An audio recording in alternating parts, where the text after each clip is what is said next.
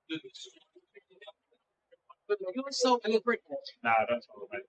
Yeah, only if you want an interview on the grid.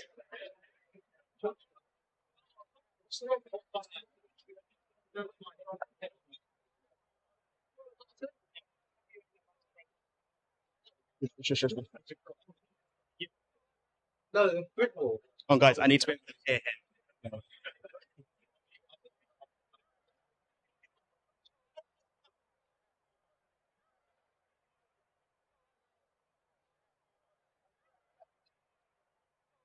Hello and welcome everyone to the 2022 24-hour endurance for BBC Children in Need, hosted by the Race Centre. In the venue behind me, we've got 10 teams of various sizes lined up and ready to go for a grueling challenge around Road America in the LMP2 Orica 07. All right. I have no real plan for this. I've got 6 minutes of air to fill. I'm going to go talk to some people. So I want to start with the pole sitter, Michael Hillman. So Ollie Swift for the Chargers has got them on pole. We're going to start with Michael, see how he's feeling. Michael Hillman, we normally find you driving GTs, open wheel Formula cars. You start on pole with an LMP. How are you feeling going into this? A little bit shaky, a little bit nervous, but I think we all are, to be honest. But yeah, we'll see how it goes. If we can get through the first few corners, just keep it clean, then I'm sure we can get going in the race. So be all right. You looked a little bit uncomfortable in the car, practice 1, but it started coming to you, practice 2 and 3. How have you found transitioning your driving style for this kind of vehicle? It's been a little bit difficult at times. I mean, just getting used to the track and car combo. I know it's one you personally really enjoy yourself. So, but yeah, it's been a little bit difficult. But as you say, getting used to it, getting the practice in, builds the confidence, and yeah, we're sure we can do something good today. Awesome, thank you very much. Well, I'm here. I'm going to talk to you, Chris, Mr. Consistent. You've done this event several times. You know what you're doing in a 24-hour race. We've got a lot of first-time drivers in here. Do you have any advice for these newbies on how to take to the challenge? Well, yes, absolutely. Interestingly, we were just talking about this, and the key things for me is sleep. As I said, later on, it's so important to sleep. If you don't do that, then yeah, you end up going through the night.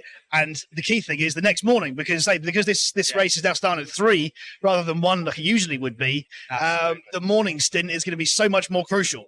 So, yeah, I think that getting some adequate rest is really important, because if you don't do that, I say, you see the teams that are well set out for that do so much better, you know, in the final 12 hours than the first. Yeah.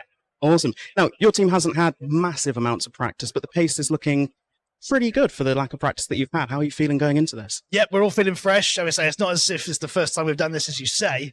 It's certainly the first time with this car and track and the way that it's set up these days. So it's a new challenge, but we're quick learners. So yeah, we were well used to doing 1 and 2 lap races. That was one thing we used to do here. So yeah, every 24-hour race, it's learning as we go. Where the pace is now, we're going to see that slide hopefully during the race. Awesome. Thank you very much. I'm going to move this on. Where is Charles Grout? I cannot see him. Anybody see Charles? No. I will find him later. I'm going to have a little chat with Henry back up here. Henry, hello. You'd usually be right foot braking, but you have learned left foot braking specifically for this event. You feel you're at a point where you're ready to go? We'll see. I mean, I was at the point where my teammate, was saying to me, yeah, I kind of need you to go quicker now. And I said, how? And he went, brake with your left foot. It will depend on, I don't know.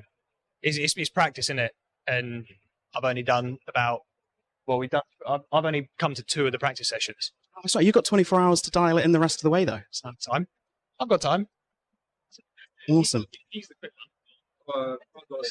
Sam, we know you've been looking forward to this. You've been pretty comfortable in the car since practice 1. Talk to me. How are you playing the start? I'm just going to take it easy, just play myself in, try and stay behind some of the quicker guys and hope that the more pace comes to me and I can make a couple of daring overtakes later on in the race. Now, you are only a 2-man team. We've got several 5s. I believe we have a 6. Are you nervous about lack of sleep? Chris was saying just now the key to this is making sure you're well rested. I think it will be interesting for us to make sure that we, do our stints properly and, get in and out of the pod, make sure everyone's awake at the right time and, I think we'll be okay. I think Henry and I are both quite lucky that we're quite young. We can go through the night quite a bit. So I think that'll bring us a bit more of an advantage as well, and we'll just develop a good feeling and go from there. Really. Awesome. I like it. Has Charles reappeared? Yes, he has. I'm going to get in there nice and quick with Charles. Charles, a moment of your time, please. Absolutely. We'll probably mention this several times during the broadcast. Last year, you were by yourself the entire 24 hours, and you did it in VR like a madman. You have a teammate this year, and you're not in VR. Are you feeling a little bit more relaxed this year? No, not really, because last year it was a car that I'm very comfortable with, track that I'm very comfortable with, and I absolutely love.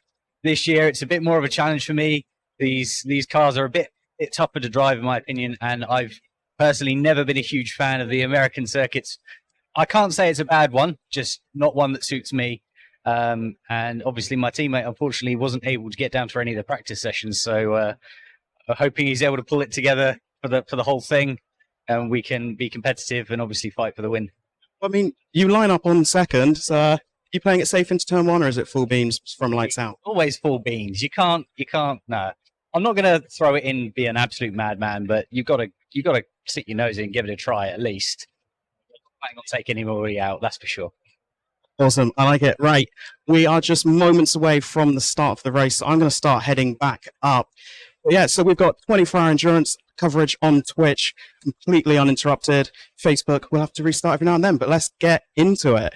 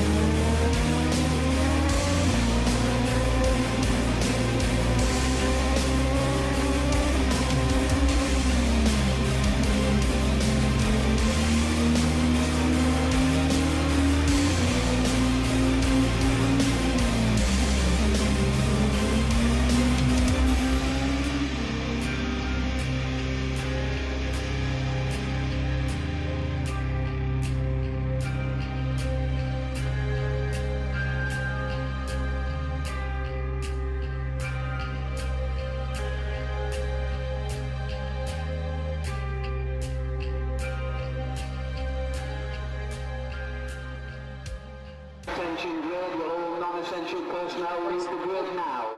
Good afternoon from the race centre in Chandler's Ford, just outside Southampton. It's time for one of the great annual traditions here, and that is the BBC Children in Need 24 hours here at the race centre. Last year, it was Spa-Francorchamps in Ferraris. This year, we've levelled up. We're taking on Road America in Elkhart Lake, Wisconsin, and we're doing so at the wheel of these splendid Orica 07 LMP2 prototypes. My name's Adam Weller. I'm going to be bringing you through this 24-hour race in full. Yes, I am a little bit crazy. It's going to be an incredible broadcast. Hopefully we've got some hugely competitive teams. We've got professional drivers. We've got sim racing aces.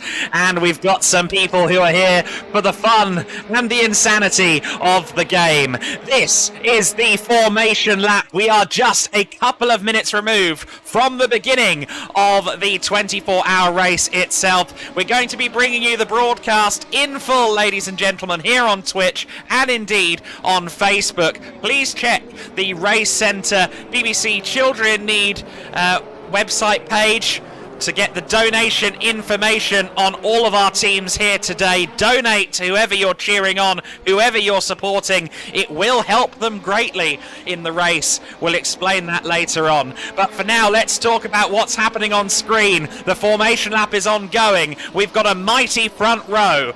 Chandler's Ford Chargers in the 69 car at the front of the grid. It's going to be Michael Hillman taking the start in that one. Alongside him is the Talking Heads entry, the number 9 car that has Charles Grout at the wheel. The 24 Hours of Lemons car has Porsche Carrera Cup GB ace and Ginetta champion Josh Malin at the wheel. In 4th place is the Happy Accidents with Chris Leach. 5th place, Raw Motorsport, Matt Bell at the wheel for them. In 6th place is the Scrappy Racers. And just to run through everyone else quickly, Race Ventura in 7th place. Hinder in Need starting in 8th.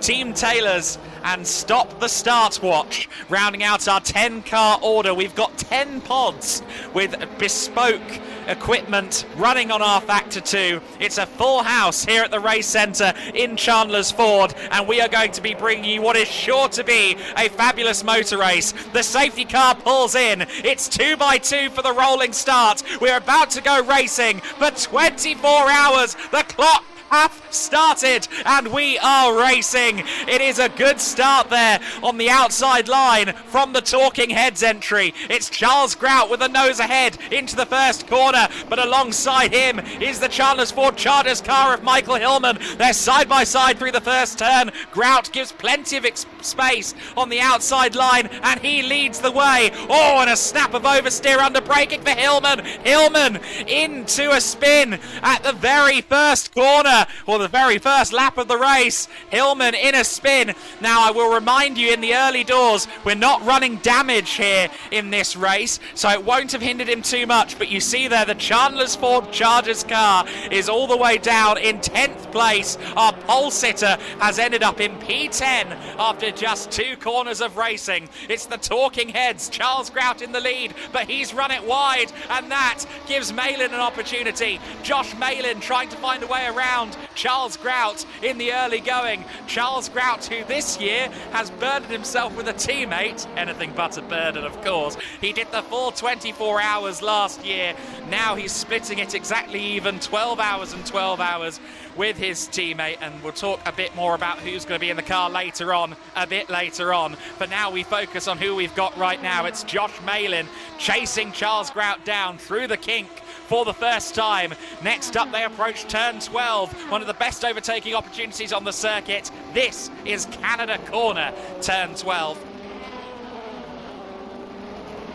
They run towards the start-finish line for the first time then, and it is the Talking Heads at the top, the 24 Hours of Lemons in 2nd place, and up to 3rd already from the 3rd row of the grid is the Raw Motorsport number 23 car in the hands of experienced radical peddler Matt Bell. In the squad today, that will be a force to be reckoned with.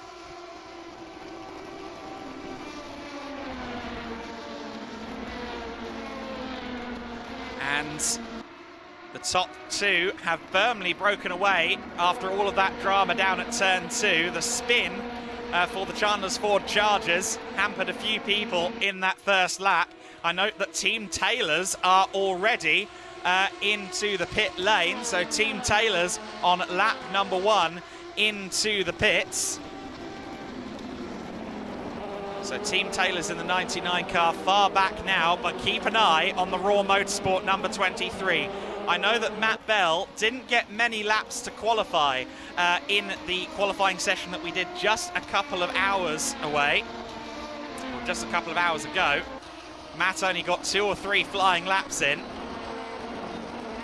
and so he wasn't necessarily happy with the 3rd row. He's already up to 3rd place. I'm sure he's now locked and loaded in racing conditions. We follow the 24 Hour of Lemons car in 2nd place right now. They just went through the carousel. This is the kink. That's a place where if you get it wrong, it's never a small accident at the kink. The top 3 then breaking away from Race Ventura in 4th place. Race Ventura with Nathan Handley at the wheel in 4th position. I believe Handley under some pressure. Indeed, the Scrappy Racers car is right behind them. So the Scrappy Racers machine of Sam Jewell in 5th place, chasing down Nathan Handley there in the back of shot. We see in 6th place is Michael Hillman. So the Chandler's Ford Chargers car has moved up. And so a new fastest time at the race. We'll see that going a lot in the early stages as everyone gets settled in. But a 1:52, definitely a competitive time for the Talking Heads car. So Charles Grant working his magic in the early going.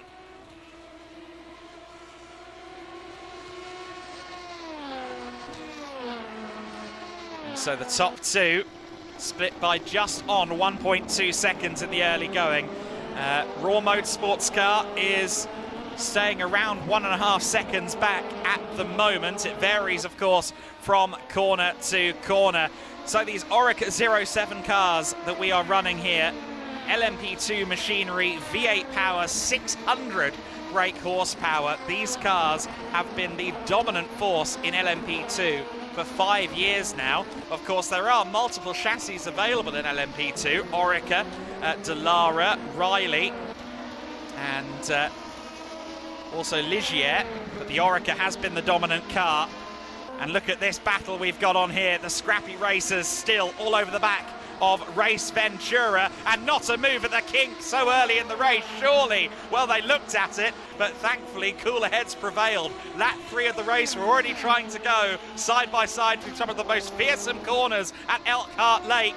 And we saw there the Chandler's Ford Chargers. Oh, they're getting into it again. Michael Hillman with a 2nd piece of contact in 3 laps. He's managed to keep the car facing the right direction. However, that was a bit of a drama there. The Scrappy Racers team having a little bit of a collision with the Chandler's Ford Chargers. And what that does is it allows Race Ventura a little bit of breathing room.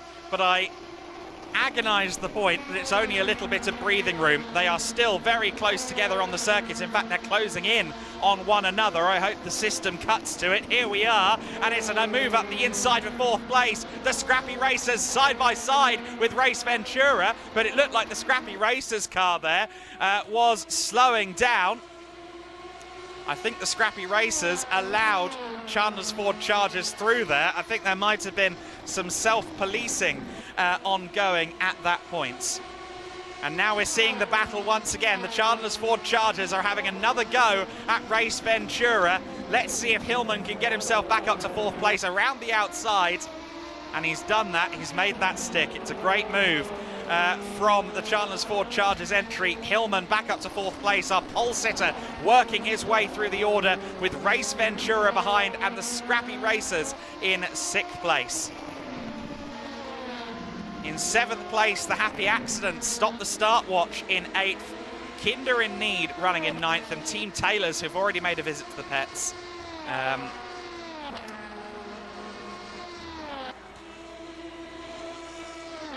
And 24 Hours of Lemons in 2nd place, as we've been seeing. Now, on the last lap, it looked like the Talking Heads were under pressure. The 24 Hours of Lemons set a purple lap last time by. But I think that the Talking Heads entry has been working hard, and we just saw there the Scrappy Racers getting past Race Ventura. So Scrappy Racers have now moved up to 5th place. You see there some of our hashtags. If you are watching along, please donate to the team of your choosing. Share the link if you're watching on Twitch and Facebook. We are here for the long haul in this 24-hour race. The Talking Heads lead the way from the 24 Hours of Lemons team, and Raw Motorsport in third place. You see there Matt Bell getting a little bit sideways. He's dropped back now from the top two. I said a few moments ago that the gap's been about 1.5 seconds. It's now 2.5 seconds between Matt and the leading duo. I note that Race Ventura and Scrappy Racers are still close together. But for now, we watch as Charles Grout, who is a real sim ace, going up against Josh Malin, who had podiums this year in Porsche Carrera Cup GB, and indeed last year as well. It was only a partial season for Malin in 2022, but he once again proved his worth tenfold in the Carrera Cup GB paddock. Despite the fact he was only at 3 events, I believe it was 8th in the standings for Malin. And he could be using this event as something of a shop window. Look at just how good I am. And he's more than up to the challenge of matching Charles Grout at the moment. Charles used to work here. He's done many an hour on this simulator, on this rig. I think very few people know the race centre and R-Factor 2 as well as Charles Grout. But Josh Malin is challenging hard. You see the sparks flying there. What a great visual that makes. I'm sure that will be even more spectacular as the night wears on.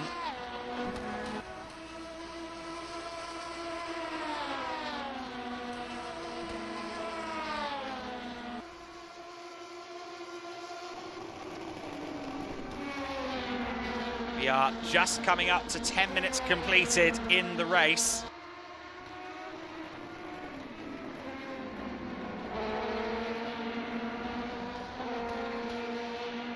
And it looks as though we might be about to see our first move for the lead between the Talking Heads and the 24 Hours of Lemons, because look at this. Here comes Josh Malin. He's got the slipstream. He's not quite close enough, but he is very much threatening Charles Grout, and Grout with a snap of oversteer there. Very close between the two of them. They managed to avoid each other, but Josh Malin is pressuring Charles Grout and he's sliding the rear. He's starting to work hard with those rear tyres.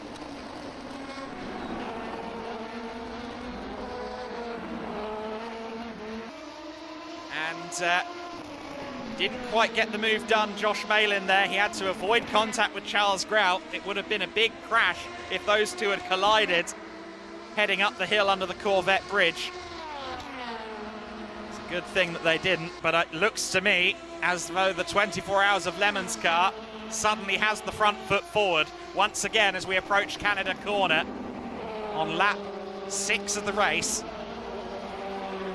The 24 Hour of Lemons car is all over the back of the Talking Heads. Charles Grout versus Josh Malin. I get the feeling this is going to be a battle that recurs throughout the 24 hours here at the race centre. If you're just tuning in, welcome along to the stream. It's the 24-hour BBC Children in Need race here at the race centre. All of our teams are raising money for Children in Need here today. Please do donate if you can. The top two run under the Briggs and Stratton Bridge down towards the second corner of the lap. We've already seen dramas here at turn 2. It does tend to be a pinch point here at Road America. The gap down to about half a second. Malin a little bit further back this time by on the long run down towards the turn 3 braking zone.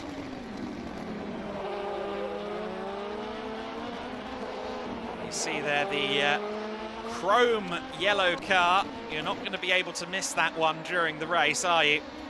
And certainly Charles Grout is not missing it in the mirrors.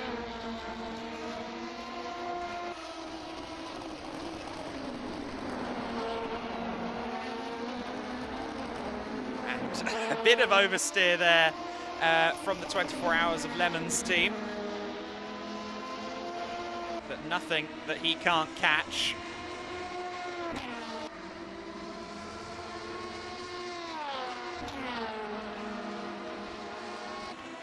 Once again through the kink on lap 7 of the race. The gap is out to just over 8/10 right now. So unless Malin gets a particularly good run through the last few corners. Oh, well, Grout has got a bad run there through Canada corner. I was just about to say that I didn't think Malin was going to be close enough to get much of a slipstream tow up the main straight, but that's all changed now. Onto the straight comes Josh Malin, and well in his sights is Charles Grout as they come across the line once again to start lap 8 of the race. Could this be the moment that Josh Malin gets the lead for the first time? He's closing, it's down under 2/10, but he's not quite close enough. Once again, the Talking Heads car stays in the lead. Charles Grout has control of the situation, but we've got another long straight coming and another deep braking zone after that. So let's see if Malin can get on the power nicely. He gets a good run under the Sargento Bridge. I'm going to call that the cheese bridge, I imagine, as the race goes on. But the 24 Hour of Lemons car well in the slipstream of Charles Grout. Here comes Josh Malin. Can he find a way by? Once again, he's not quite close enough. And this time Charles Grout gets a good run up the hill. Thankfully, no harm, no foul, no drama from any party.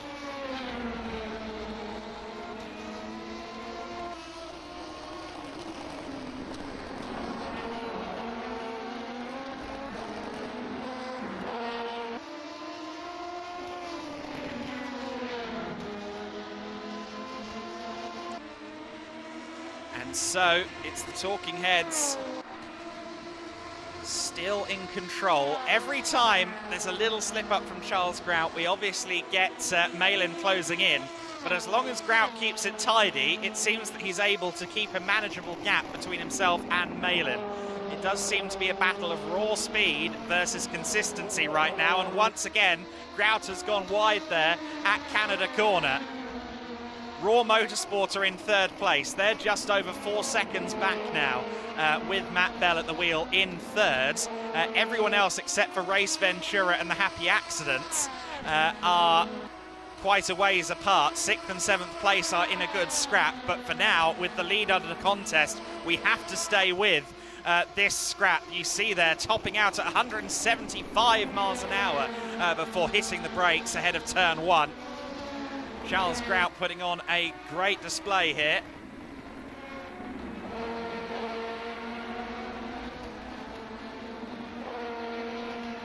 They run once again down the back straight. We're already 15 minutes into this race and it doesn't feel like a 24-hour right now. The scrap at the head of the order has the width of an hour-long GT race about it, but trust me, we are going 24 hours, and I'm sure that this kind of scrapping is going to be a key feature throughout the race. More oversteer for Charles Grout there. He did well to catch that, but once again, it's a little bit of vulnerability on display. Josh Malin, I'm sure, will be like a shark smelling blood. Through the carousel they go. With less than 20 minutes completed, they have 61 litres of fuel in the cars, which means we should get about half an hour per fuel stint, per pit stop, as it were. And what that does mean is that we aren't too far away from pit stops occurring. And they will continue long into the night, pretty much on a half-hourly basis. It'll be interesting to see how the strategies divert as the race goes on.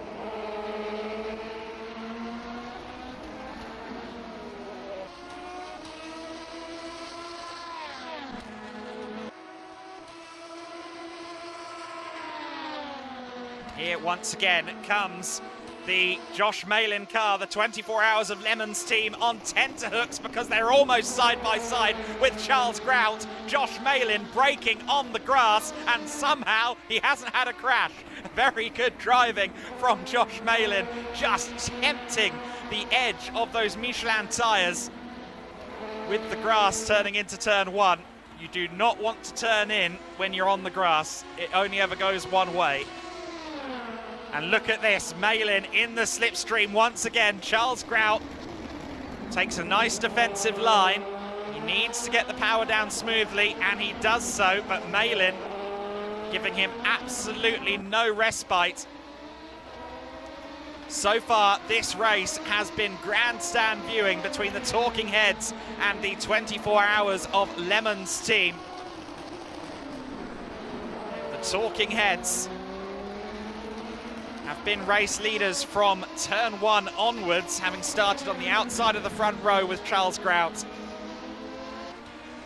I should also mention the Chandler's Ford Chargers are pole sitters. They're still there in 4th place after recovering from that early spin. The Raw Motorsport 23 car is 3.2 seconds ahead, but I do think that Hillman in the Chandler's Ford Chargers 69 car is closing in, so keep an eye on that graphic on your screen in the battle for 3rd and 4th as well. The top 2, though, continue to be absolutely wonderful viewing. A proper sparring match in the first half hour of this race between Charles Grout and Josh Malin. And Malin once again will have the tow up the hill and past the pit lane. Another lap in the books. We're on to lap 11 of the race, and here comes Malin. Once again, he's afforded the outside into turn 1, and Charles Grout expertly parking the car halfway into the circuit. He's not to the inside or the outside. Oh, but contact between the two of them, and Grout there. Well, I was just praising his defending, but that was very stern driving indeed from Charles Grout. I was just saying he was doing a good job of picking the middle or the inside. On that occasion, he strayed slightly to the outside, and Josh Malin did a good job of holding it together.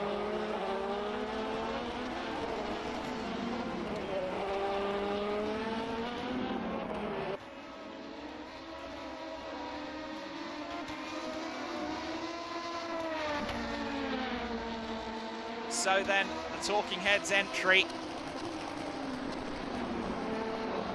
still in the lead. A little bit of contact between those two on that occasion. But thankfully, both parties remain intact after that one. I'm sure the collective hearts at 24 Hours of Lemons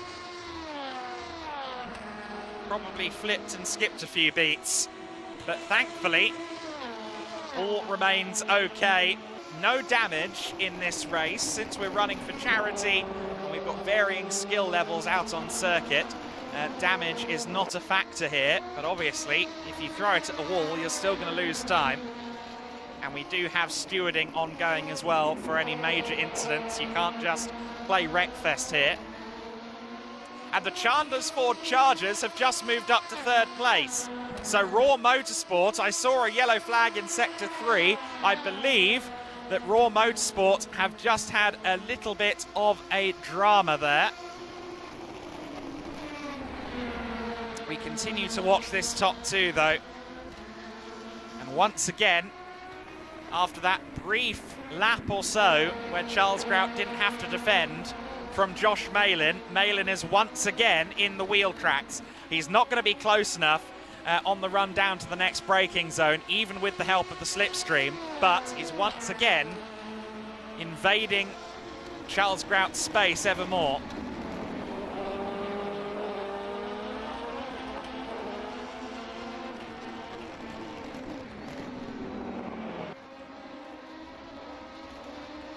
These two have made very compelling viewing thus far.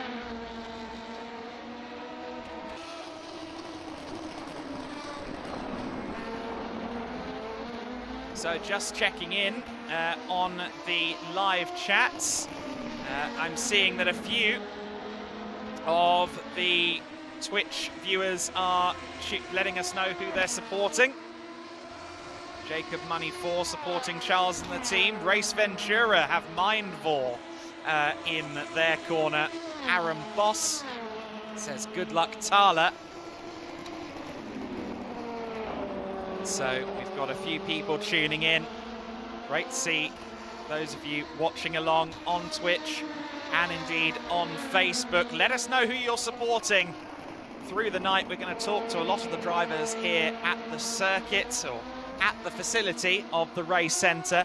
We are also going to have some special guests tuning in and joining in on the broadcast. In a couple of hours' time, we're going to hear from Joel Sturm, GT Masters driver. And so the top two continue to run at this lockstep with each other, and we can hear now from Ethan from the Chandler's Ford Chargers team. Now, I saw some animated movements from you at the start of the race. Talk us through that first lap. Michael looked like he was having a few dramas. Yeah, so we thought initially there may have been some contact, but really it looks like Michael just kind of got a wiggle on. The car sort of snapped on him, and then obviously you know how it went from there. So not the start we wanted, but we're back up to third. Still on the first stint, so long way to go. So.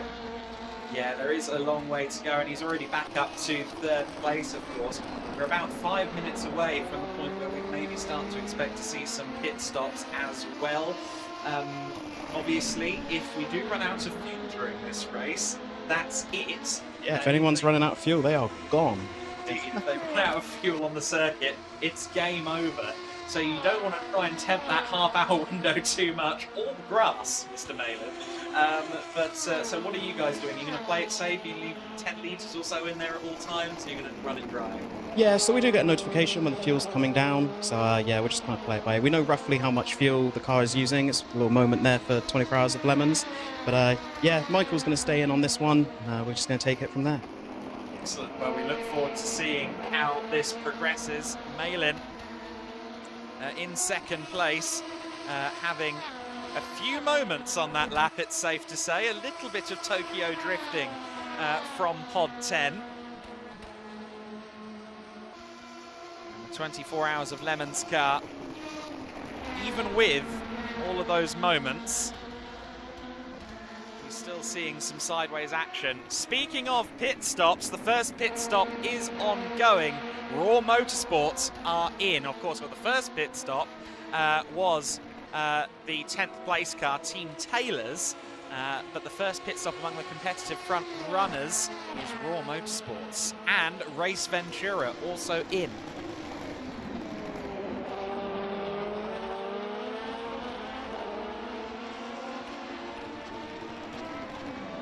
So the top two will probably be coming in this time. Or at least, if not this time, they will be in very shortly. We've already got a couple of pit stops ongoing on circuit at the moment. Let's take a quick sneaky look at Raw Motorsport. They are in the pits, as you can see, in 8th position right now. They'll fill another 61 litres of fuel, and they will get going again. But let's keep an eye on this top two. Will they pit this time? Will Charles Grout pit? Will Josh Malin pit? How much fuel mileage are we getting out of these cars? Of course, there is a fine art to fuel saving in real life and in R Factor 2. Short shifting, and not over revving the car on downshifts as well. I'm sure all of the strategies are in play. Let's see if either of the top two cars come in. Looks like Charles Grout is angling for the pits. Yes, he is, and so is Josh Malin. So the top two are both in. We'll have to see whether there are any driver changes here. I wouldn't have thought so quite so early in the race. I think for the first couple of hours, those at the sharp end are going to stay with their drivers. The top three are all in. Let's see what the Scrappy Racers do down in 4th place. They're also coming in. So it seems as though the pit window is going to be every 26 minutes or so. If this is to be believed, the Happy Accidents are also coming in. Kinda in need with Tom Barczak at the wheel. They currently run in 6th place with Stop the Start Watch not far behind. Now, do either of them have the fuel mileage for another lap? Are they going to try it? Are they going to test it? No, both parties into the pit lane. Conservative thinking from all parties, and that's probably for the best, given if they run out of fuel, it's over. So it's a very full pit lane at Road America. The Scrappy Racers are in in the 44 crew, and the first of the leaders are coming back out onto the circuit now. So the Talking Heads have rejoined the race, and so have the 24 Hours of Lemons. Now, does Raw Motorsport challenge the Chandler's Ford Chargers at all? There's the Raw Motorsport car just coming over the crest of the hill. And we saw there the Chandler's Ford Chargers briefly looking like they were maybe going to lose out on third place to this car, the Raw Motorsport machine. But Raw Motorsport still some 4 seconds back from the Chandler's Ford Chargers. The gap has extended at the sharp end then. The Talking Heads in the race lead. 2.3 seconds between the Talking Heads and the 24 Hours of Lemons. So Charles Grout with the most comfortable lead he's had to this point in the race. And just looking at the others' pit stops, it seems as though just about everyone has ended up with a slightly bigger gap between themselves and the cars around them post pit stop. So Team Taylors, they're 2 seconds back from Race Ventura and closing. There is the 99 car in the Ganassi colours from the IMSA Championship. Runs it out a bit wide there.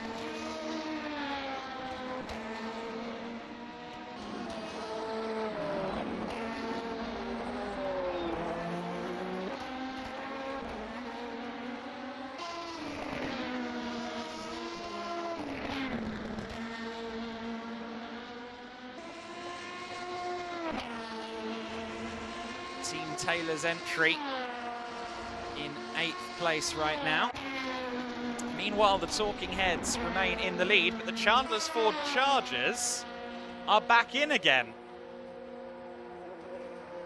Drive-through penalty, I've just been told, for speeding. So they sped in the pit lane, slipped off the limiter. You see there on the corner of your screen, 49 miles an hour. And if they go over that in the pit lane, they're going to get a drive-through, and that's exactly what's happened with Michael Hillman there. Hillman has tried a little bit too hard to get out ahead of Raw Motorsports, and they've ended up behind the Happy Accidents, albeit not by much. So we've got a bit of a duel on now as the Happy Accidents are looming large, or rather, the Chandler's Ford Chargers are looming large in the mirrors of the Happy Accidents crew. At the moment, the Happy Accidents car is being driven by Chris Leach. So it's Chris Leach now under pressure from Michael Hillman. Hillman's going to take the inside potentially here into the next braking zone. And Hillman with a fairly easy move there. Chris Leach didn't try and defend.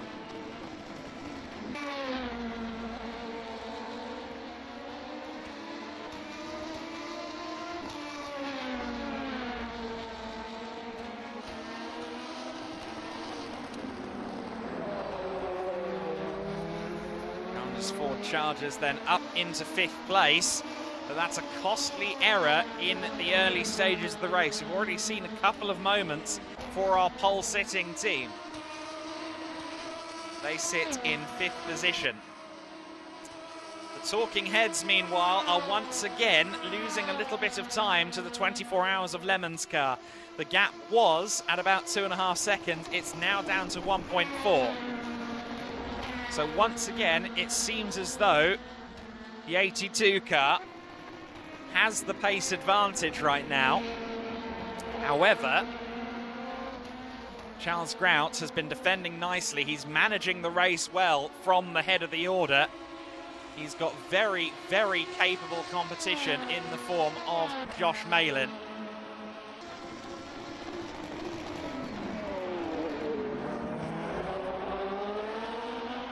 These two will continue dueling for the duration of their driving stints, one has to imagine, but Charles Grout losing time. The gap's down to about 0.6, just on half a second between the two of them, and once again, Malin will sense an opportunity to take the lead. He doesn't want to do anything crazy in the early going. Josh will be all too aware of how 24-hour races should work, and part of that is keeping your nose clean in the first couple of hours.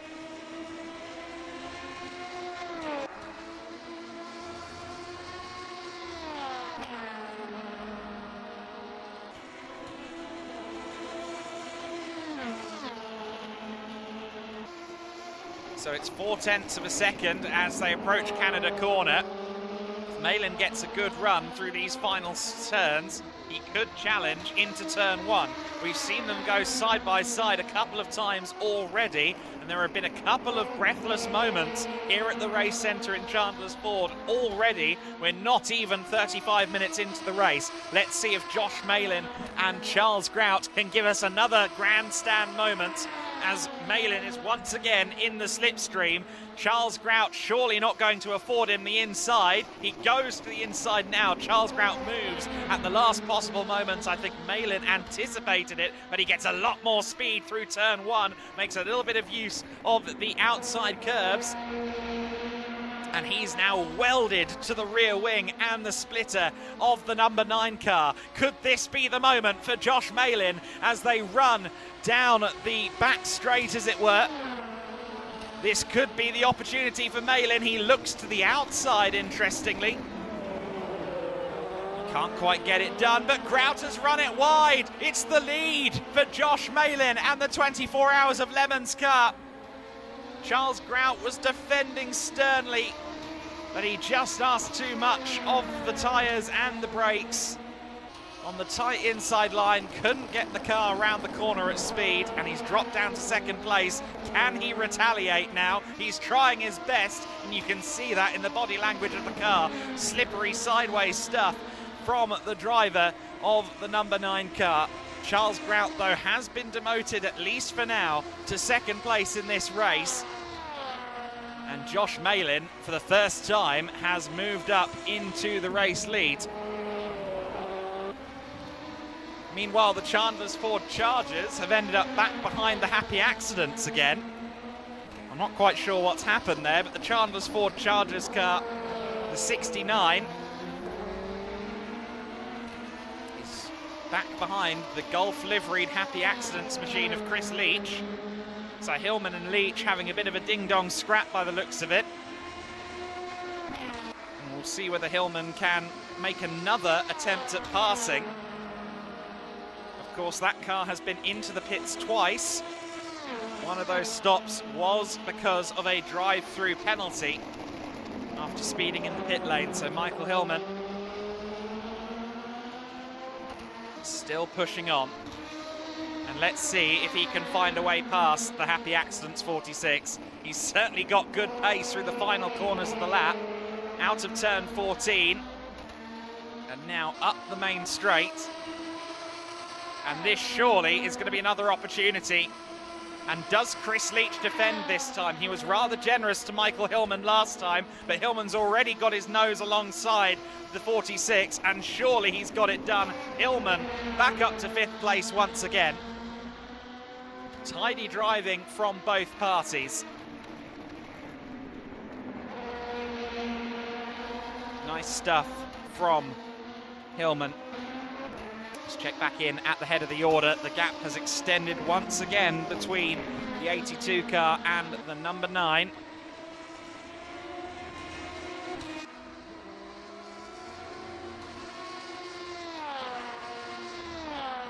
So if you want to contribute to these teams' donation pots, each team has a donation pot of their own on Just Giving. You can find all of the donations listings at the racecentre.co.uk. It's at the top of the homepage of the website for the duration of this race. Go on to the racecentre.co.uk. You'll find all of the information about this race, and you will find the donation links as well. And that, of course, is the most important thing. Teams competing on the track and also competing to get the biggest charity hauls at the end of the race. I understand that at the time of starting this race, we're already over the £3,000 marker.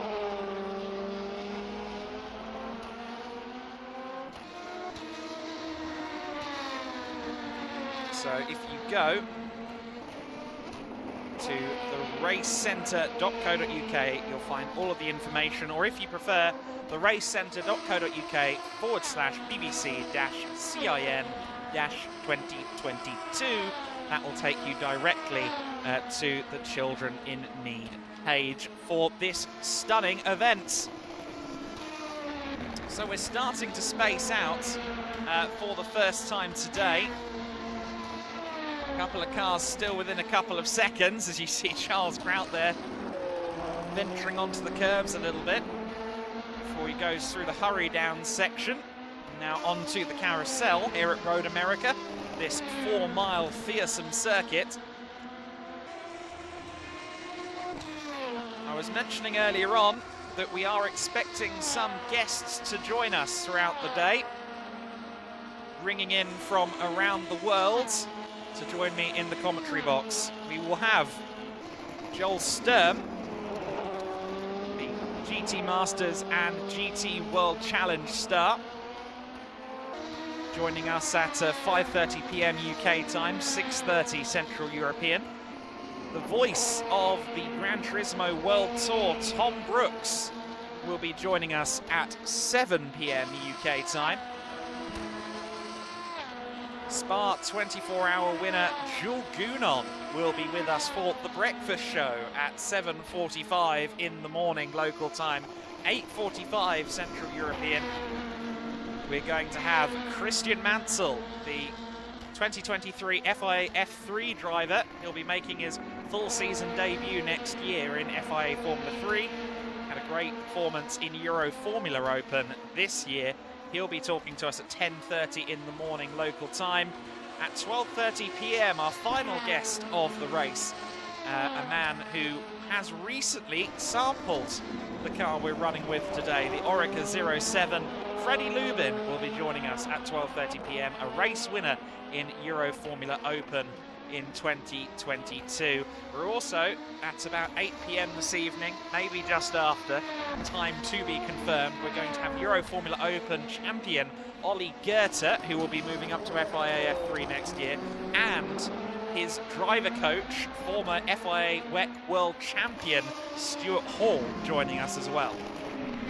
And more to be confirmed. I'm still negotiating with a couple of people, a couple of driver managers to see what times their men can be available. Team Taylors are back into the pits once again.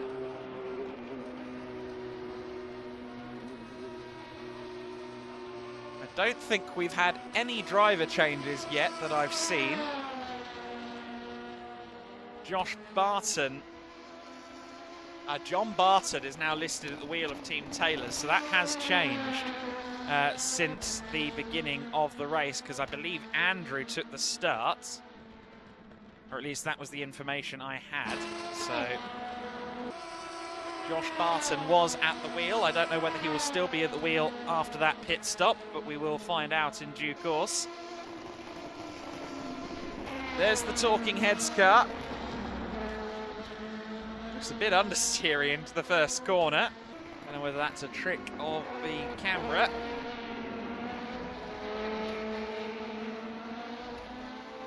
But this is the closest battle out on circuit at the moment between the 24 Hours of Lemons entry and the Talking Heads. Josh Malin has built a gap already over this man, Charles Grout.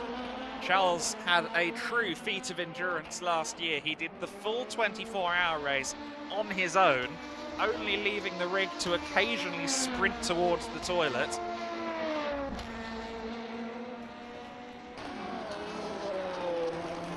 And he is now driving with a teammate, so thankfully he's brought Michael along. He's got himself some backup, but he had 24 hours in the rig on his own, in VR no less as well. And I understand maybe 24 hours might be a bit long to have a headset on, as it turns out. So no VR headset for Charles Grout this year.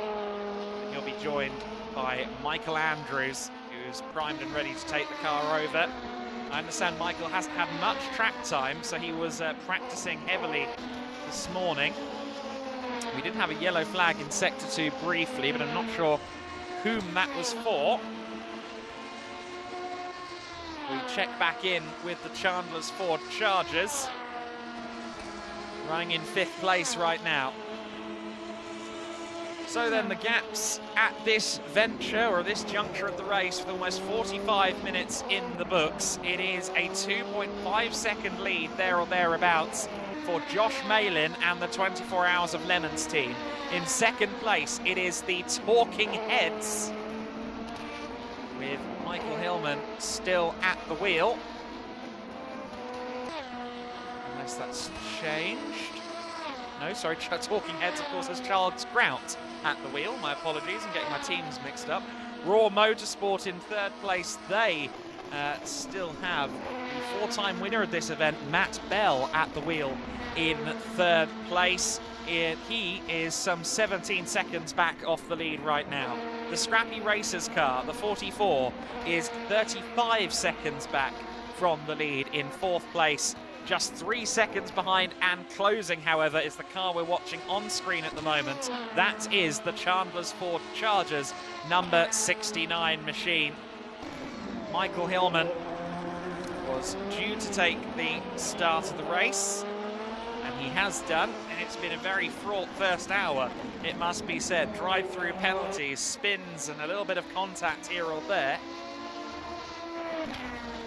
But he's still running nicely in fifth place and closing in heavily for P4 as well. That gap's already gone down by about half a second on this lap alone. The happy accident with Leach at the wheel, Chris Leach in sixth place. In seventh is the Race Ventura entry. They're just over a minute off the lead in seventh place right now. Race Ventura with Nathan Handley at the wheel. Eighth place, the Kinda in Need entry. That car currently driven by Tom Barczak. And in ninth place, Stop the Start Watch. That is the number 33 car. And it is currently driven by James Collier.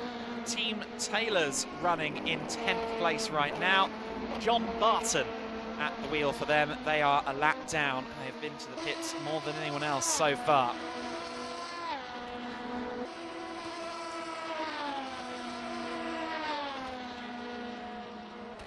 And just seeing some more comments coming in on the Twitch feed. Thank you everybody for tuning in. Again, a reminder, donation tab on the racecentre.co.uk at the top of the page. If you want to contribute to the team you're supporting, it is greatly appreciated. The system at play will also potentially mean your donations have an effect on the competitive order. At 10 p.m. and again at 10 a.m. during this race, the team with the highest donation tally will get 90% of their gap to the next car shaved away. Second place will get 80%, so on and so on. So for example, if someone is 10 laps down on the car ahead of them, and they have more donations than anyone else, then they will get 9 laps back. That's quite significant. So then, we continue to watch this battle for fourth place, and the Scrappy Racers continue to be closed in on by Michael Hillman. Sam Jewell at the wheel of the Scrappy Racers car. Very pretty livery on that machine. One of many that was designed by the Race Centre's own Ethan coming into the meeting. He's been busy preparing for this race, as all of the staff members have.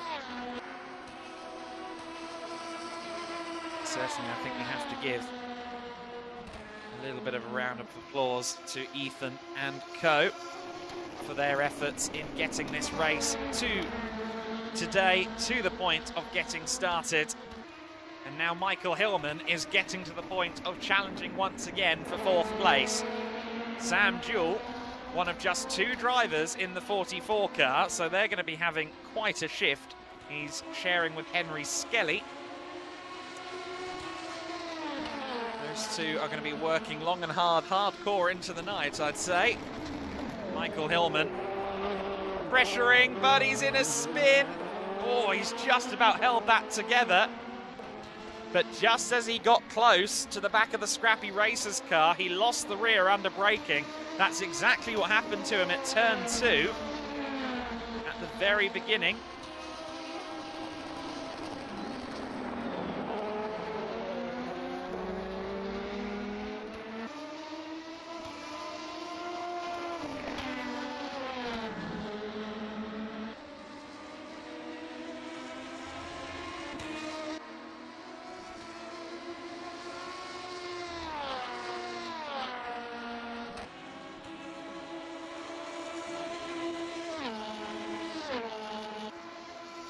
Watch as the Scrappy Racers car there. There's a little bit of an off-track moment, but hopefully that hasn't hampered him too much.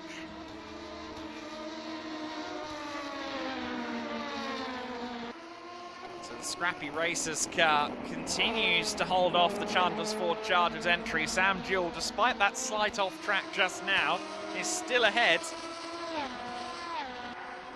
of Michael Hillman. Hillman, who was closing in and still is closing in on Sam Jewell, but making a couple of mistakes here and there is costing him dearly.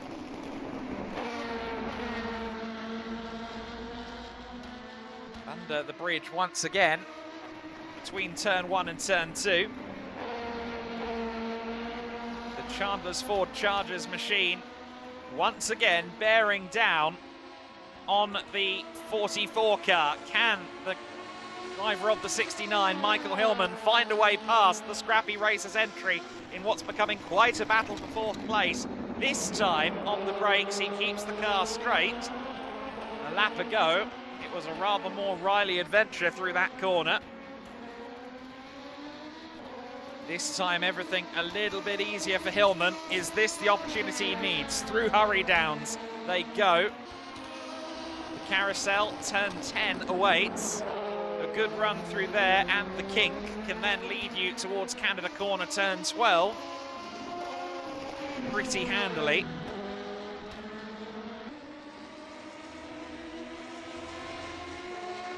Some of the impression that Hillman isn't quite close enough for a move into Canada Corner. The gap is 0.7 of a second, and in fact he's lost a little bit of time there out of the carousel.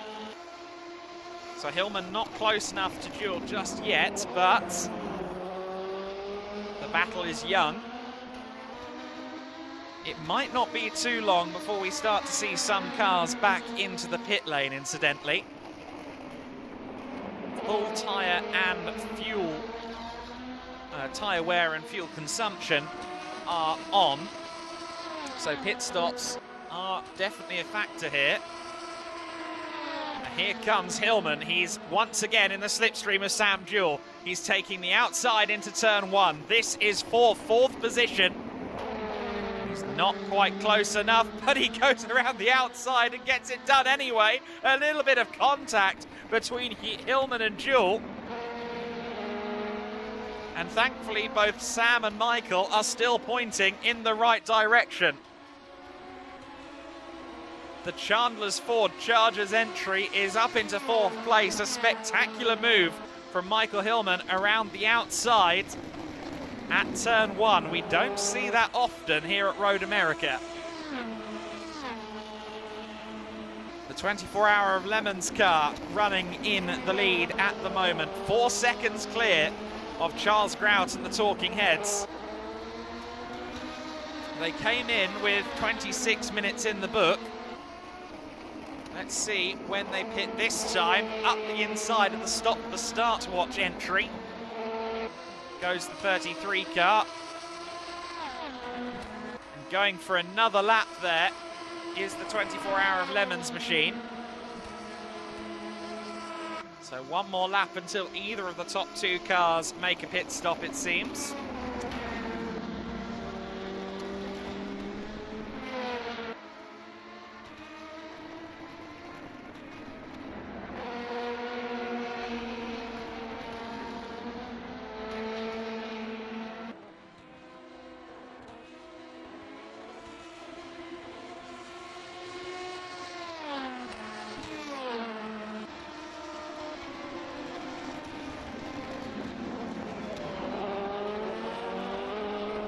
are 53 minutes into the race, and we just had a little bit of a moment there from Stop the Start Watch. Cars pointing the wrong way. A little bit of an error there from James Collier, and he's taken the Chevrolet banners down. They're going to be disappointed with that at Chevrolet. They've already lost some sponsorship. The Aram Boss on Twitch saying no Chevys allowed in response to that ploughing of signage from Stop the Start Watch. Quite. You got this, Talking Heads, says Sarlees 1498. You got this, Talking Heads. Charles Grant currently only 5 seconds off the lead, so he could well have it. Lots of people supporting the number 9 car, the Talking Heads machine.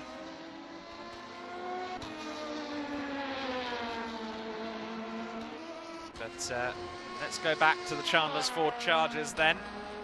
Now that they are past the Scrappy Racers machine, the next challenge is to try and get back up into the podium positions, and there's a 20-second gap between Raw Motorsports' Matt Bell and the number 69 car. Raw Motorsport back into the pit lane. Both of the top two have gone for another lap, so they're trying to stretch their fuel stint a bit more. Matt Bell is not so keen on doing that.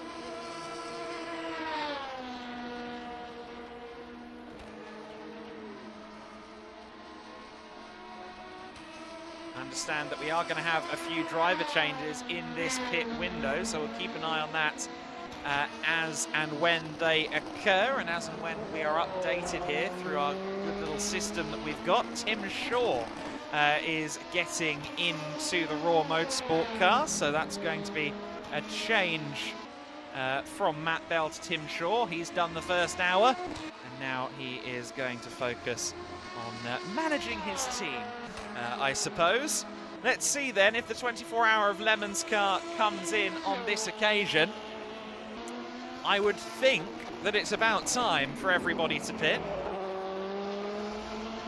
Raw Motorsport are just exiting the pit lane after their stop. They'll come out in 7th place, but they'll probably be back in 3rd after the pit window.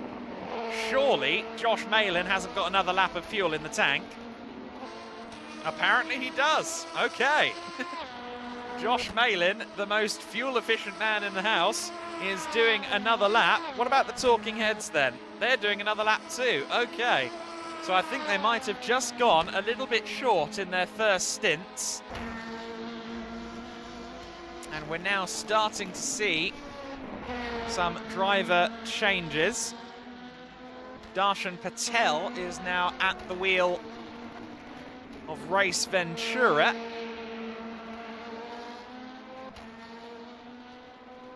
So we will update that. I've got a few different things to do in here, and one of them is updating who is at the wheel of the car. So Darshan Patel now at the wheel of Race Ventura. The Talking Heads entry then 6 seconds back now from the 24 Hours of Lemons car. So don't forget that in this stint, Josh Malin has caught, passed and built 6 seconds over Charles Grout. Certainly a competitive start from the driver of the 82. Surely, this time by, we're going to see a stop. They've gone over half an hour in this stint.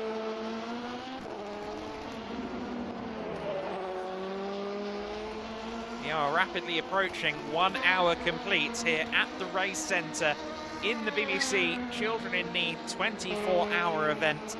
Fundraising for Children in Need. It's the 13th edition of this race and it's the second pit stop window as our race leader comes in. The 24 Hours of Lemons car is in, and as anticipated, the Talking Heads follow suit.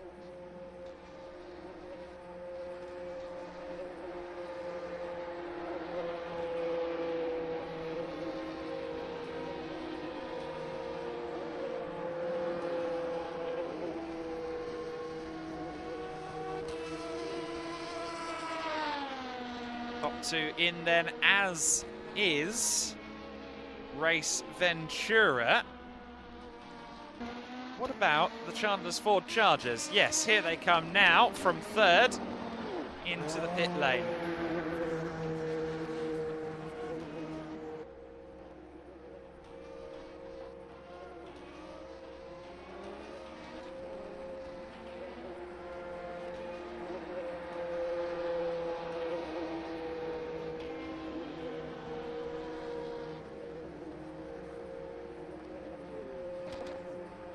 So then, pit window firmly upon us, and a little bit of pit lane drama there as the 24 Hours of Lemons tried to get back out onto the circuit, and they now do so. Now, are we seeing a driver change at 24 Hours of Lemons? No, it's still Josh Malin. But I think they need to update that, in fact, because I understand Josh is out of the car, but they haven't updated that with our system yet, so hopefully that gets sorted quickly. I understand Malin has been taken out of the car. The Talking Heads then in second place, now with a new driver at the wheel. Michael Andrews has taken over the Talking Heads machine. Josh Malin has made way for Ben Straffen.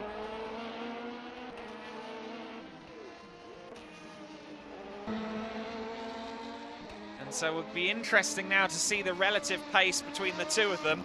We've just hit 1 hour complete here at the race centre in Chandler's Ford. 1 hour down the BBC Children in Need 24 Hours. Let me just update our driver sheet to reflect Josh Malin's exit from the 24 car.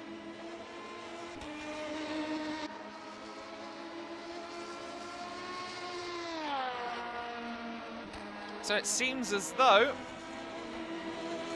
potentially Straffen is slightly stronger at the wheel of the 24 Hours of Lemons car, although Michael Andrews is still running on very limited time at the wheel of this number 9 car. So I wager that Michael Andrews is only going to get better as this race wears on.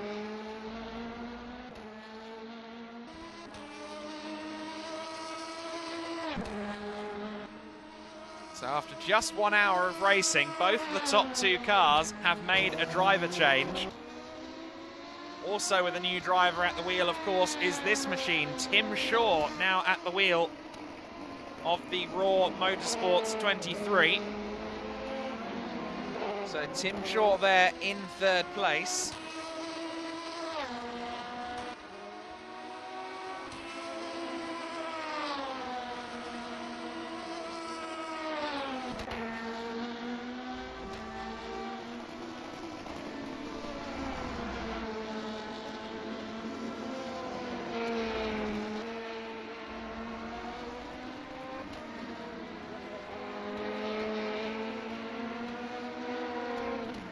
So then the 23 car running fairly lonely in third place, but let's keep an eye on the progress of the Chandler's Ford Chargers. It's still Michael Hillman at the wheel, so he's one of a few drivers who are still in from the start of the race.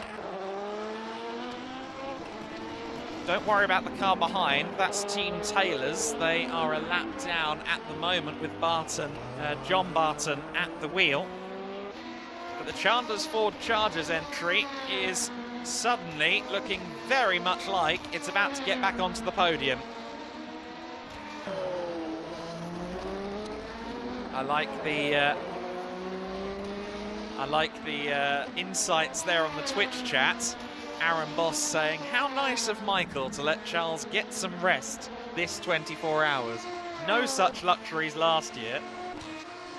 I spent huge portions of the 2021 race speculating as to when exactly Charles Grout would have to take a wee, which I'm sure he didn't appreciate.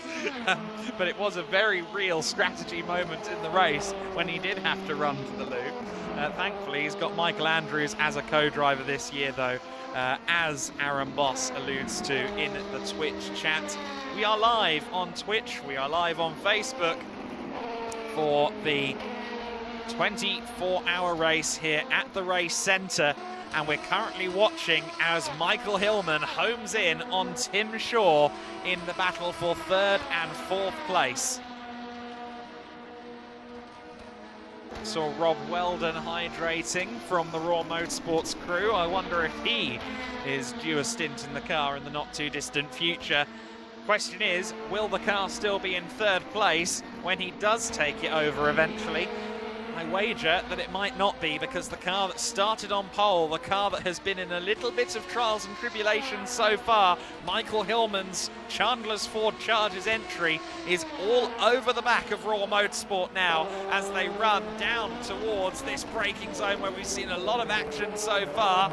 Oh, and losing the rear end slightly there is Tim Shaw. The door is left open then for Michael Hillman, who gets back up into 3rd place. The salvage job after that spin in the first lap is, well, maybe not complete, because he was a pole sitter, of course. He started on pole position for this race, but he's now back into the podium positions. Some 36 seconds off the lead, but still, Michael Hillman has got the car back up into the competitive order there in 3rd place. I'm sure much to the delight of his crew members.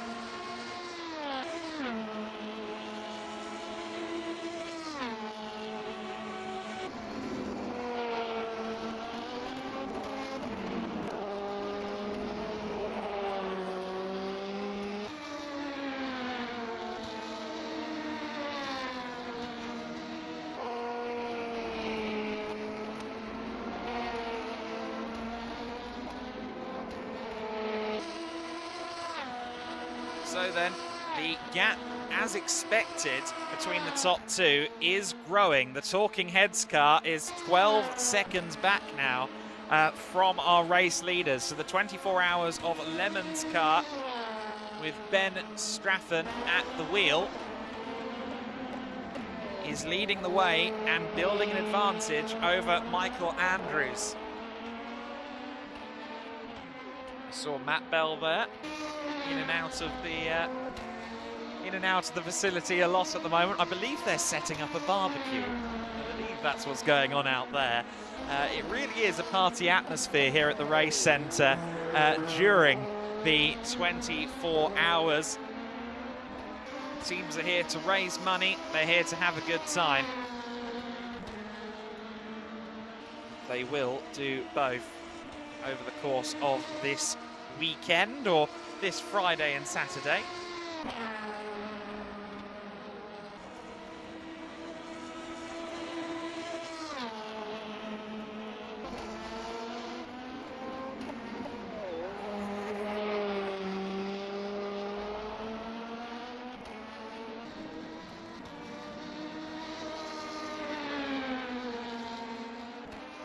Although I am just looking, I did reference the barbecue. I've just seen that there was a message in the chat saying it's too technical for me. So I think the barbecue plan may have already been withdrawn. We'll have to see what everyone decides to do.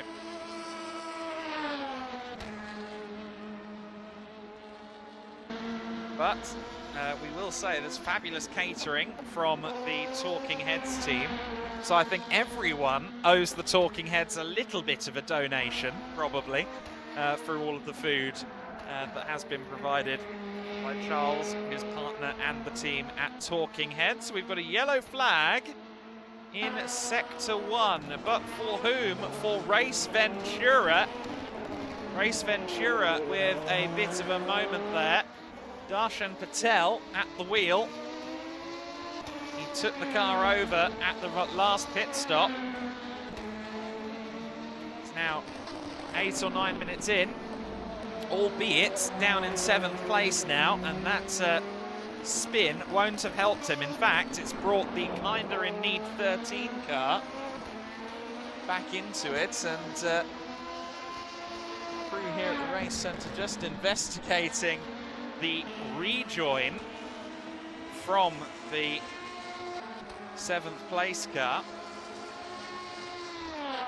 Race Ventura there, of course, rejoined just ahead of our leaders, the 24 Hours of Lemons car. I think no harm, no foul, since there was no incident, but surely it was a bit of a clenching moment. And I'm sure that Race Ventura are watching on with bated breath, because this car, the Kinder in Need entry, is homing in at the moment after a bit of a spin for Race Ventura. Sorry, yes, I knew it was Kinder. I've just had that pointed out to me off mic by Ethan. Yeah, I did know the story that it is a Kinder Egg car. That's because there was a running joke involving Kinder Eggs and race liveries among the team. Used to see a lot of Kinder Egg Volkswagen Beetles on Gran Turismo. I never understood it.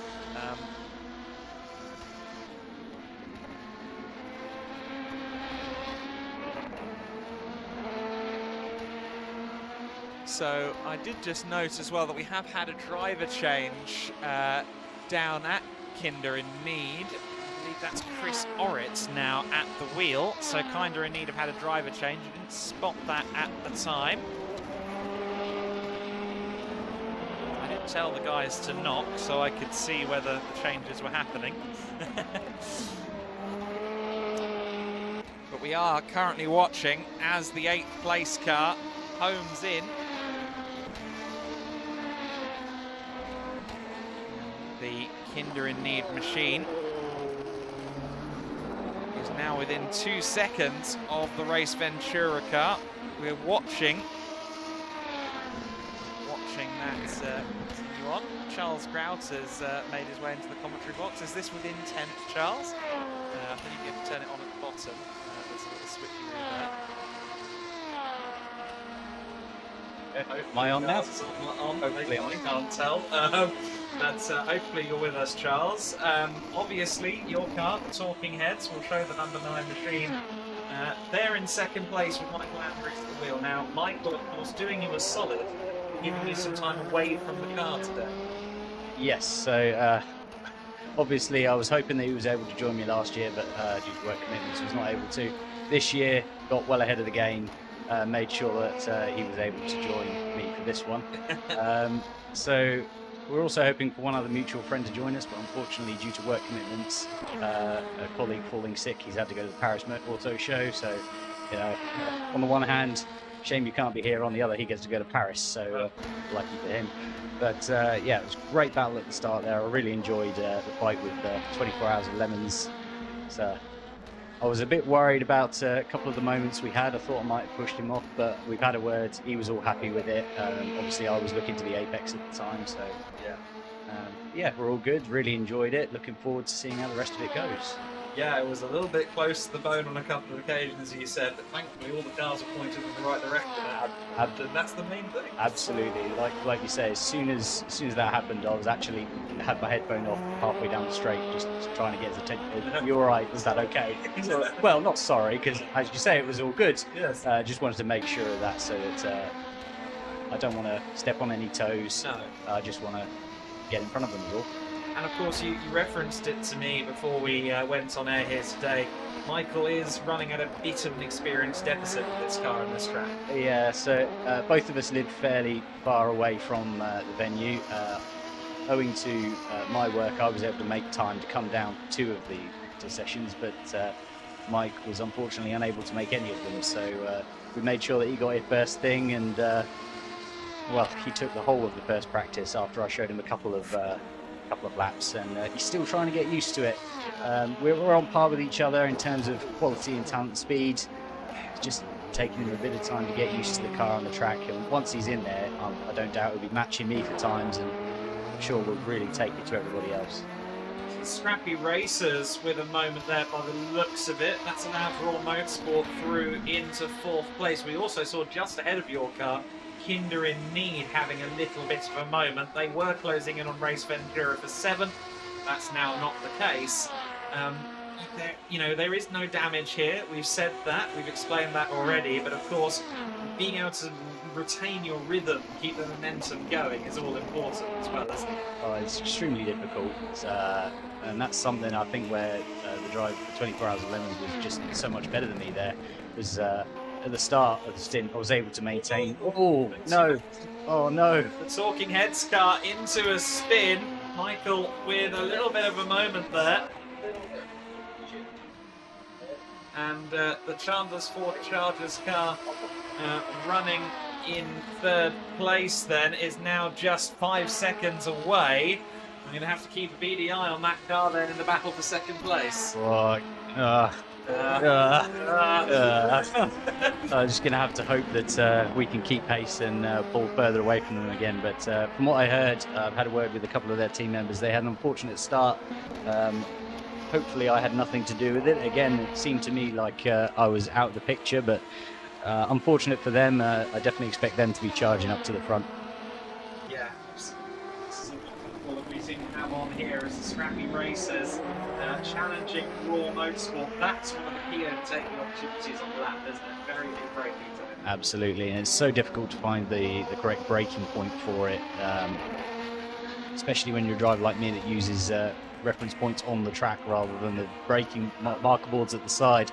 You miss your braking point, it's very easy to go deep, and that's part of how 24 Hours of Lemons got by. Was I was too focused on trying to defend and missed my braking point. They did a great move and got by.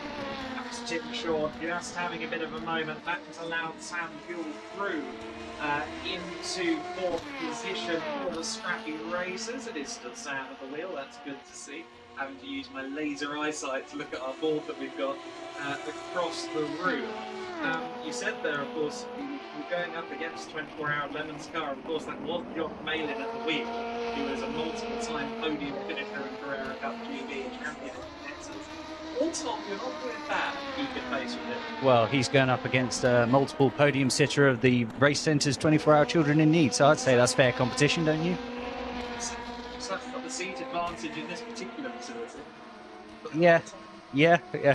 Former staff member, I did used to have a few hours on these sims, so absolutely, yeah. Still takes a bit of while to get used to it after being away for so long, though. Still running the car. Yes, it changed over to rPact 2 not too long after I actually moved away, and that was something that I was really looking forward to, and then was gutted to find out that I was missing out on. Step up, isn't it? Our factor 2, and we could be about to see a step up for Chandler's Ford Chargers. Talking Heads car is coming under pressure. Charles is tensing up here in the commentary box as they go through the carousel. The battle for second is very much on. Tell me, how many stops worth of time off the car are you getting? We both planned to begin with to do like an hour on, an hour off, just so that we can both sort of stay in a rhythm, get there all okay. But later on, as we get into the night, so that Mike can get some sleep, we're going to look at more longer, like 2.5, 3 hour stints to allow some rest time. Me being me, not able to sleep very well in anywhere that isn't a bed, I'm still going to stay up for the full thing, but the longer rest periods will definitely be beneficial either way. Roxy, speedy man, is Charles Grout here. We saw a slight lock-up for the number 9 car at Canada Corner there. Still no move made though from the Chandler's Ford Chargers from their starting driver Michael Hillman. Of course, we saw at turn 2 Hillman having those slight moments, or a slight moment, a full-on spin at turn 2 on lap number 1. We'll talk about that in just a minute if you'll stay with me, Charles, but can have we focus on this lead battle and a bit of a lock-up, or second place battle, I could say. I can see Mike is really starting to struggle a little bit with the car there. By the looks of it, Michael Hillman, sorry, there's 2 mics on track. Hillman's definitely got the pace advantage by the looks of it, and we all know he's a fast driver here, so I expect he'll probably get by, but hopefully Mandrews, as he gets through, will be able to pick up a bit more pace, and we'll definitely be competitive as we go further in. absolutely calling from Andrews from now on. He's lost second place, so the talking heads car down to P3 now. I think Andrews now just kind of needs to get into a rhythm, focus on getting to grips with the car. If he still kind of learns it on the fly, I think that Michael Hillman is firmly getting away now from the talking heads number 9 car, but obviously a bit too close for comfort potentially on that first lap at turn 2. Hillman in a spin. Yep. You got yourself up into the lead in the process of all of it. Yes.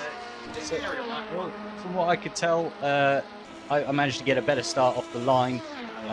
Definitely, unfortunately, being on the outside line, I wanted to take a wide one to avoid having a collision with multiple people, and being to blame for anything caused me to go a fair amount wide. But I did notice 24 Hours of Lemons really got up alongside Chandler's Ford Chargers and had that good bit of a scrap. Again, I was focused on trying to stay ahead as we got into turn 2 and didn't quite see the incident, but having spoken with Ethan, it sounds like Michael Hillman had a bit of a moment. It's unfortunate, but as you can see, they're really pulling it back now. Second place within 30 seconds now of 24 Hours of Lemons car. At the start of this stint, they were 36 seconds back, so that gap is closing in. Of course, we spoke about this in brief earlier on.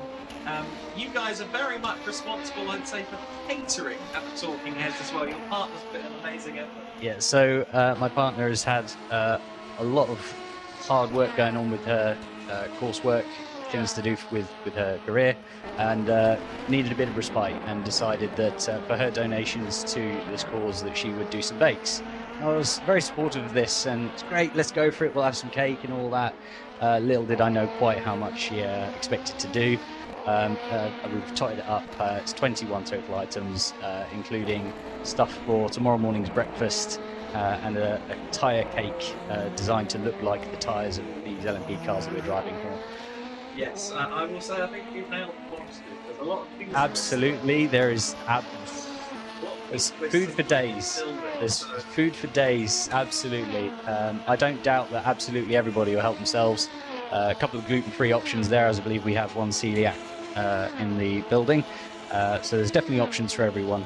And we've put a little pot out, and everyone can donate to my team for those bakes, seeing as she brought it along. Absolutely.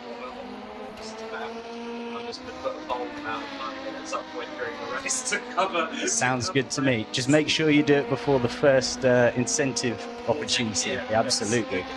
Do that for you. But yeah, this has certainly been a dramatic first hour and a half or so of the race. I know you've got a lot of people watching who are cheering you on as well, I must say. You've got Ben there, stopping by and sport the 9 car. So Absolutely. You've got this Talking Heads. You seem like a very popular man. Yeah, so a few of those people in the chat, hello to those there, part of the Cone Cord, part of an online community that I'm part of. You'll also notice on our car we've got we've got the cone and the horn on either side of the shark fin, as approved by the creators of those emotes. Yeah, part of a great online community I'm part of, and they've decided to help support, and obviously joining in by watching us on Twitch. Team Taylors have a new car, or a new driver at the wheel. Richard Barton at the wheel now. And he just had a bit of a moment there at Carousel. We've also got an interesting scrap going on between Race Ventura and Kinder in Need, with the second place car between them on the road at the moment. So 7th and 8th have been within 3 seconds for the last few laps. Race Ventura continues on in 7th place for now. So 1 hour per stint. At what point are you going to maybe start to take a longer time in the car? What times have you got in your head for that? When Mike starts to get tired, I guess.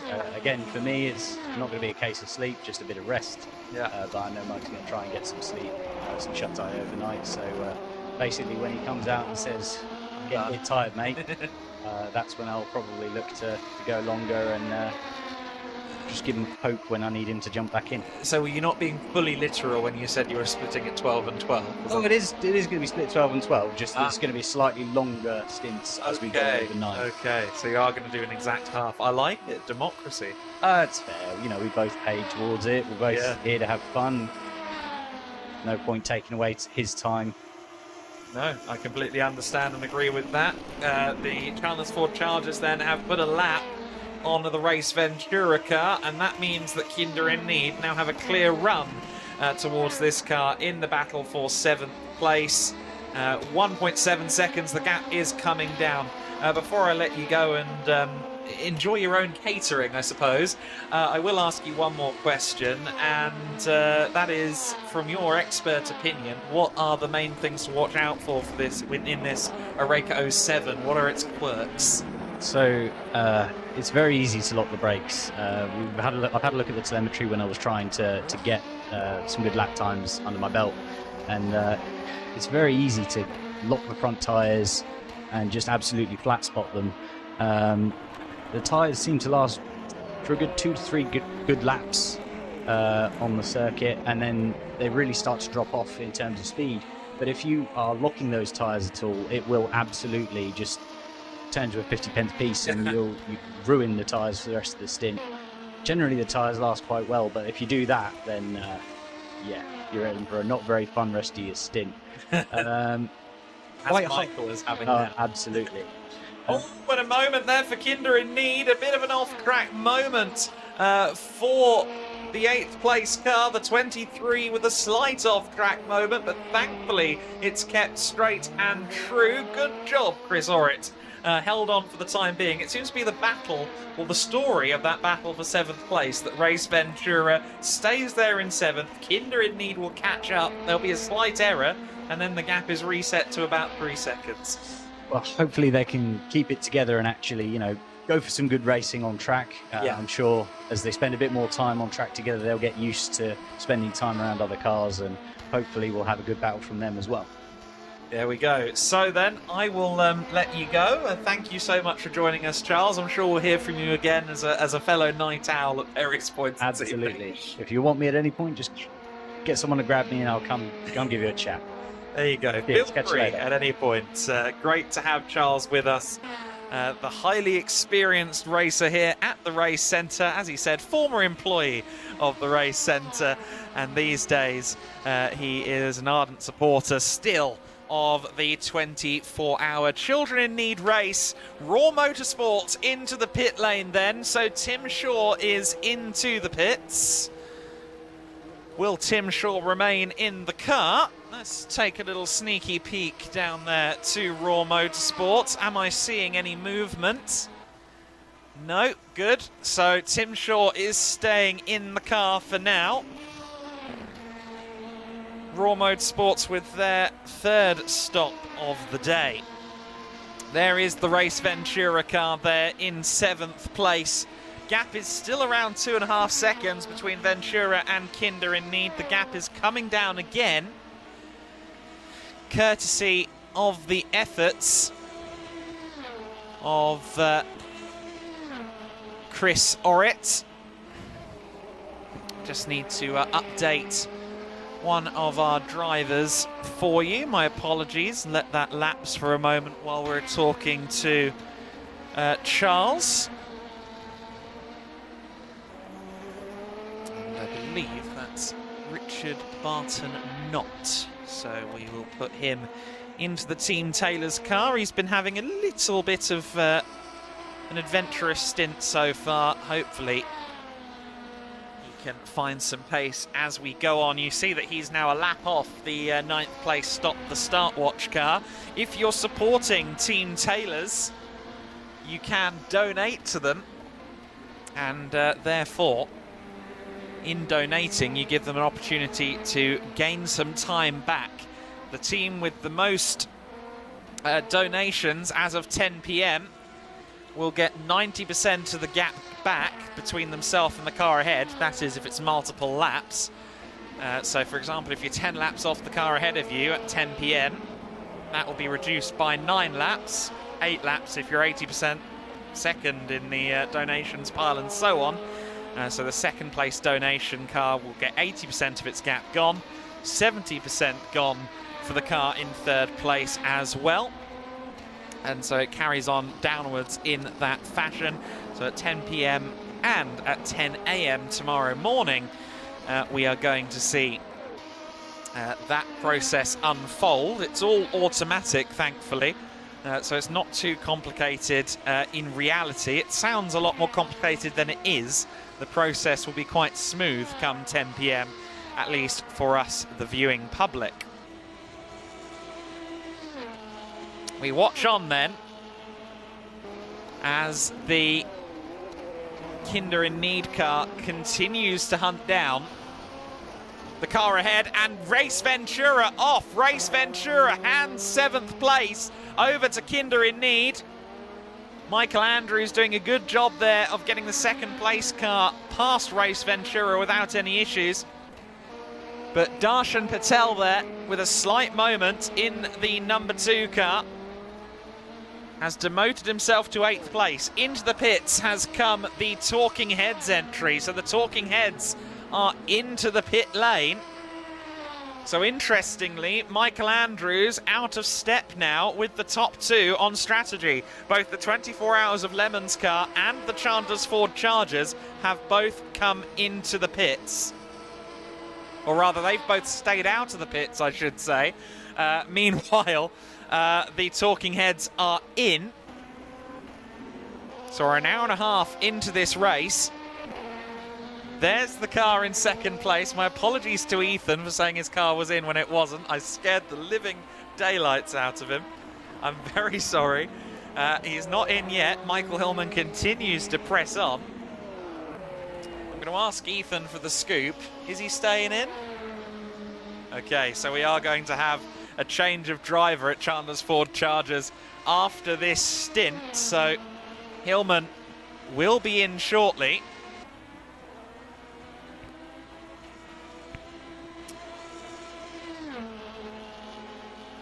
The Talking Heads car is just exiting the pits at the moment. So the Talking Heads out there, and I believe it will be Michael Andrews at the wheel. I believe Luke Papworth has taken over the 24 Hours of Lemons car. And there is the Happy Accidents machine in as well.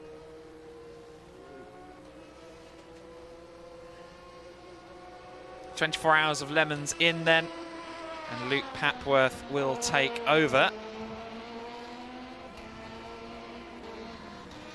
There's the Scrappy Racers machine coming in this time, I suspect, from 3rd place. The top 2 have come in, and so has our 3rd place car, the Scrappy Racers. So there are our top 2 cars, the Chandler's Ford Chargers and the 24 Hour of Lemons car, both into the pit lane.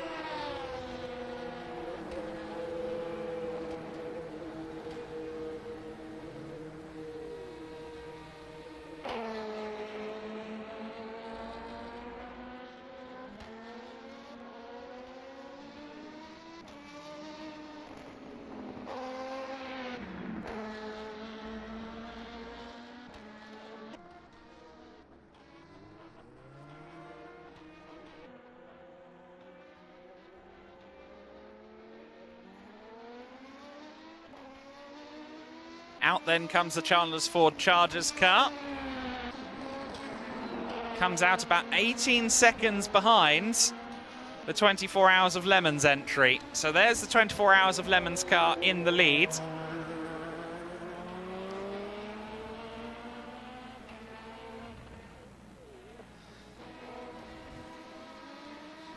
Chandler's Ford Chargers in 2nd place. The Scrappy Racers are down to 4th place. They've come out just 4.5 seconds back from the Talking Heads car, so there could be a battle for 3rd incoming shortly.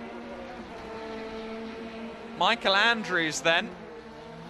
We know he's got another 27 minutes or so before he'll come in. They're doing hour stints initially, Michael and Charles. Michael Andrews will be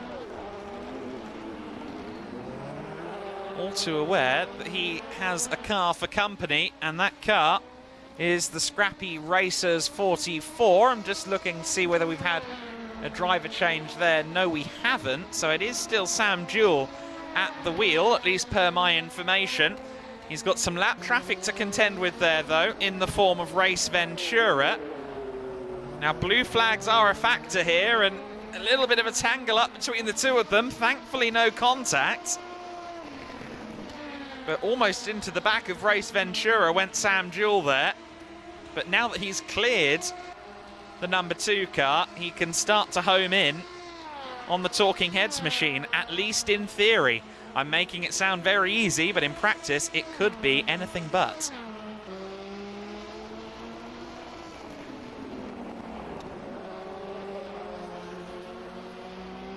We are just over that 90-minute marker now. We've had a driver change at Chandler's Ford Chargers, of course. Michael Hillman has been replaced now. Ollie Swift is now taking over that machine. So Ollie Swift now the second driver in the Chandler's Ford Chargers car.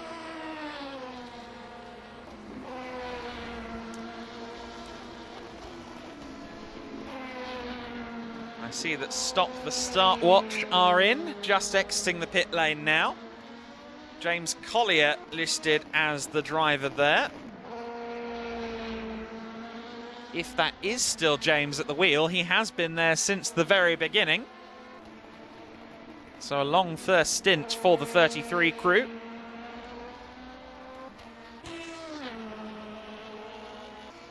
There is our race leader, the 24-hour of Lemons car, Luke Papworth, in his first stint at the wheel.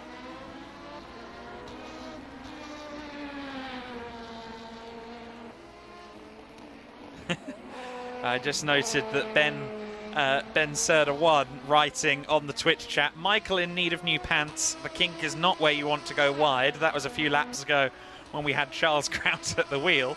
Rather, Charles Grout here in the commentary box watching Michael Andrews. And yes, I heartily agree that he will need a new change of trousers. That was quite a moment there. There's our race leader then, the 24 Hours of Lemons car. Let's check back in with Michael Andrews if we can. So Michael Andrews there in third place. He is being closed up on now by Sam Jewell in the 44 car. So Jewell is getting closer and closer. The gap's gone down by about 1.5 seconds on this lap alone.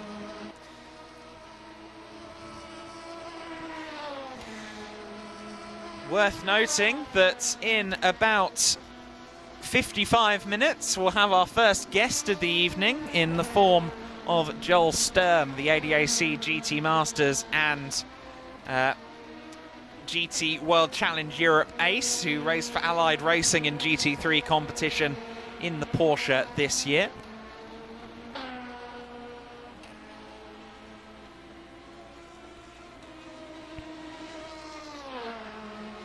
So the Talking Heads car.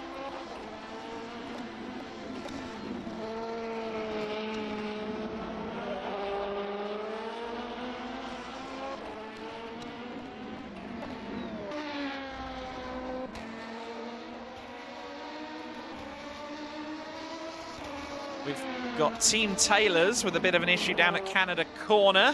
The 99 car. The Gainsco liveried machine with a bit of a moment. Richard Barton Knott at the wheel.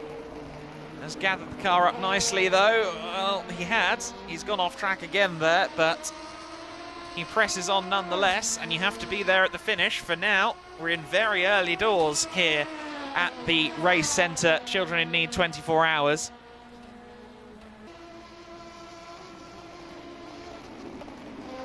There's the Chandler's Ford Chargers entry. Homing in on Team Taylors. We switch away though, and with just cause, because the battle for third place is getting a lot closer. The Scrappy Racers and the Talking Heads are down under a second apart now. So Michael Andrews is now going to have to defend hard up against Sam Jewell, who has been in this car from the beginning. So Sam very much familiar with the 44 car. Of course, those two in the Scrappy Racers machine are a duo, and so I think they're going with the logic of having longer stints and longer rest breaks. So you've got the two teams with two drivers apiece running 3rd and 4th place right now. The Chandler's Ford Chargers in 2nd place. They've got a few more drivers, as do the 24 Hours of Lemons, but it's side by side for 3rd place. Wheels on the grass there from Sam Jewell. It's side by side between Sam Jewell and Michael Andrews. Sam with the inside line. Has he got it done? Michael Andrews tries to carry the speed around the outside, but he can't quite keep the car on terra firma, on the black stuff. A run onto the grass really sealed the deal there for Michael Andrews, who's demoted to 4th position. The Scrappy Racers then up to 3rd place for the time being. One would expect that Henry is due to take the wheel in the next stint. So it'll be 2 fresh drivers in these cars in our next stint, with Charles Grout, of course, taking his 2nd stint of the race at the top of the hour.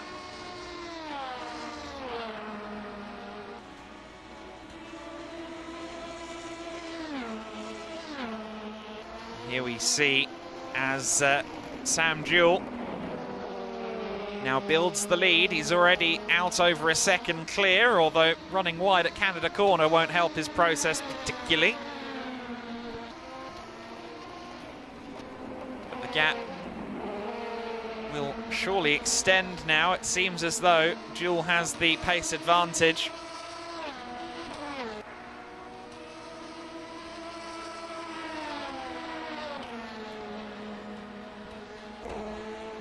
The 24 Hours of Lemons car in the lead. Let's take a look at them now.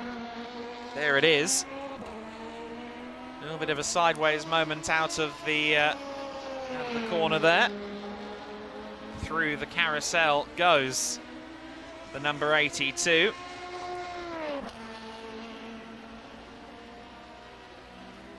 If you are just joining us, welcome along to the Race Centre Children in Need 24-hour race, raising money for children in need in its 13th edition.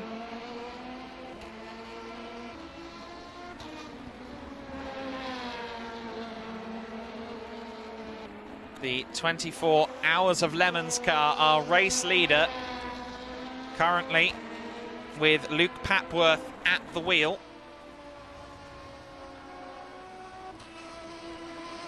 The gap, though, between Papworth and the Chandler's Ford Chargers car, with Ollie Swift at the wheel, it's certainly coming down in favour of the Chandler's Ford Chargers. The car that started on pole position is getting a little bit closer to the lead right now. Let's take a look at the 69 car of Ollie Swift. In fact, let's ride on board with Ollie Swift for a lap, just coming into turn 2 at the moment. Power down, 600 brake horsepower, I remind you, in these LMP2 cars. They touch 175 miles an hour on the main straight. Let's see what kind of speed they get to coming into the next bend. It's about 175 once again before hitting the brake pedal hard into turn 5. A lot of these corners don't have names. A bit wide there at turn 6 for Ollie Swift. Through turn 7 and hurry downs towards turn 8. Turns 9 and 10 are the mighty carousel bend under the bridge. And then you wait and wait, go for that late apex out of the corner. Though as you wear on in the stint, it's harder to get that car turned in. Next up is the kink at turn 11. There have been many big crashes there over the years at Road America. Little room for error. Once again touching 175 miles an hour before hitting the brakes into Canada Corner. Then it's just turn 13 and turn 14 that await. It's quite easy to drift out wide at 13 as well. Out to the final turn, and that is a lap of Road America. A little bit of social distancing from some of the apexes on that lap, but otherwise very tidy from Ollie Swift, who is homing in on our race leader dramatically at the moment. What were the last laps for these cars? 1:53.1 for the Chandler's Ford Chargers. This car, the 24 Hours of Lemons car, is in the 1:55s. So I'd say that we are in danger of seeing a move for the lead shortly. 24 Hours of Lemons team will be providing support, I'm sure, to Luke Papworth.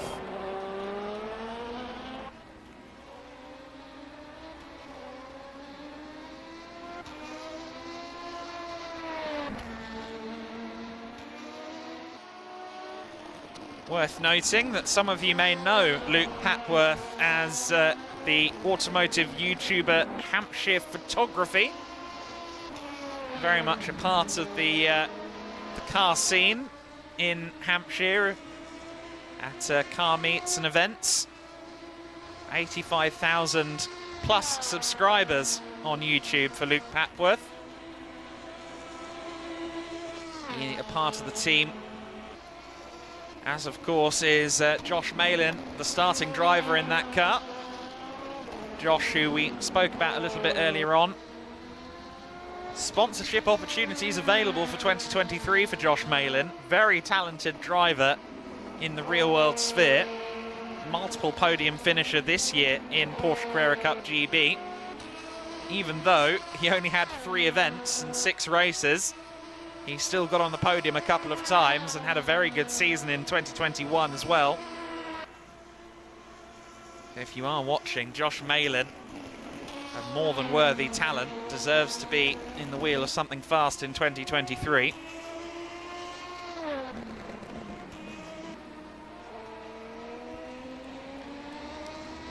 For now, we watch Malin's car in the hands of Luke Papworth. And we're watching as the Chandler's Ford Chargers car closes in slowly but surely for the lead. The gap is down to just 3.3 seconds. It's also fairly close out there between Race Ventura and Stop the Start Watch. Ventura in 8th place. I think that the 33 car is closing in. It's still Darshan Patel at the wheel of this Race Ventura machine, and in 9th place, Stop the Start Watch, being driven by James Collier still. We'll try and keep our eye on that battle as best we can, but of course we're following the leaders quite literally at the moment. Got a yellow flag in Sector 1, but for whom? I think Stop the Start Watch may have just had a bit of an issue. Yes, I think they've lost some time there, potentially. No, in fact they haven't, so there was a yellow flag. I'm not sure who for. We won't recklessly speculate any further. But 1.5 seconds is now the gap between the 24 Hours of Lemons car as the Chandler's Ford Chargers close in.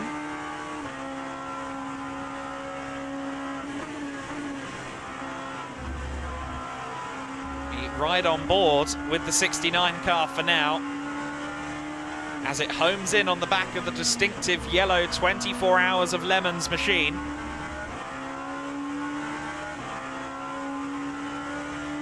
Has certainly been a very entertaining few minutes of racing in this stint, and we are now seeing the race lead under contest.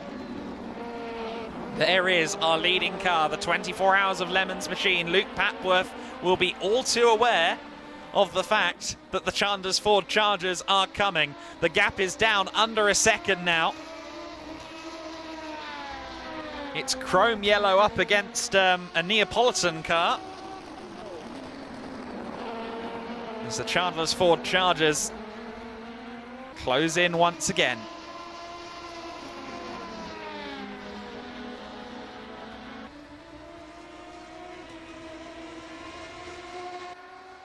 Gap is just under 0.7 of a second as they go through the kink. The rate of catch has been significant, a good couple of seconds a lap in favour of Ollie Swift. And Swift is now right on the back of Papworth. Is he going to have the slipstream on the main straight to potentially challenge for the lead? And will Luke Papworth put up a fight? We're going to get some answers to those questions in just a few moments. They're onto the main straight now. It's a good run for the Chandler's Ford Chargers car. It's a race lead battle.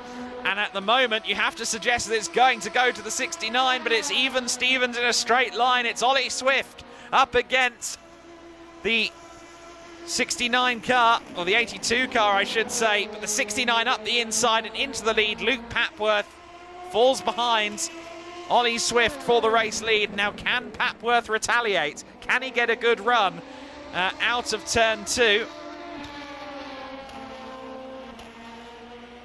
A long run. They'll hit 175 miles an hour once again on the approach to this braking zone. It doesn't look like a move will be made. 177 in the slipstream, and it was a bit too much, seemingly, for Luke Papworth. He locked up and went straight on. He's done well to keep that car out of the barriers there, but we sort of saw a full bore luck up there from Papworth. I think he was watching the car ahead of him, wasn't thinking about the braking, and he's locked up both front tyres. We heard from Charles Grout earlier just how much of an effect that has on R Factor 2. If you lock up the tyres, they become 50 penny pieces very quickly. And I believe that's the exact situation that the 24 Hours of Lemons team find themselves in now with Luke Papworth. Through the kink he goes in second place. Meanwhile, stop the start watch in the battle for 8th place. It's getting closer as James Collier is once again lurking near Darshan Patel's rear wing. Just a second between them as we hit the 1 hour and 50-minute mark.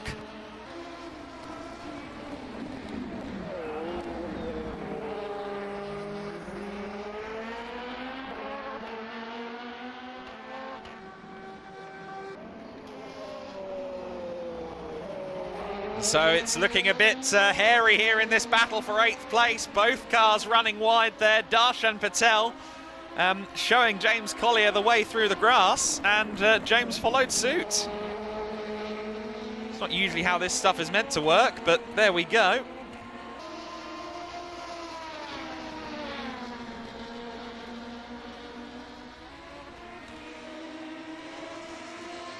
So the stop the start watch car.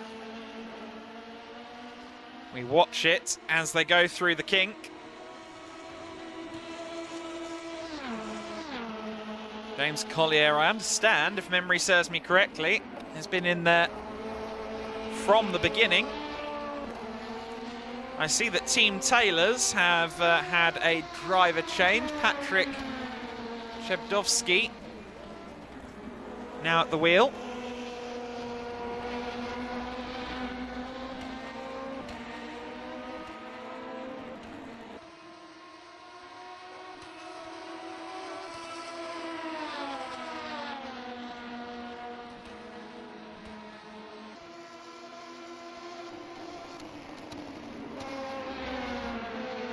So they have made another pit stop down at Team Taylors. We're a few minutes away from expecting anyone else in at the moment. But we continue to watch with bated breath as this battle for 8th place remains in and around a second, if not less. It seems as though every time they get close, the pressure gets the better of at least one of them. And well, I'll say this, it makes for entertaining viewing.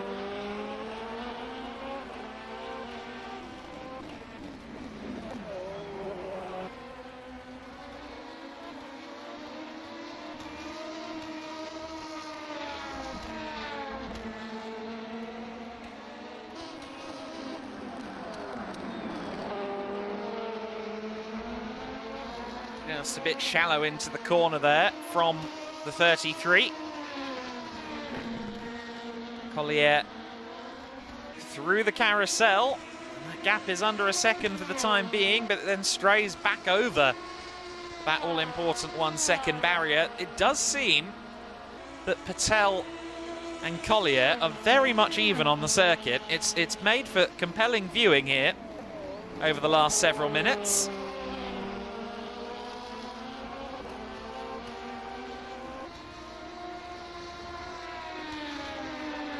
James Collier being cheered on by Jane Cole on the Twitch feed. Thank you so much for tuning in.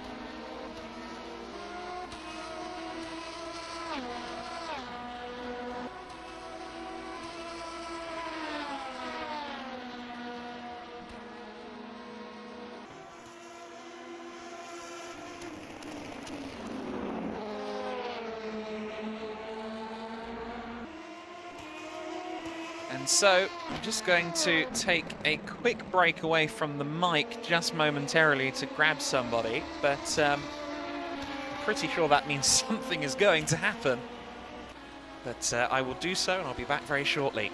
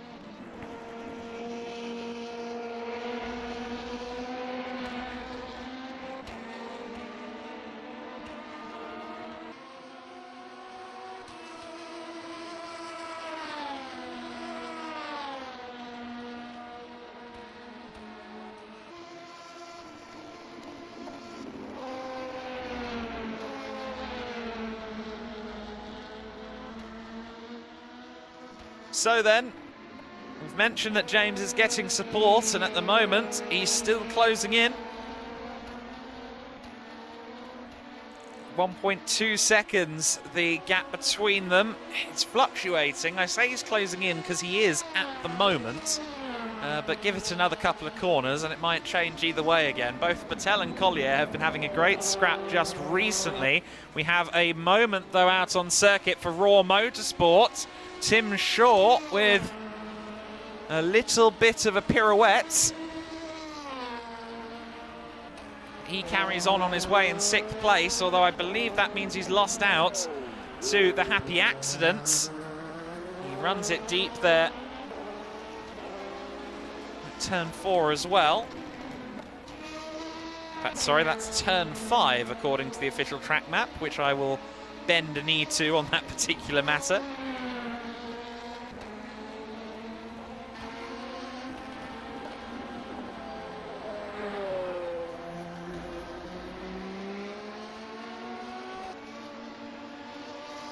Raw Motorsport then down to 6th place. The Happy Accidents up into 5th then.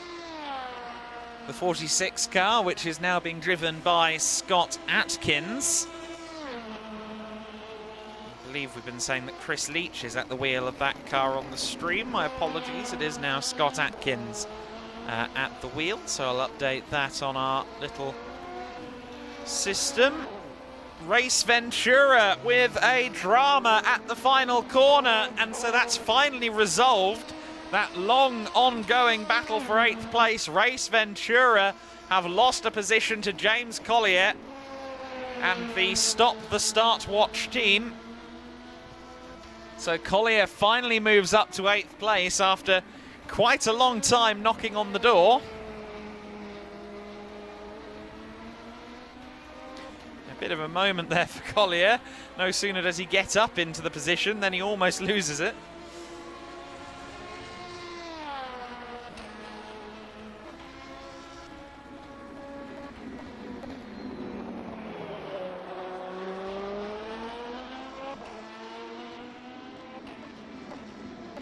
Keep on following them. Raw Motorsport into the pits.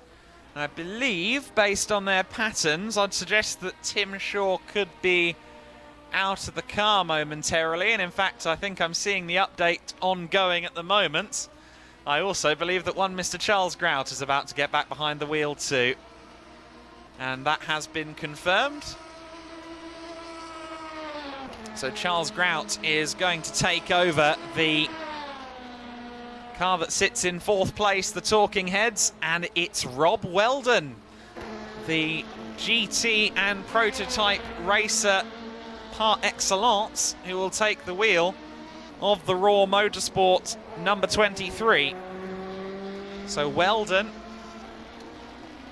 takes over from Tim Shaw. Let's see what kind of pace he has. He had a limited participation last year in the 24 hours, but he was here along with Matt Bell. I think he's hoping to get a bit more seat time in the 2022 edition. Let's see how Charles Grout performs then for Talking Heads. He's been watching with bated breath during Michael Andrews' first stint. And now Charles, I'm sure, will be aiming to at least track down a podium position once again. It's so interesting, particularly with some of the bigger teams. Oh no, what's happened? The Chandler's Ford someone's had a moment. I'm hearing something. I see that Chandler's Ford Chargers car is into the pit lane. Someone's had a drama, but Chandler's Ford Chargers are in.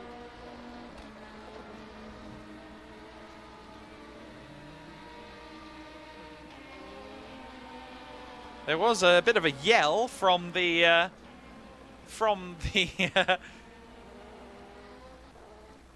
the centre itself, where all the sim rigs are, but there was no indication as to why. Nonetheless, we've got a pit stop for Chandler's Ford Chargers then. 24 Hour of Lemon's car has continued on for another lap.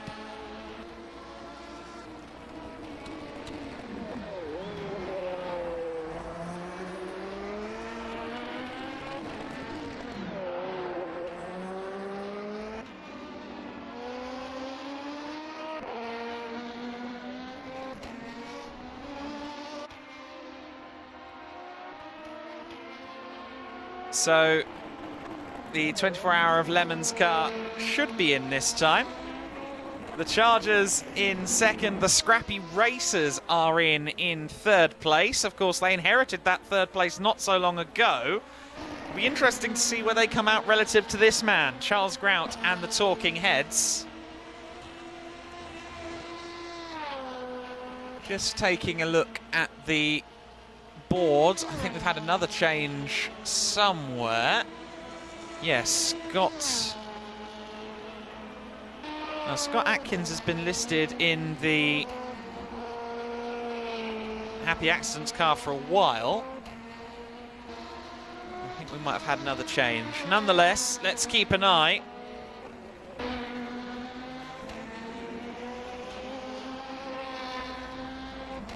And I'm hearing discussions about penalties here. I think that Rob Weldon might have accrued some penalties. Let's keep an eye though on the Talking Heads. Where is the Scrappy Racers car relative to Talking Heads? Scrappy Racers are well clear then. Yeah, there is the 44 car. So it's a 15-second margin between this car in third and the Talking Heads in fourth. I thought it would be a bit less than that, but Charles Grout has rejoined some 15 seconds off the podium. I'm sure he's going to be on a mission to close that down. 24 Hours of Lemon's car waiting in the wings in pit lane. Just ahead of them in fifth, you see the Happy Accidents as well. Had a few more cars fall a lap down in recent times, although the 24 Hour of Lemons car into the pit lane. We've had a penalty for the Happy Accidents. The Happy Accidents car has had a penalty, and I believe that was on pit exit, so I'm guessing that's just speeding in pit lane. So Happy Accidents number 46 car with a drive-through by the looks of it, or at least a penalty has come up on my screen.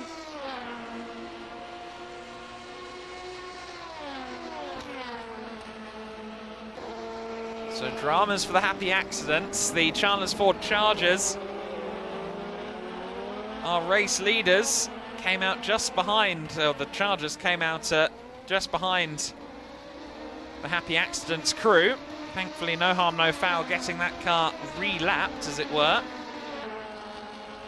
24 Hours of Lemons then have come out 22 seconds back from the Chandler's Ford Chargers. Kinder in Need, meanwhile, who I think may owe us a pit stop. Yes, they do. They're in 6th place momentarily. And the pace isn't looking bad, it must be said. Chris Orrit has been solid in the Kinder Surprise liveried car. One of their missing crew members branded across the machine. Very handy looking Kinder livery. I want a Kinder hypercar at Le Mans next year, looking at this thing. Team Taylor's just ahead of the Kinder crew at the moment, so 23 out to put a lap on the 99.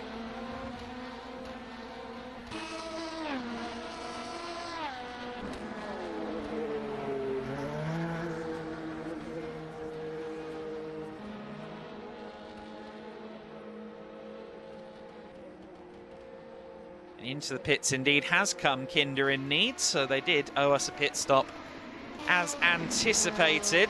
Meanwhile, Charles Grout in 4th place. I said he was going to try and make short work of a run towards the podium. Well, he's already put about 6 or 7 seconds of gap in the back pocket. We've got a change of drivers at Happy Accidents. David Sklanders is in for Happy Accident.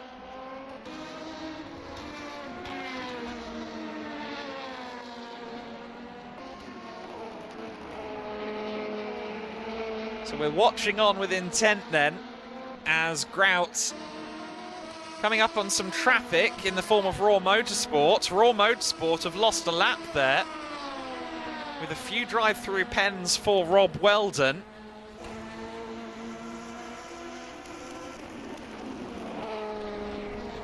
There's the Talking Heads in 4th place.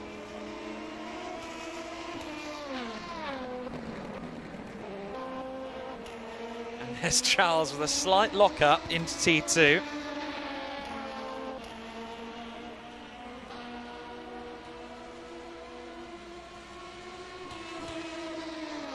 So then, Grout gets past Raw Motorsports' Rob Weldon, although it's very close between the two of them. Rob Weldon isn't used to blue flags in his real-life racing pursuits, so I'm not sure he'd have been a fan of what just happened. And you see the Grout car is 5 seconds away from a podium as we continue on through this 3rd hour of the race.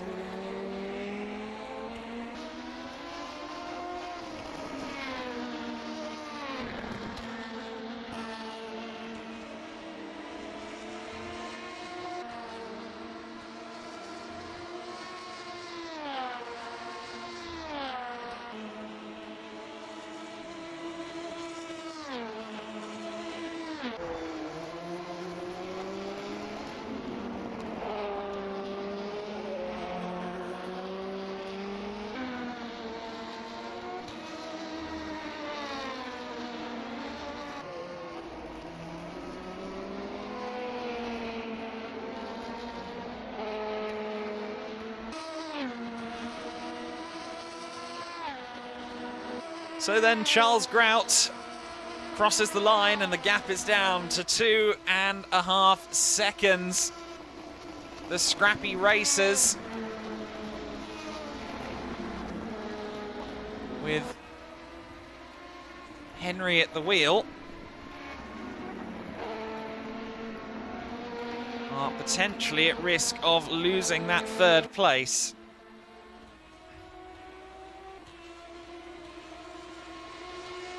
So Henry Skelly took the car over.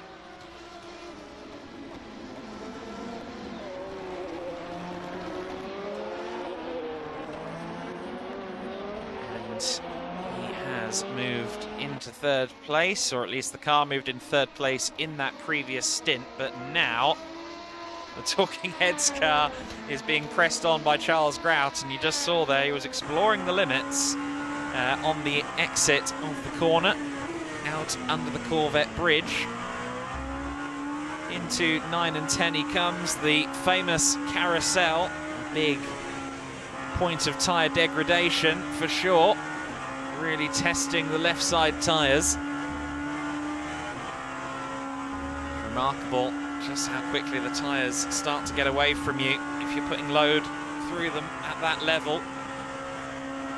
I was at the Saxon Ring in September with ADAC GT Masters, and that circuit is very much predominantly right-handers, left-handers I should say, and left-hand bends means right-hand tyre wear. We had quite a few punctures as a result of that. Shouldn't be much fear of anything like that here.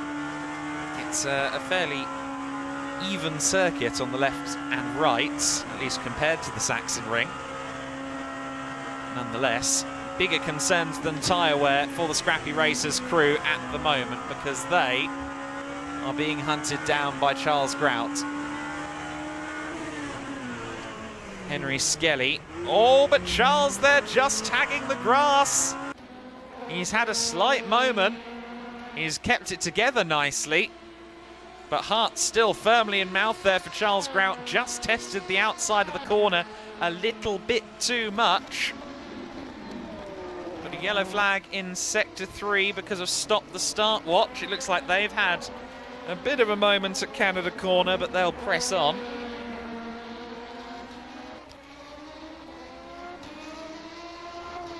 So then the Scrappy Racers car remains in third place, but that's a tank slapper, and Henry Skelly's just about held on to it. All but contact between himself and Charles Grout. There's sponsor hoardings flying everywhere. There are cars making contact, and in all of that, Charles Grout has moved up into third place. I think Henry just slightly unsettled there through hurry downs, had a big tank slapper on. He did very well to keep the car in the right direction, but he's lost third place as a result of that. It's only the top 4 cars, incidentally, that are on the lead lap now. Happy Accidents in 5th place are a lap down. I see that Stuart Neville, oh, Scrappy Racers with a moment there. I looked away from the screen momentarily, and Henry's had a slight drama there. Just needs to settle himself down and re-find his rhythm after a challenging couple of laps there, or a challenging lap, it should be said.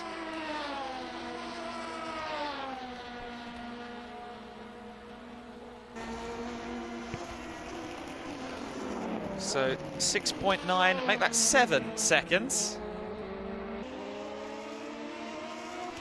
between Talking Heads and the Scrappy Racers. Has Stop the Start Watch had a driver change? Yes, they have. To answer your question, Jane. So Stop the Start Watch now with Adam Smith at the wheel. These manual updates mean I have to try and keep my eye on the board, and I'm not doing a great job at that, it must be said. But Adam Smith has taken the wheel now. As we continue to watch the Scrappy Racers crew, I will also say that we've had an update of driver for Happy Accidents. So David Sklander's now at the wheel there.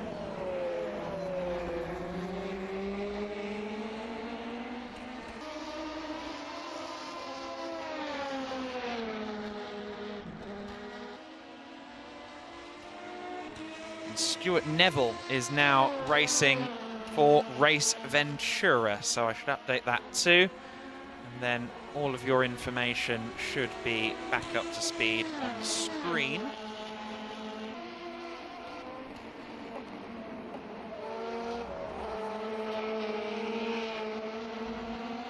There we go. So, with a tumultuous couple of laps, the Scrappy Racers are down in 4th position.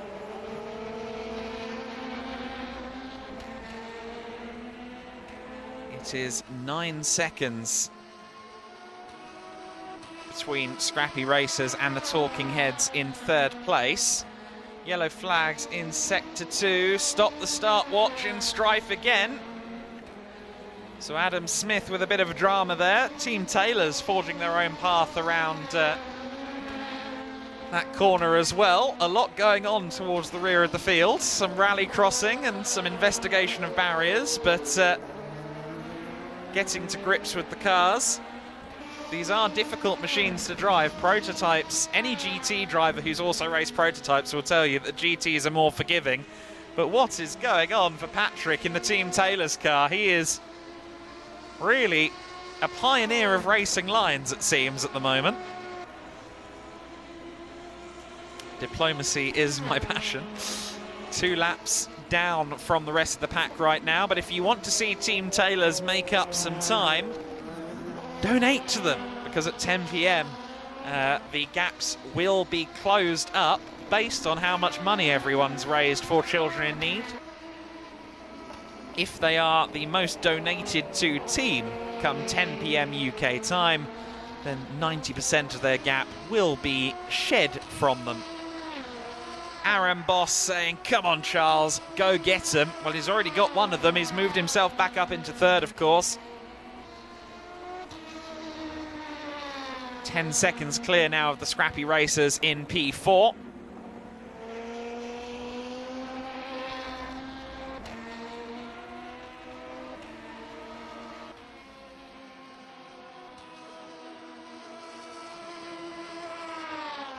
Talking Heads car in 3rd position then.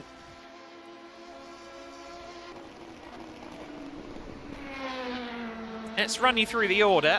We're 2 hours and 15 minutes into this race, and it is the Chandler's Ford Chargers.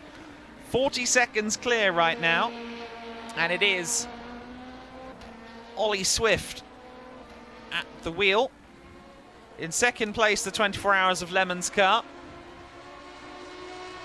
That is being driven right now by Cormac Wilton. So Cormac Wilton has taken over the 24 Hours of Lemons car. I haven't updated that from Luke Packworth yet, so let's sort that now. Cormac Wilton has taken over,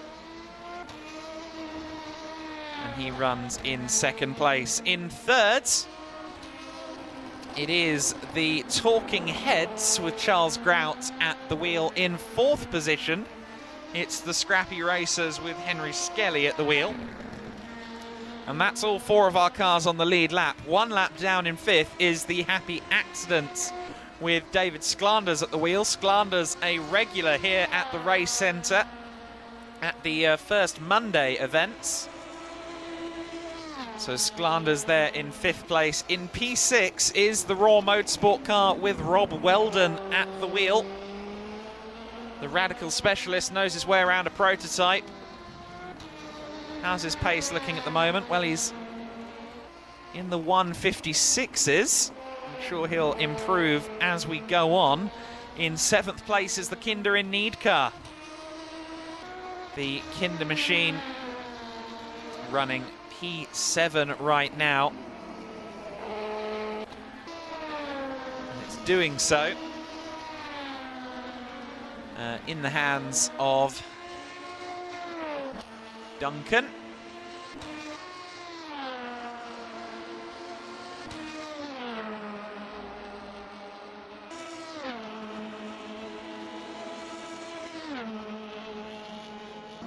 So Duncan Ford has taken the wheel down at Kinder.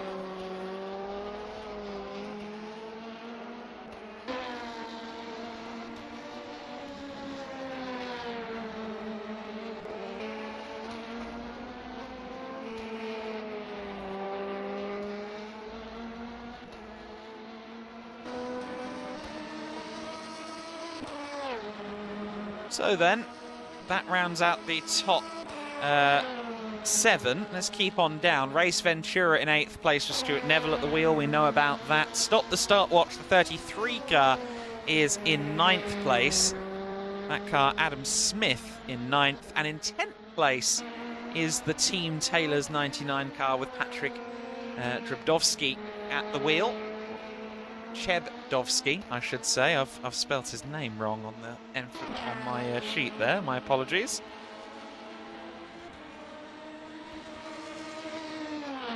Managed to spell that wrong. Silly me.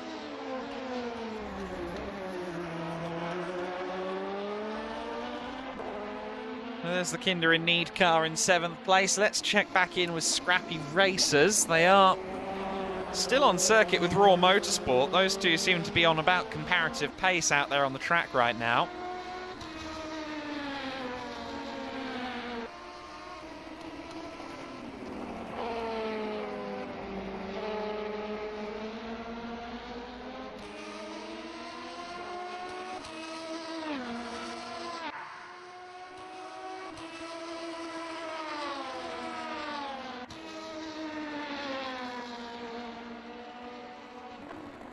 There is the Chandler's Ford Chargers car in the lead, 47 seconds over 24 Hours of Lemons at this stage. It's a fairly commanding lead for the Chandler's Ford Chargers.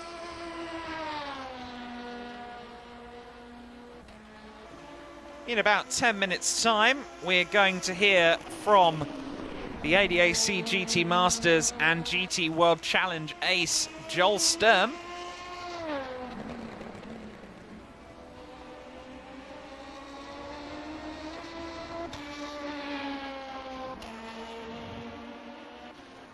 So then, Scrappy Racers, I think, may have just had a moment somewhere. Yes, they did. Henry Skelly, though, collects it up once again.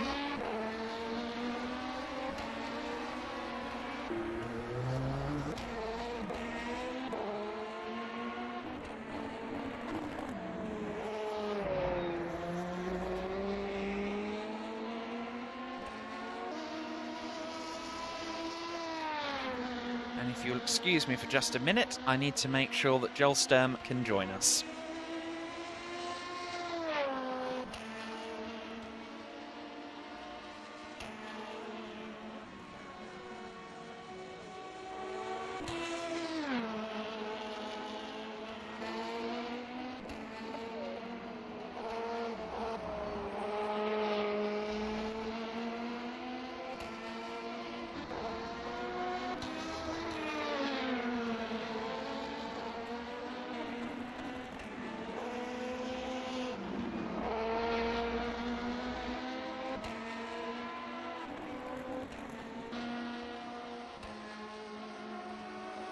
There's been a spin further back. Oh, the Talking Heads are involved. I've just been busy trying to get this meeting set up with Joel Sturm. But there were blue flags in play as Team Taylors were getting lapped by the Talking Heads. And it seems as though the two have come together, so that's a big, big drama.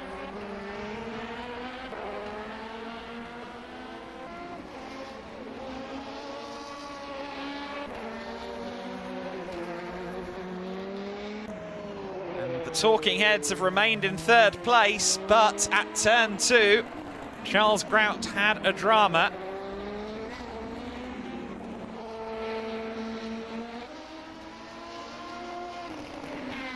So we unfortunately just missed that on air, but we saw the aftermath, and what we saw was Charles Grout having a bit of a moment. Off camera, I'm getting a little sneaky look at what happened as the stewards have a look at what occurred. And there were 3 cars involved. The 33 also involved in that then, so Stop the Start Watch and Team Taylors were all trying to find a bit of road, and Charles Grout was trying to take racing speeds with a car ahead of him. Unfortunately, 3 cars into one often don't go, and I think that's what we just found out.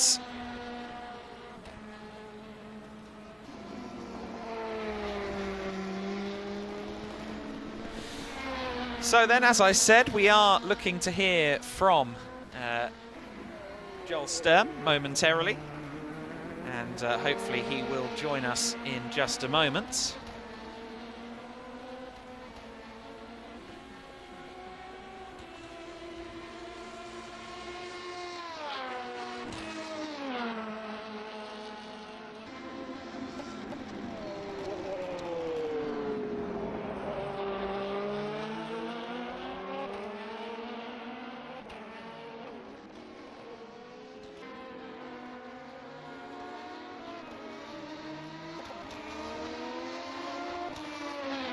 So then, Grout in 3rd place with a bit of a scare, but he's now rebuilding that advantage over the scrappy racers in 4th.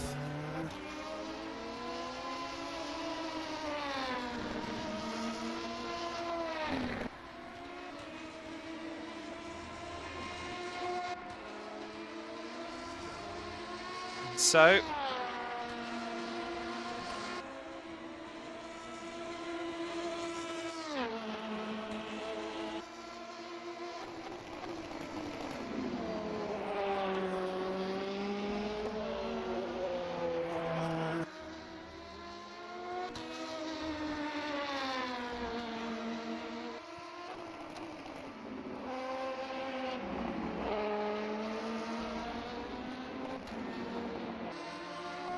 talking heads then in 3rd place, as we've said. Chandler's Ford Chargers are 50 seconds clear now, so that gap over the 24 Hours of Lemons car is increasing.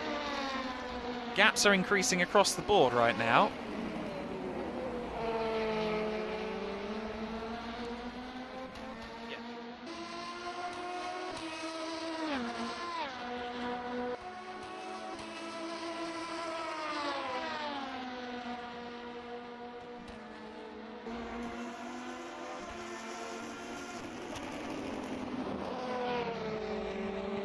I must say, not only are Chandler's Ford Chargers leading and extending the gap, but they're also occasionally showing whiffs of purple pace out there on circuit. Very quick driving from our driver of the 69 car.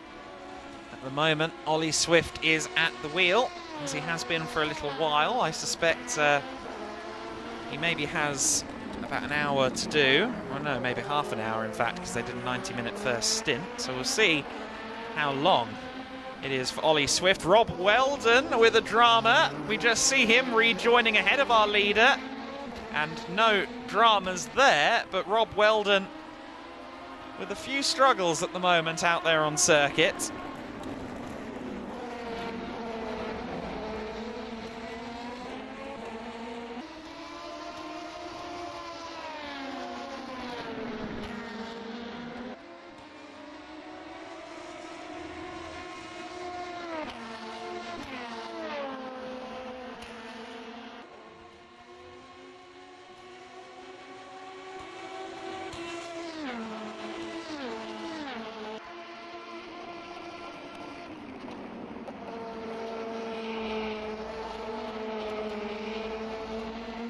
Just seeing a bit of hairy driving from Ollie Swift, but he seems to be firmly in control in general. He's avoiding any of the dramas that are thrown at him.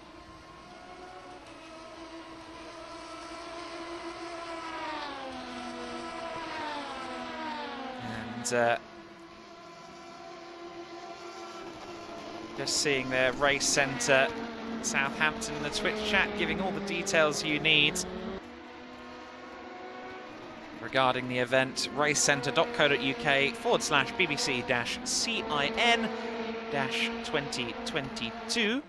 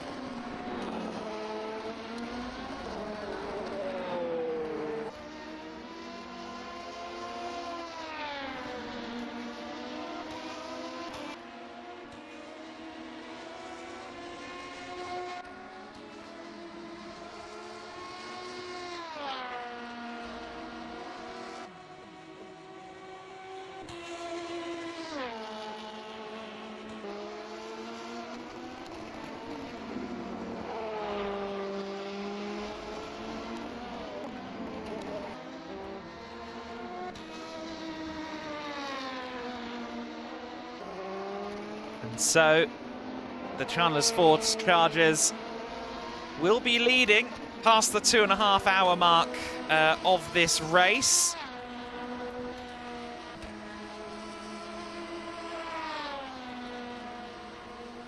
Seems they will do so fairly comfortably. It's 50 seconds at the moment.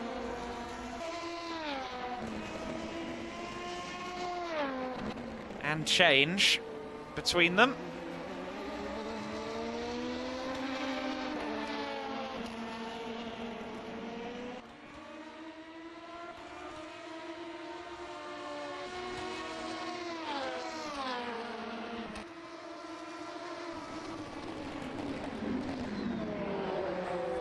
And I believe now I should have Joel Sturm with me. I think you have to accept that we can hear your audio there, Joel. Yeah, can you hear I me, can mate? hear you, mate.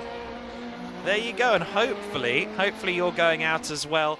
We're only hearing you, so don't worry about your immaculate hairstyle. Perfect. But great to have you with us here on the broadcast. You can see that we're deep into this 24-hour race already. We've just hit the 2.5 hour mark here at Road America, but I want to introduce everyone to Joel Sturm, who is in the commentary box with us. Joel, you're unwinding from a busy racing season in GT Masters and World Challenge Europe. How are you doing? Yeah, I'm doing pretty well. Hope you're doing well too. And yeah, just enjoying off season now a bit. Well, yeah, can't wait to get starting again. And yeah, I'm rolling with it. And I imagine, correct me if I'm wrong, that GT3 is very much the agenda for next year again, right? Yeah, I think so. I don't know which team or which championships, but the GT3 will be the class I will be racing in. Yeah, And of course, I'm familiar with you from GT Masters this year, where you were always entertaining. The oncoming storm, as my co-commentator Brian Oliver called you. But of course, you're also doing the GT World Challenge season. We'll talk a bit about GT Masters as we go on. But of course, one of the things you got to do this year was the Spa 24 Hours. Was that your first participation?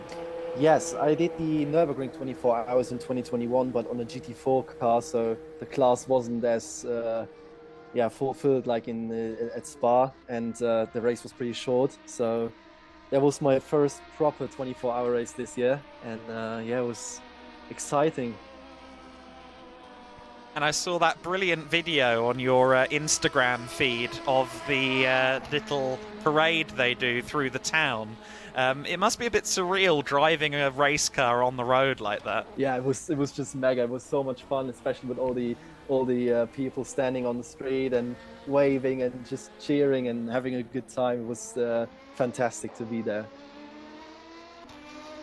Yeah, and I mean, you're I must say as well, you're obviously a young man. You're younger than me, which always makes me feel strange. Oh, yeah, seeing really? people in GT3. Yeah, mate, I'm 25. You're 21 later this month, aren't you? Yeah.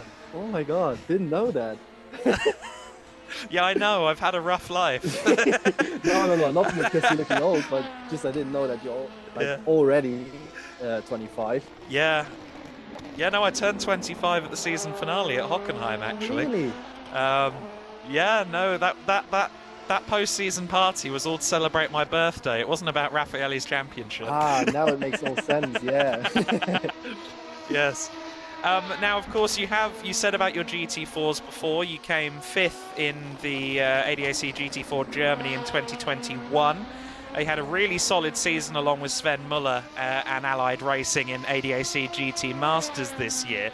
I wonder, as we watch these Oreca 07 LMP2 cars go around the circuit, have you had a chance to drive any prototypes so far? No, not yet. Well, I really, really want to do it.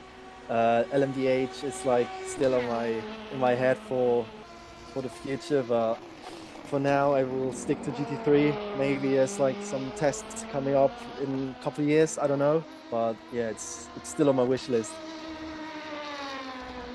Yeah, of course. I mean, it's a really exciting era, isn't it? Looks like it's coming up in the in the Le Mans 24 Hours with all of those manufacturers coming into hypercar. And I imagine for a young driver like yourself, you sit there and go, there's some opportunities to be had. Yeah, obviously. I'm just like really excited for the time coming up now and the prototype series. And yeah, maybe there's a chance coming up also as well. But yeah, we will see in the future. Yeah, well, hopefully so. And I mean, we've obviously seen some prototype racing in the ADAC paddock this year with Prototype Cup Germany.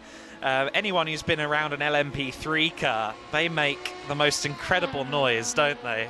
If we're all sitting there in the paddock, and it's a proper rumble that those P3 cars make. Yeah, that's true. The sound is amazing. I don't quite think the sound fits the look of the car. I think the LMP2s sound a bit better, but it's still an amazing noise they make. Yeah, definitely. And I mean, obviously you've got to drive a lot of circuits this year. A lot of them you were already familiar with. Which circuits were new to you this season? Which circuit? If any. Can you help me with the circuits again? Was there something in GT World Challenge? Possibly. I mean, have you driven Monza before this year or places like that? Yeah, Monza was in 2021 GT4 European Series. My first pole position, by the way. Of course. So, there you go. Good memories there. He knows better than I do. Okay, well, maybe you didn't do any new ones then. I'm struggling off the top of my head, but obviously you have had a chance between GT Masters and World Challenge to take on a lot of different circuits, and previously in GT4 as well. Which one's proven to be your favourite so far? I would go with Spa. That's just the GP circuit, and then another one is just Nordschleife, but it's not in the calendar, so it doesn't really count in this in this one. But yeah, Spa is definitely a really beautiful track. I like it a lot. And to my memory, I don't have everything in front of me right now, but I don't think you've ever got to race in America, have you? No, not yet. I would really love to. Like 24-hour Daytona would be amazing, or just in general driving in America. But yeah, let's see. And we're just seeing a battle here. Yeah. Happy Accidents getting past for 4th place there. In this battle. If you're unfamiliar with the format we've got here, Joel, everyone is on site here at the circuit. So we've got 10 pods, or here at the race centre over here in England, and we've got 10 pods all in this big space. So everyone's in the same room for the 24 hours. We've just had a move there for 4th position. Obviously, sim racing is a huge part, I think, for all young drivers now, a part of how you get your experience. But what about you personally? Do you spend much time on the sim? Yeah, we have to. It's like almost like in another job for us, and spending like 2 hours a day on the simulator isn't something unusual. So it's like very familiar to me. I'm sure. And so what's your platform of choice? What games do you go on? Mostly Assetto Corsa and Assetto Corsa Competizione. I would really like to try iRacing, but I haven't had the chance yet. Because I heard some good news about it. But yeah, mostly Assetto Corsa and sometimes also R Factor. But mostly Assetto Corsa. Yeah. Of course, that's what we're running here at the moment. R Factor 2. What we're using for this race. We've had a few pit stops go on there, but there's no significant changes of position beyond Happy Accidents here and Scrappy Racers in 5th place.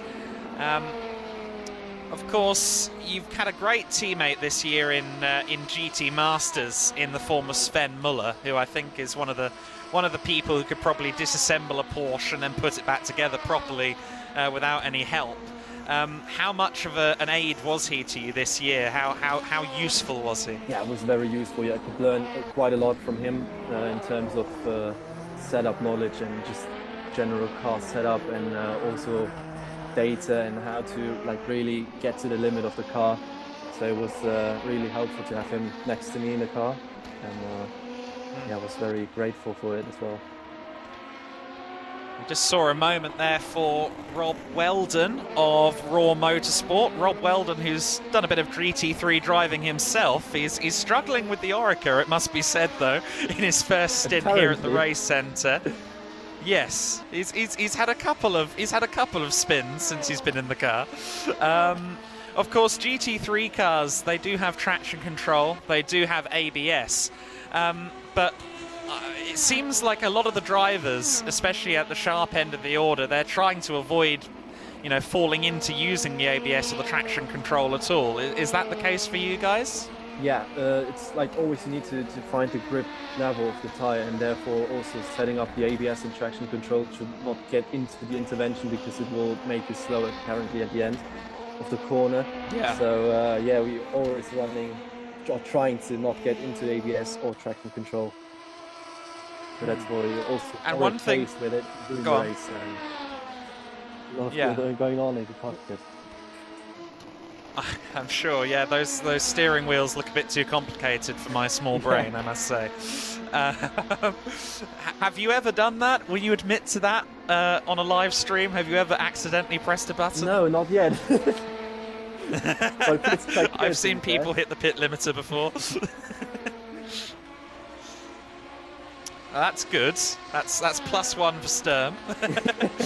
Of course, if I'm remembering rightly, you were in karts still until what, 2019, right? Yeah, actually I was. Yeah. So you had to develop yourself as a young professional racing driver throughout the pandemic era, and I imagine that had a few challenges behind it, right? Yeah, to be fair, it was quite horrible because the tracks just felt so lonely and dead, to be honest, because there was like no one in the paddock and no one in the grandstand. It was quite a weird atmosphere, and we got through it, and now it's getting better. And this year was the first proper year of racing for me then, to be honest, and it was quite amazing to see all the fans coming up in GT Masters and all the records we've broken with the attendance at the weekends. It was quite cool. Yeah, I think everyone was super eager to be back in GT Masters, especially on the Saturday and Sunday. You couldn't really move in the paddock for spectators. It was really good to see, and obviously GT Masters and World Challenge are both very good for getting spectators involved, giving them opportunities to meet you guys, the drivers. And is that enjoyable for you, getting to take pictures and meet some of the younger fans and things like that? Yeah, of course, because back in the days me was also like just a fan and getting the autographs from the big boys. So it reminds me of the good old days as being a child. So I really enjoy it. I'm glad you do, man. And obviously, as I said, you're not yet 21. That's coming later in the month. What's your first memory of motorsport? Watching some old DVDs. Who was it?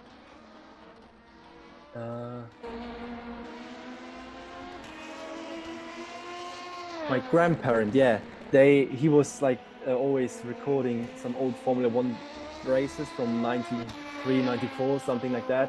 So that was like the first memories I can remember of. Yeah, it was amazing to watch it, and just fell in love with it directly or immediately.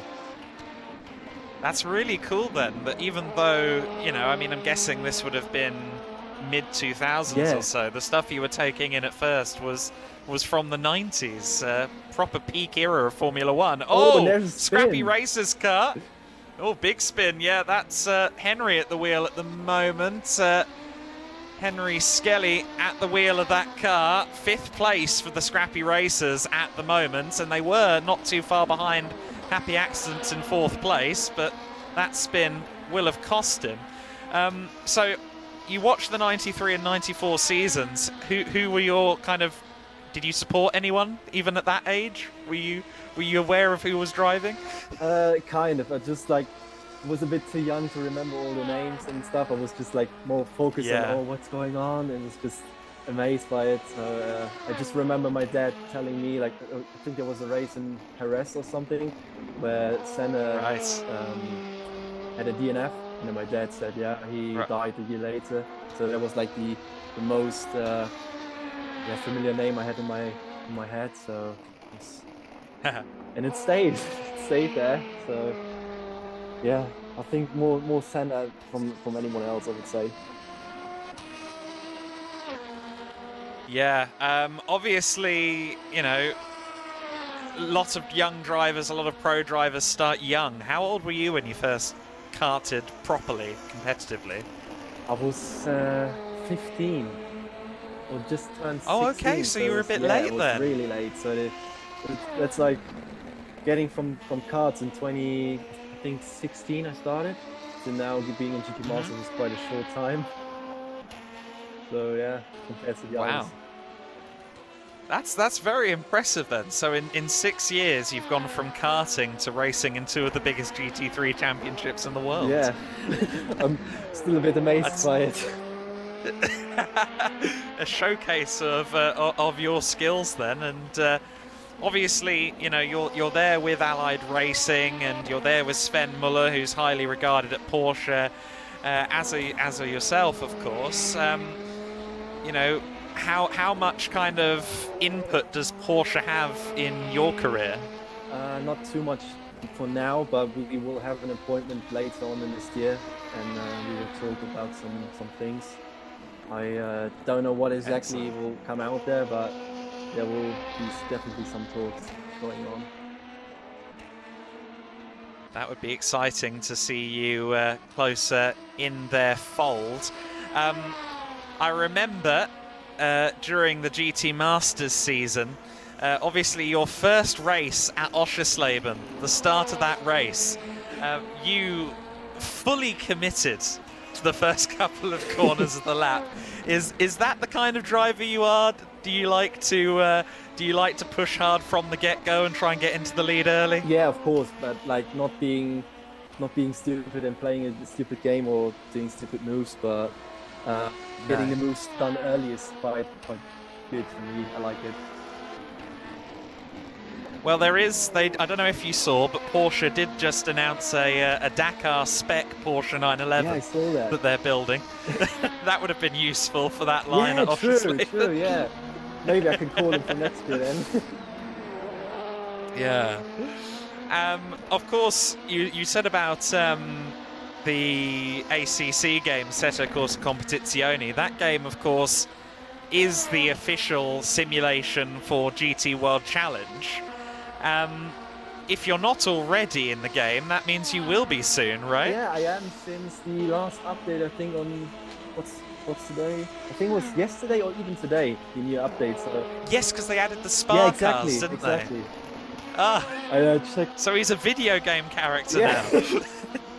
Was also quite exciting. I just showed it my girlfriend. I was like, look, there's me inside the game. It's just like pretty cool. I imagine it is. Yeah, that's awesome. Just to update on what's happening here on the 24-hour race. I've just seen that obviously we've had Raw Motorsports spun around.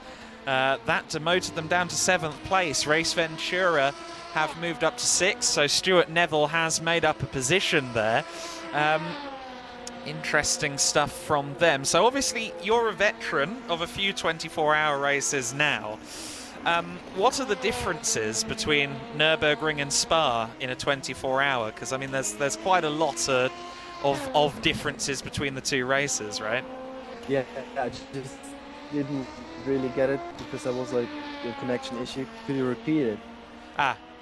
Yeah, sorry, I was just saying obviously there's a lot of differences between the Spa and Nürburgring 24 hours. Which one I suppose did you prefer? Because obviously everything's GT3 at Spa. There's a lot of different cars around you though at the Nürburgring.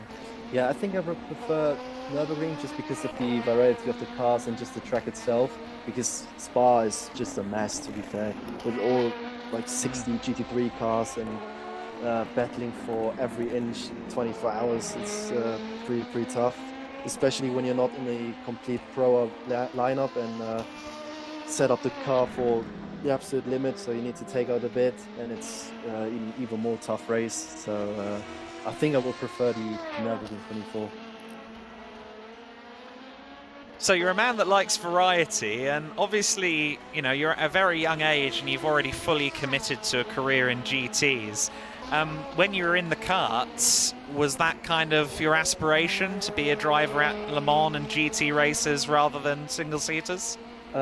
Yeah, because I noticed pretty early that the single-seater career is like a bit too far away in terms of money and also age. So the interest was more into the prototype and endurance racing and GT.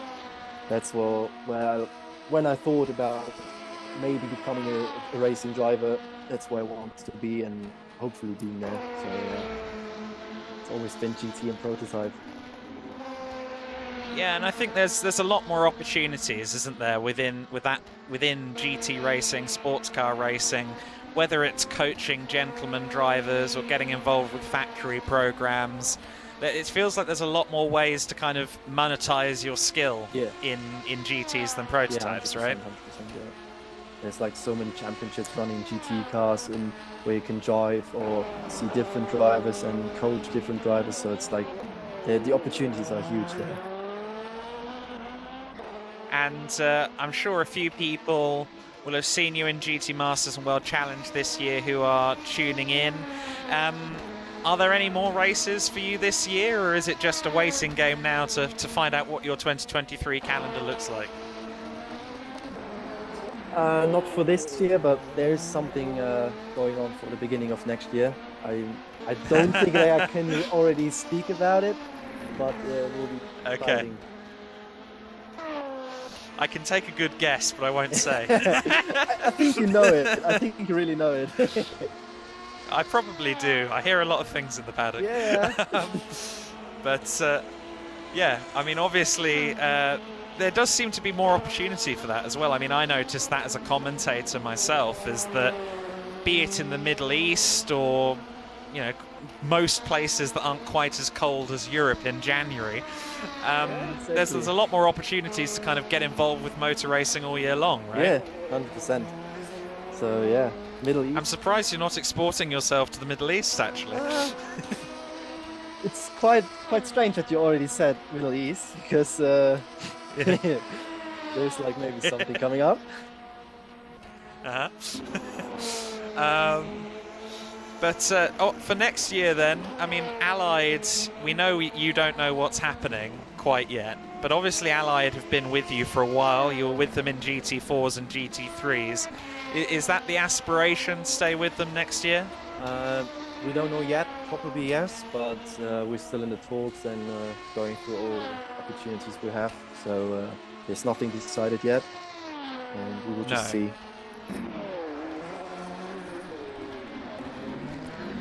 And just seeing the lockup there, I understand the in-R factor, and I'm sure you can maybe vouch for this a bit. In-R factor, if you lock up, that tyre is basically gone, I understand. It doesn't like a lockup. No, not really. You feel it quite bad. Yes, well, funny enough, he's closing in here, the Raw Motorsport driver.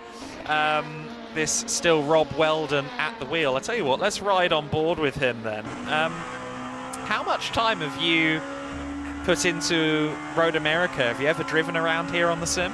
Yeah, just a couple of times, not really that often, because it's not on my calendar, and never really like. America is a bit too far away for now, so didn't really try it yet, but maybe a couple of times. Looks cool, surely. Oh. And also saw it in IMSA and stuff. It's a cool track, definitely. Yeah. Now, the IMSA series has certainly got some great circuits. We've just crossed over the 2 hours and 45-minute marker a few minutes ago, and obviously that was the old race length of the American Le Mans series. That series is one that I grew up watching. I mean, obviously you were saying that you were into your F1, albeit through old tapes in the early days. When did you kind of discover sports car racing as a fan? I would say early 2010s, so like 2012, 13, something like that. Maybe also 11 and 10. That's where it started. Like, so kind of watching around the start of WEC then? Yeah. that's also my like the first 24 hour of Le Mans I've watched, and just it got me. It just caught me.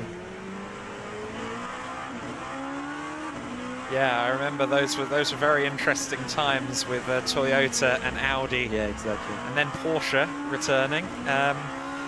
Are you surprised at all by the news that from F1 that 2015 Le Mans winner Nico Hülkenberg he's back in the seat? Does that surprise you? No, I'm not really surprised because I already heard rumors a couple of weeks or months ago. Yes. So I'm not surprised. I'm just happy for him really. I really like him as a driver. So a couple of times, and also back in the days, getting the pole in Brazil or the fight in 2012, I think, in the Force India. He's just a good driver. So really glad for him to be on the grid again.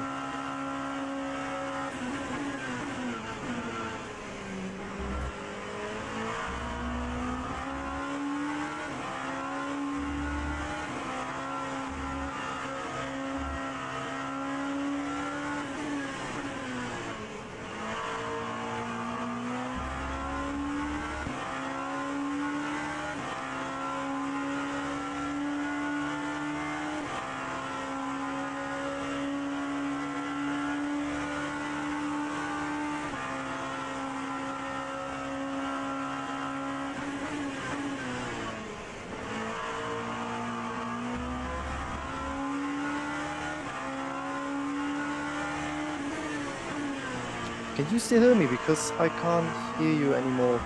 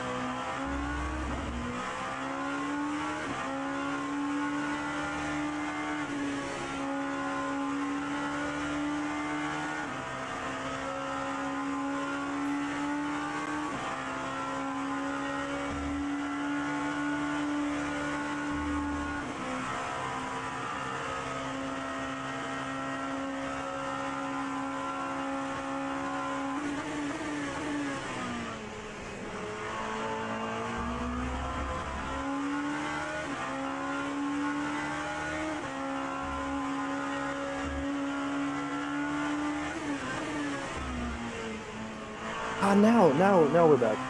Ah. Oh, are you back, are you? Yeah, that was just the sound of Oh, back excellent. there again. Yes, our technical man, Eve.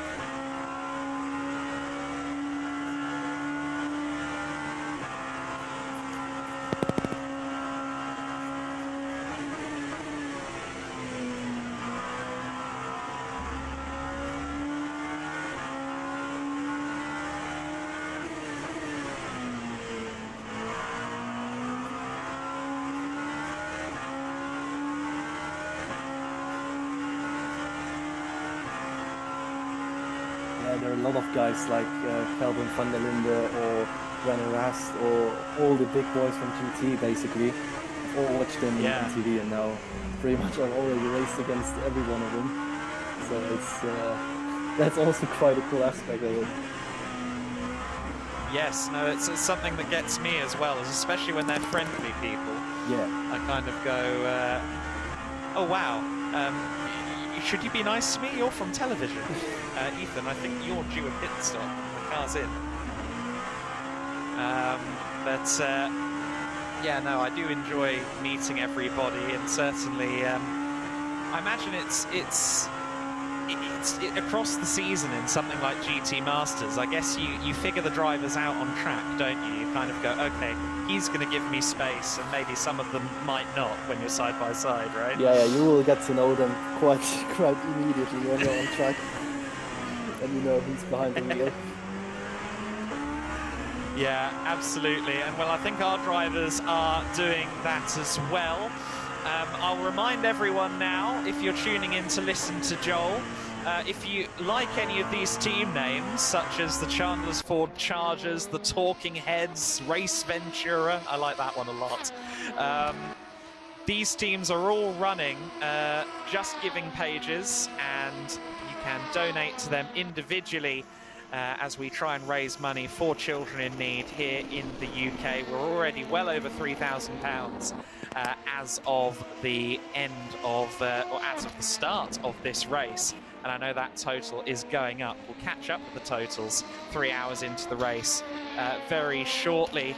I'll ask you this, Joel. You've got the list of team names in front of you, if you can make them out. Is there a team name that tickles you? Is there a name you like there?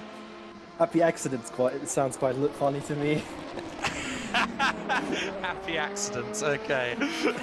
There you go. The Joel Sturm seal of approval goes to the Happy Accidents. And we'll wrap this interview up on that hearty endorsement from Joel. I want to thank you for taking the time. Thank you for having Joel. me. It was Thank great you. fun.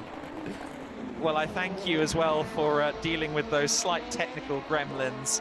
But it has been great having you, and if I don't speak to you again, I hope to see you in the GT Masters paddock in 2023. Thank you. I hope to see you again as well, mate. Excellent stuff. That's Joel Sturm, ladies and gentlemen, here with us at the race centre for the BBC Children in Need event, and he is one of the best young drivers in that GT Masters paddock. Very tenacious. We've seen him make some exciting overtaking moves this year. Great to have him with us. And I will bid you farewell, Joel. Have a good evening. You too, I hope mate. you have a good dinner. Thank you. Bye-bye. Bye-bye. Excellent stuff. So that was Joel Sturm. Great to have him with us. We will have another guest in an hour or so in the form of the voice of Gran Turismo, none other than Tom Brooks. But for now, we see the pit stops ongoing. The talking heads are in.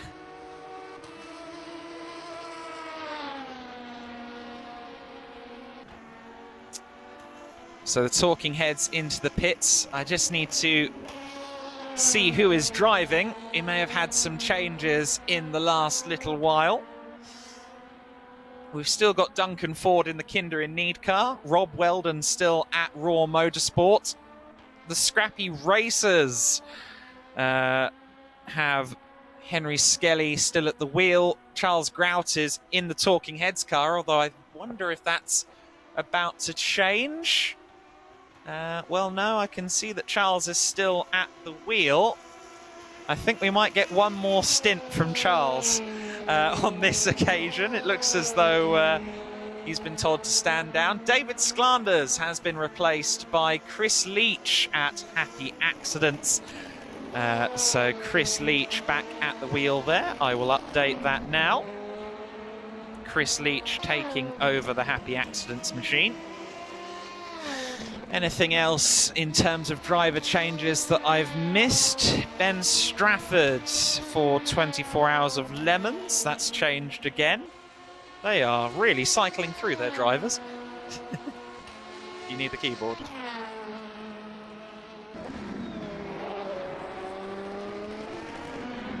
Oh, I've accidentally called him Lemon Ben.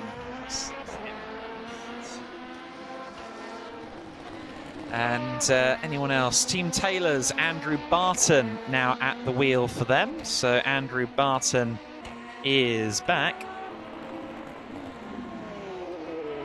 The boy is back in town.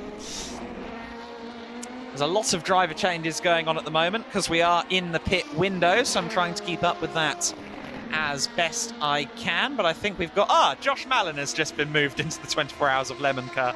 Strafford was on there for a moment, but now it's Josh Malin at the wheel once again. So Josh Malin, the Porsche Carrera Cup star, is at the wheel of the 24 Hours of Lemons car. That should be all of the driver changes for now, but we'll keep a beady eye on the screen.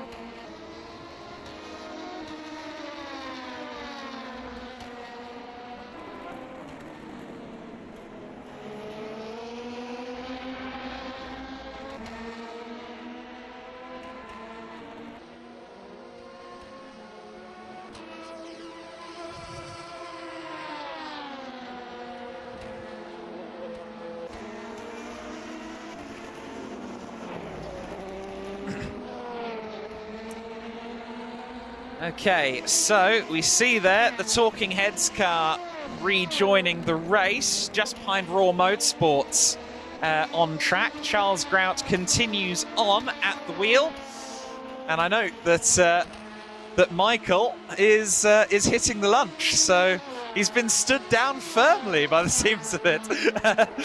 Charles has said, "Get the sandwich out, mate. I'm not getting out the car."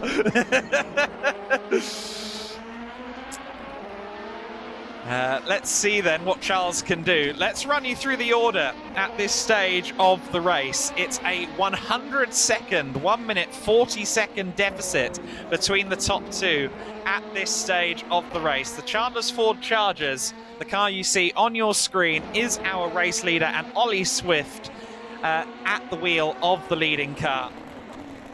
100 seconds away.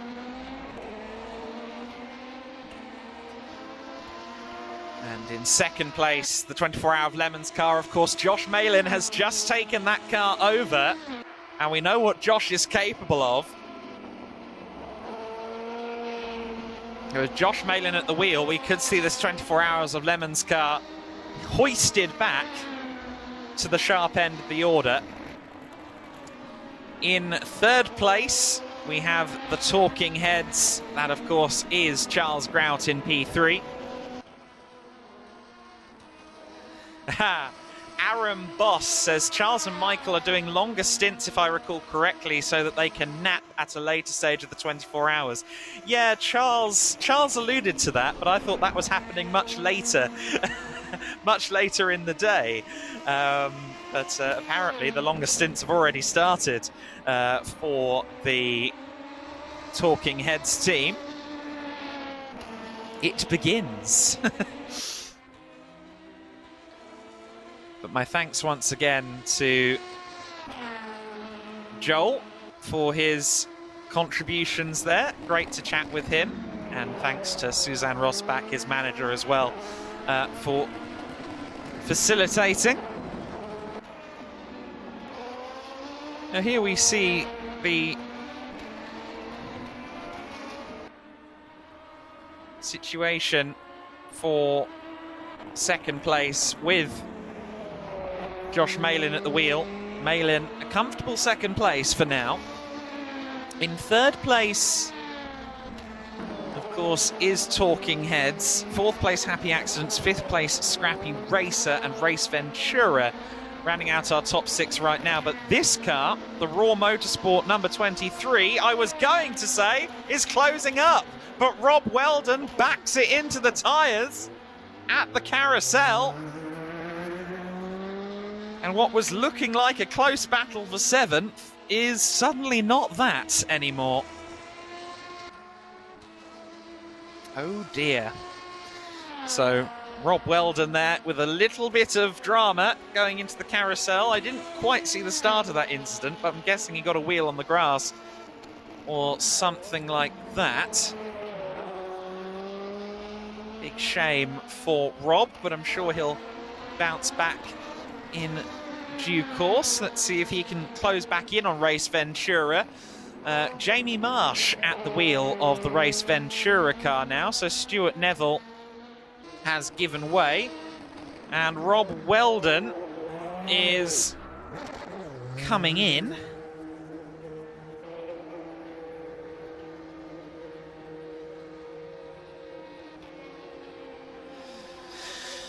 Let's see if they're going to do a driver change down at Raw Motorsport. I'm keeping an eye. It looks as if we do have a driver change going on there. There are bodies stood in the general vicinity.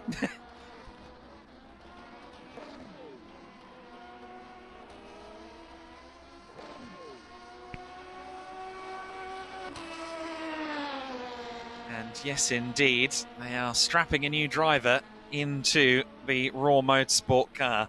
Not the best in-lap I've ever seen, it must be said.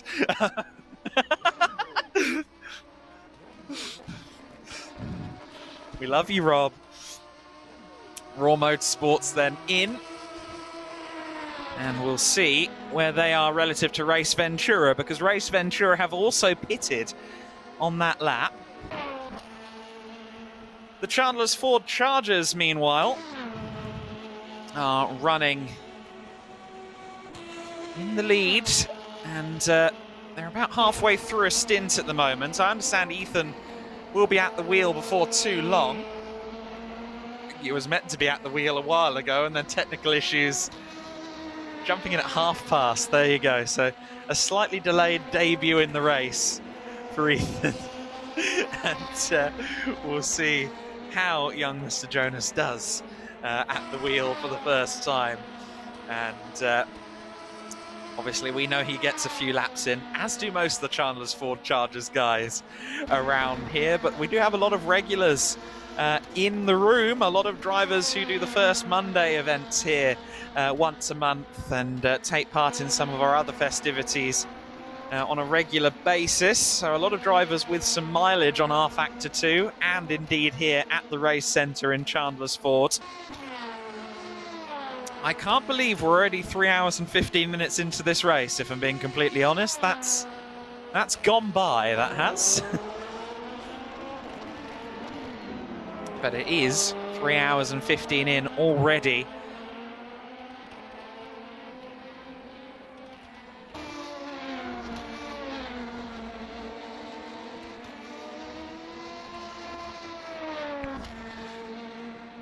And so we're just saying there that, just talking in the background about driver changes and stuff like that, and of course we're seeing that the Talking Heads are, I'd say, keeping pace right now with the 24 Hours of Lemons car.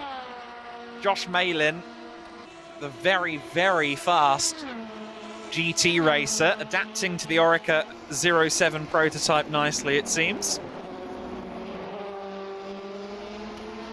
Bit wide there for, is that Happy Accidents? No, that's Scrappy Racers, isn't it? Yes, Scrappy Racers a bit wide there at Canada Corner. Oh, and a bit wide. That's not gone well for the Scrappy Racers. A wheel on the grass. And that sent them into a spin without terribly much warning. The car snaps very quickly. It's carbon fibre. It's a very stiff chassis on an LMP2 car, and doesn't forgive when you make a slight error. Of course, Oh, Scrappy Racers have had a driver change, incidentally. Sam Jewell has taken over. I didn't notice that Henry Skelly had stopped.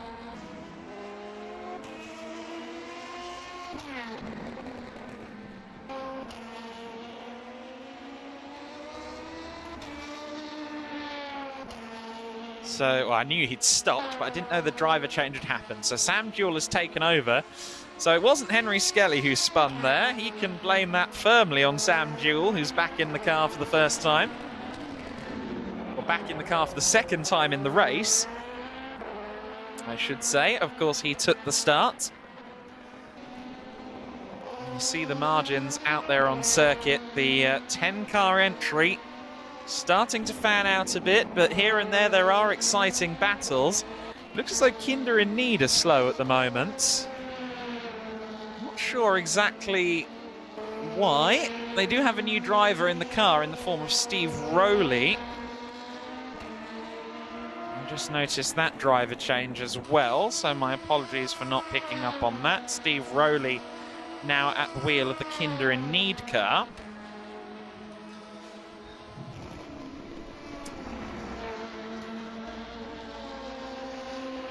So he's just about 8 seconds clear of the Stop the Start Watch car, which is being driven by Adam Smith at the moment. Let's take a look at Adam Smith. That's right on board with the 33 car. I believe, is that Charles Grout just ahead? I think it is.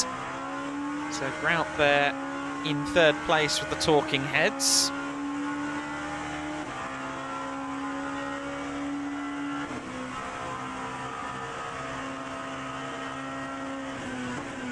Got a yellow flag in sector 1, and it's at this corner. Is it the Kinder in Need car? Yes, it is. Okay, so we've got a battle for position then for 9th place, and with a spin for Steve Rowley. Oh no, I thought the position was going to the 33 crew, but not quite. Steve Rowley holds on to 8th place for now, despite the best efforts of Adam Smith. Smith was very generous there about allowing the 8th place car to hold its position. Let's see if he goes in for the kill then, now that he's closer behind his on-track competition in this battle for 8th and 9th place. They've also got to be careful, because behind them in 2nd place is the 24 Hour of Lemons car, and that is Josh Malin, homing in on both of them quite quickly. I'm sure Malin will be fairly uncompromising about getting through the traffic. 23 car off circuit. Raw Motorsports having a bit of a moment there and almost collecting the 2nd place car while they were at it. It's Nico van der Werf at the wheel now of, as we're just catching a bit of a slide there from Stop the Start Watch, which I think drew a few reactions from people watching on, drivers who aren't in the car at the moment. But Nico van der Werf, might be Van der Werf, I might be making it a bit too Germany. I'm going Van der Werf, but I could be wrong. I'll be told if I am, I'm assuming. But Nico at the wheel of the Raw Motorsport car, we saw him having a little bit of a spin, but I'm sure he will recover from that nicely. Stop the Start Watch. Into pit lane then. What's going on elsewhere on the circuit? Are there any battles with shrinking margins? Well, no, not right now.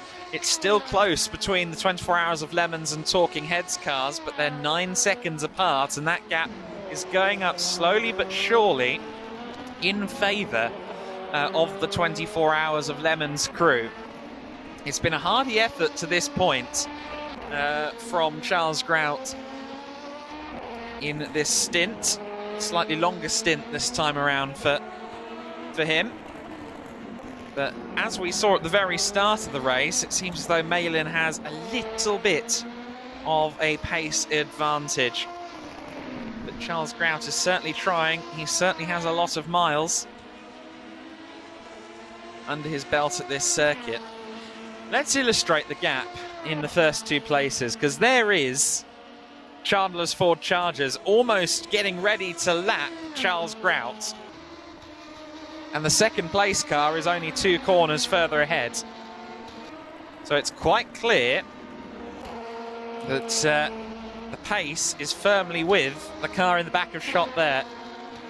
The Chandler's Ford Chargers car has been showing great pace so far, 10 minutes before Ethan gets behind the wheel. And I tell you what, he is holding on to the desk. He's buzzing is the exact quote he's given us. And he's not wrong, he should be. It's a good position to be in. And he has been eager to get involved with the race. I think Ethan's a good manager, but when he can get his hands dirty, I think that's what he prefers to do. And he'll be in the car in just under 10 minutes' time. In about 40 minutes, we will hear from the voice of the Gran Turismo World Tour events, Tom Brooks, who regularly, of course, commentates with one Jimmy Broadbent. And Tom, actually the person I first commentated with in real life. I look forward to chatting with him. 69 car then. We continue to follow that for now as he closes in on this, the number 9 Talking Heads machine of Charles Grout. I don't think Charles Grout likes getting blue flags, just a hunch. We'll have to see whether the leading car closes in before the stop and whether we see them a bit close on circuit. We've had an issue for Stop the Start Watch off the track and rejoins in the middle of the road, and a big incident there. Stop the Start Watch were just kind of in the middle of the road. Raw Motorsport didn't know which way to go. Nico van der Werf wasn't sure where to go. And the resulting impact was more than a little bit scary. Airborne incidents at the kink. We've seen them happen in real life. Thankfully with no damage on and no mortality at stake. That incident was a little bit less high stress, but Stop the Start Watch having all sorts of issues here. Straight on into the barriers goes Simon Burton, who has just taken over. So Simon Burton is now at the wheel. And it seems as if he's struggling to get that car around corners because he went straight on at the final corner into the barriers.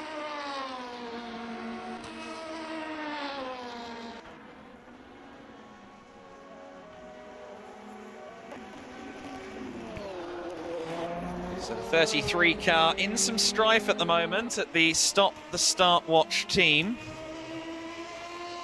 And he's pirouetting now at turn 1. Each corner appears to be a bit of an obstacle at the moment for Simon Burton.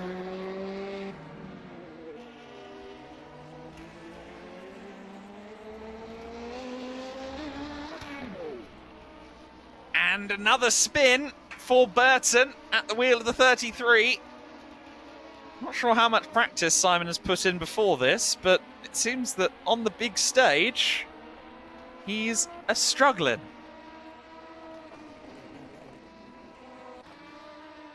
Been a difficult lap for Simon to this point, and hopefully he can figure the car out.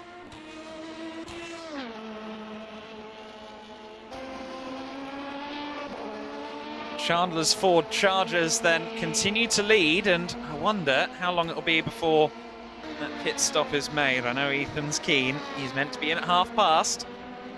I'm sure he won't let that go 1 minute over. Got yellows in sector 1. I get the feeling I know which car that is. Yes. Stop the Start Watch struggling.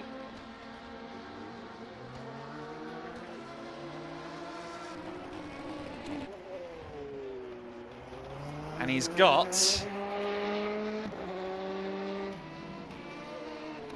no traffic around him, so hopefully he can now start to learn the circuit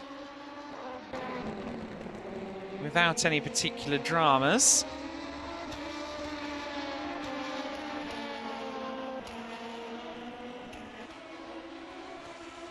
We follow Chandler's Ford Chargers. He's still got Talking Heads up ahead of him. So Charles Grout remains on the lead lap by the skin of his teeth. Leader tries for the inside there, and thankfully the Kinder in Need team saw that coming.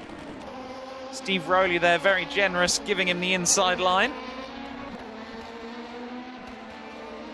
But it's an interesting little scrap here between first and third places, albeit with a lap between them.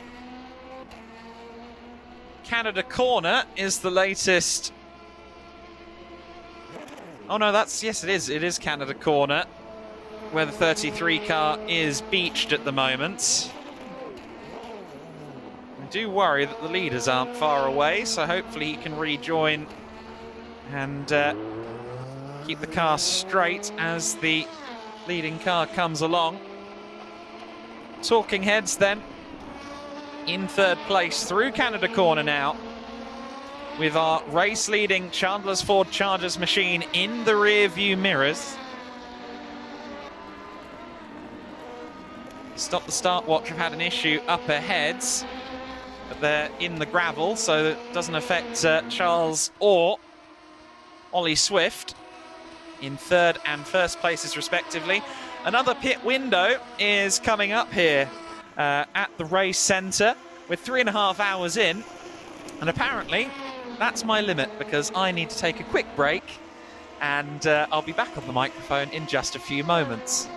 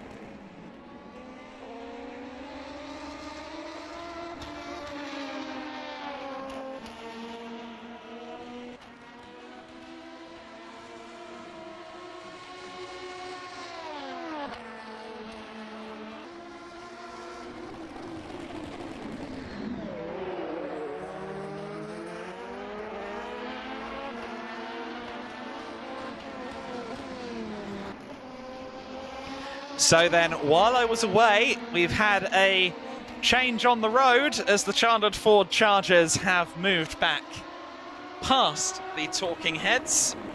So Charles Grout has been put a lap down. Chandler's Ford Chargers are in danger of lapping the field here as Ethan gets into the car. 100 seconds there or thereabouts for the 69 car in favour of the 24 Hours of Lemons. We know that Ethan is a quick driver.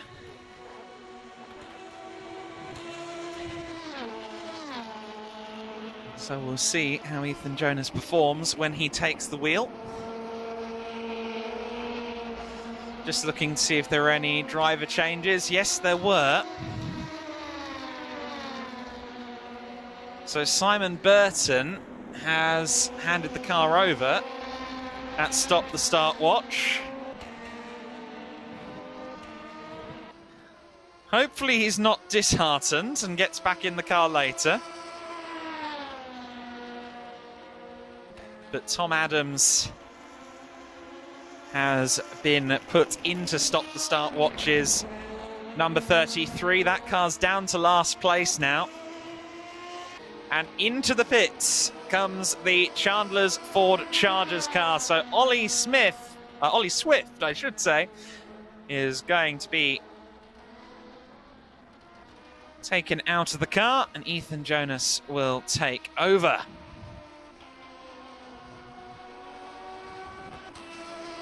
Ethan has been itching to get behind the wheel ever since this race got started.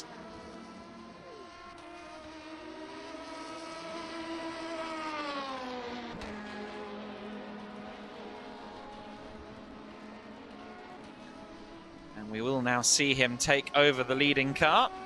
Of course, meanwhile, this car in second place with Josh Malin at the wheel, the 24 Hours of Lemons machine.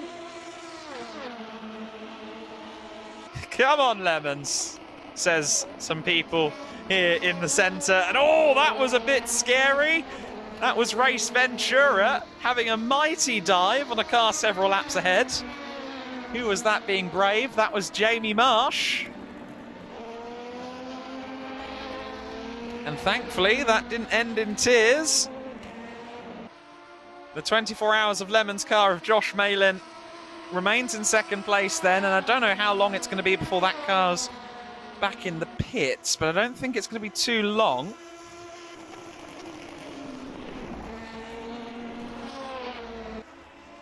After that pit stop for the Chargers, now 31 seconds back, and Ethan Jonas is at the wheel of the 69 machine. Ollie Swift has been taken out of the car for now. So the talking heads are now 16 seconds back with Charles Grout at the wheel. That was a gap of, what, 8 seconds not so long ago. So once again, Josh Malin is showing just how quick he is here. Quickest lap of the day so far on lap 32 was a 1:52.308. Can't remember if that's while Josh was in the car. I think it might have been Ollie in the car. Sorry, of course, Chandler's Ford Chargers, it would have been Ollie in the car. No, 32. I'm just arguing with myself at the moment. Lap 32 might still have been Michael at the start of the race. Of course, Josh Malin is in the 24 Hours of Lemons car, not Chandler's Ford Chargers. So the third driver for the Chargers in. Hillman had a long first stint. I think a deluxe stint for Ollie Swift, and slightly longer than anticipated. And Ethan Jonas has now taken the wheel. Happy Accidents are in the 46 car. The Gulf livery, resplendent on that car.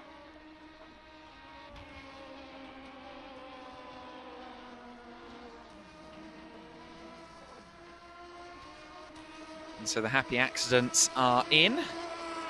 Let's do an onboard lap then. Who shall we pick on for an onboard lap?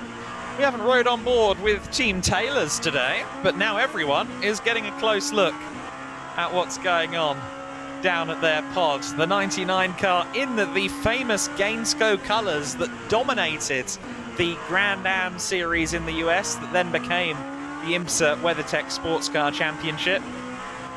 It's a very famous colour scheme on the Team Taylors car, who currently sit in 9th place. Through the carousel goes their driver, John Barton. John has taken over, incidentally, so I need to update that because the screen still says Andrew. Trying to keep up, but I am failing at the driver thing. But John Barton through Canada corner, nice and careful there, not putting any feet wrong. He does have the leader not too far away in the rearview mirrors. This is the final corner, turn 14. In the halcyon days of the American Le Mans Series, you'd see the LMP1 cars absolutely jet past the LMP2s like the Porsche RS Spider, the Acura ARX-01 in a straight line. But then, of course, in the middle sector, where it gets a bit technical, the P2 cars, much lighter on their feet, would suddenly speed up immensely.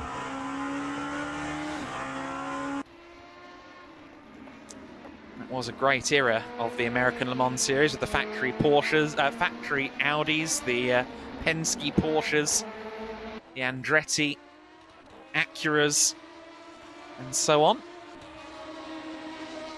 Recommend looking that up on YouTube sometime. So, talking heads have been in the pits, and as far as I'm aware, no driver change on that occasion. In fact, no, I think there has been. Yes, that is Michael at the wheel now. I believe Charles has relieved himself. Yes, I see him by the food, as he should be. Good lad. Charles Grout has handed over then.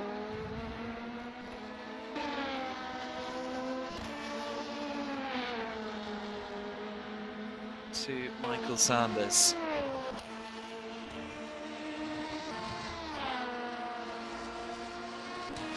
We saw earlier on that Michael was getting quicker as his stint wore on.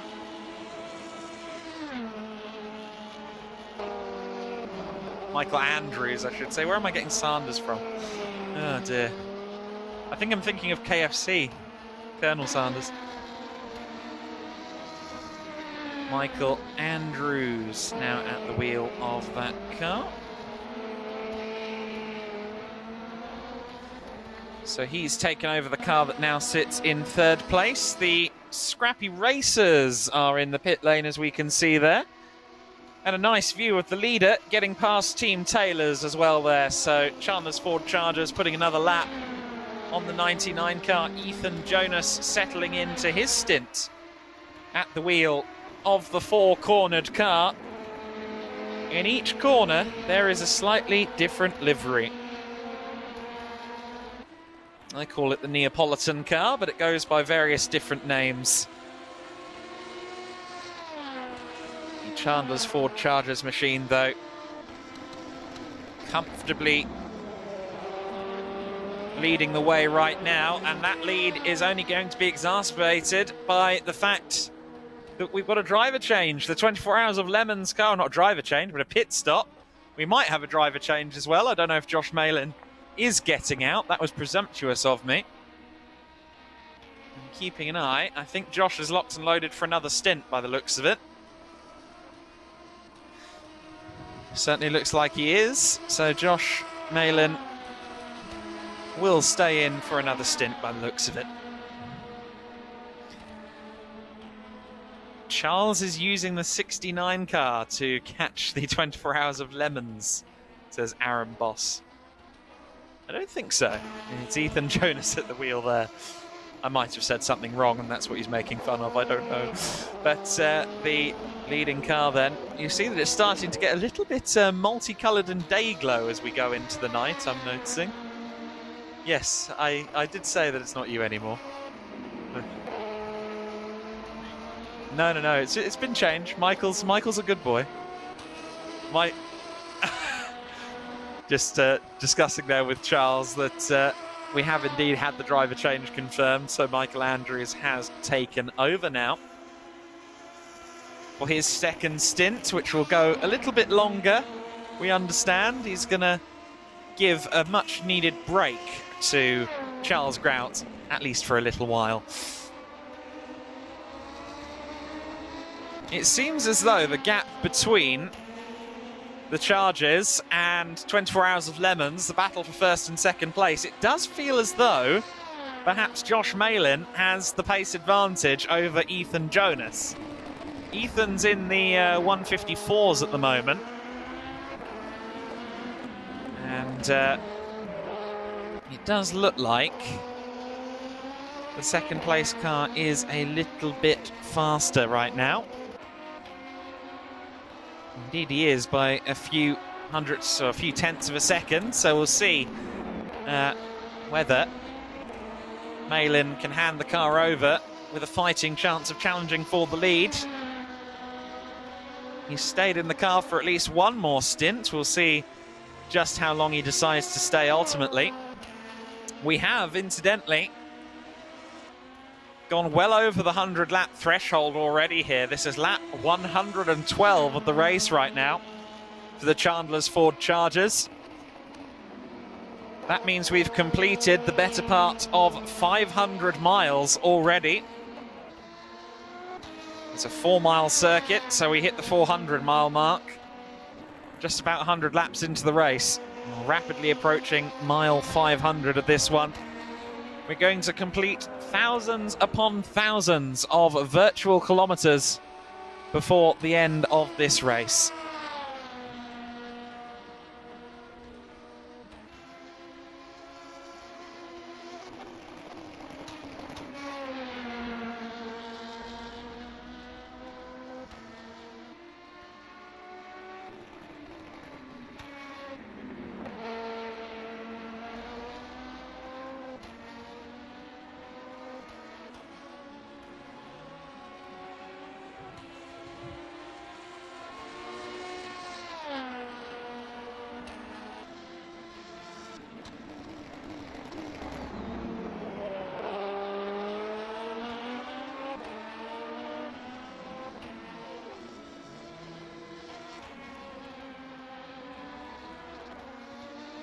Into the pits has come Race Ventura.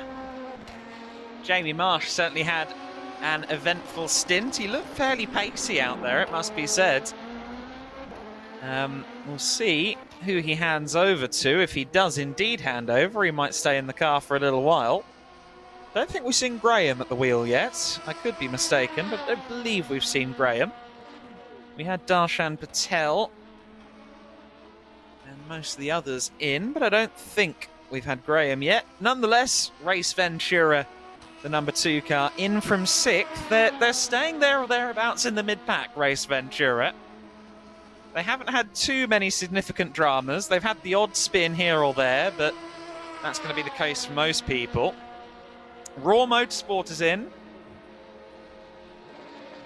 So another pit stop for them. Nico van der Werf is in. 23 car trundles down pit lane. The American style pit lanes, of course. Nary a garage in sight. It's a pit wall and a paddock area. No garages at most American circuits. NASCAR style pit lanes, of course, at circuits like COTA, Circuit of the Americas, and Indianapolis. They do have garages to appease the wishes of Formula One.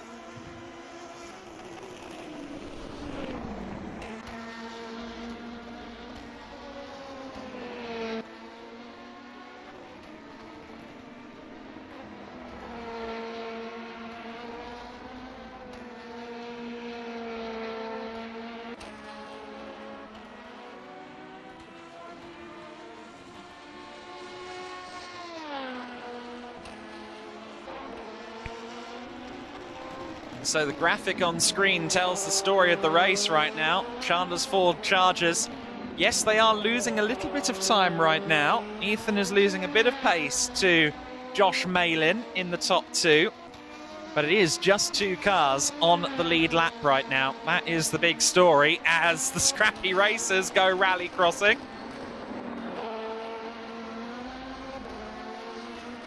Sure, that was a heart-in-the-mouth moment for Sam Jewell, who has taken the car over for the second time in the race, of course. I heard a rather harsh review from Henry of his own performance earlier on. I'm sure he'll be back in the car and he'll improve as the race goes on. He acknowledges that Sam has his eye in a bit more.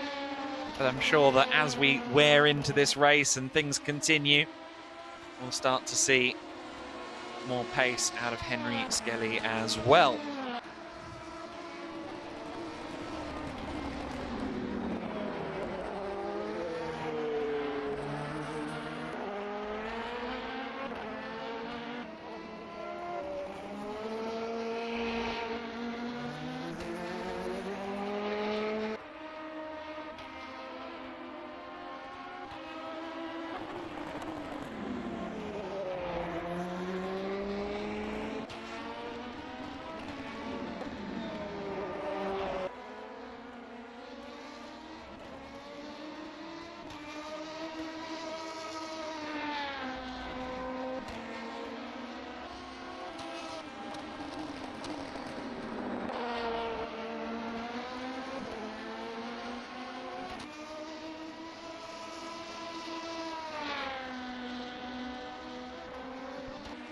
Just juggling a little bit of social media posting there. Apologies for going quiet, but we are readying up for our interview with Tom Brooks shortly.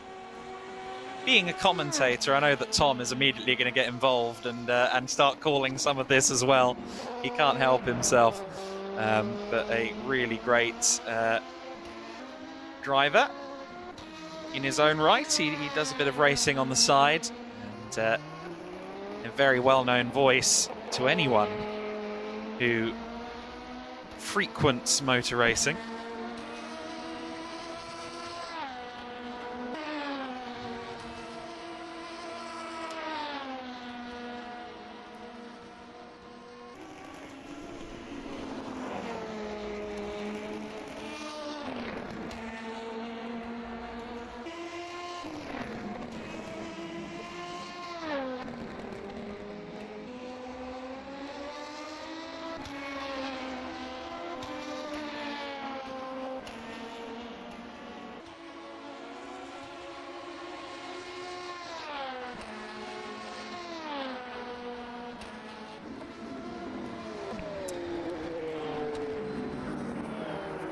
And there we see Ethan Jonas then continue to follow him at the wheel of the Chandler's Ford Chargers. He was so ready to get behind the wheel of that car.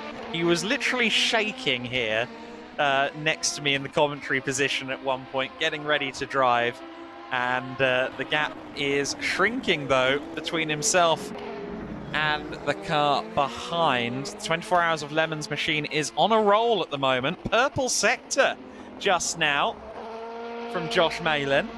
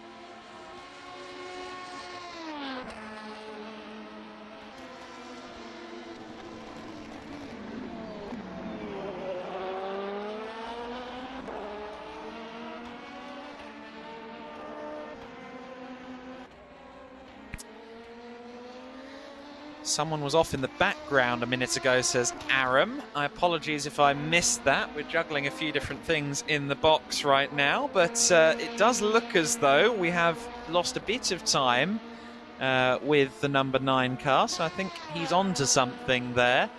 The Talking Heads machine was slightly off kilter for last lap, but let's see what Michael Andrews can do for the remainder of his stint. He's got a good gap, a good margin over Happy Accidents right now. He's a minute clear, 59.6 seconds ahead of Chris Leach. Chris Leach, another regular here at the race centre. I think that's not a mischaracterisation. I've seen him round these parts before.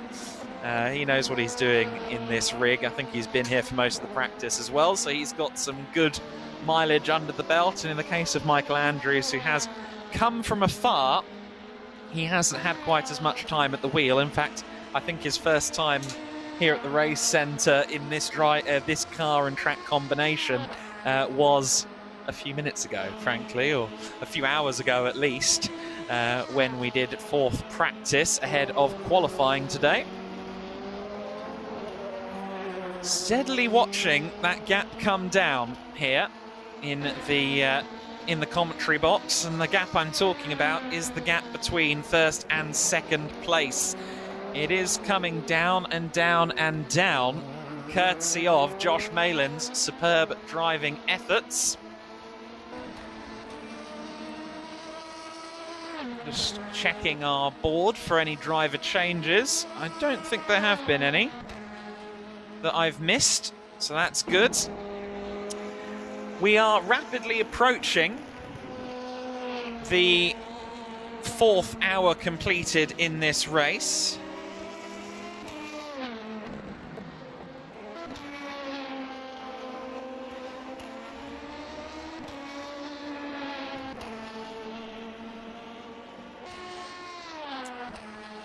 And once that 4th hour is complete, we will hear from Tom Brooks. In advance of Tom joining us, I will run you through the order just so we don't miss out on that. With almost 4 hours complete, it is Chandler's Ford Chargers at the head of the order. 87 seconds back from the 24 Hours of Lemons entry driven by Ethan. Chandler's Ford Chargers, of course, driven by Ethan Jonas. 24 Hours of Lemons driven by Josh Malin. 87 seconds between them. Michael Andrews in 3rd place with the Talking Heads right now. He's only 47 seconds back from Malin as well. So the top 3 not too far removed from each other. In 4th place is the Happy Accidents. That's Chris Leach, as we discussed. The Scrappy Racers are just over a minute back from them in 5th position. That is Sam Jewell at the wheel at the moment. He's a lap clear of Race Ventura with Jamie Marsh at the wheel. Raw Motorsport still have Nico van der Werf at the helm. In 8th place is the Kinder in Need car in 8th position. That is being driven at the moment by Steve Rowley. In 9th place is Team Taylors with John Barton at the wheel, and Stop the Start Watch are in 10th place now with Tom Adams. After a tricky stint a little while ago, they're looking to move back towards the car in 9th place. Talking Heads there running a little bit wide, just ahead of the 33 Stop the Start Watch machine.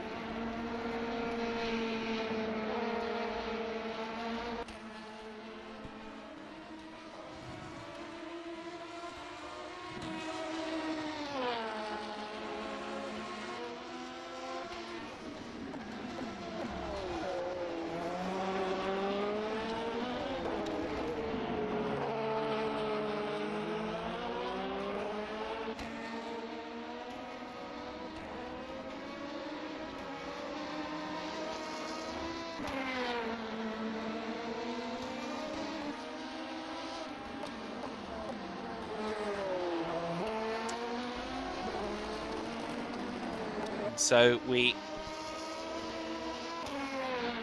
have now got the intervals back on the graphics there. And you see what I was telling you about earlier on, that there are quite a few cars kind of around 40 seconds to a minute apart right now. No one particularly close on the circuit, but of course you don't need a car around you necessarily to have a drama, as we've seen a few times in this race already.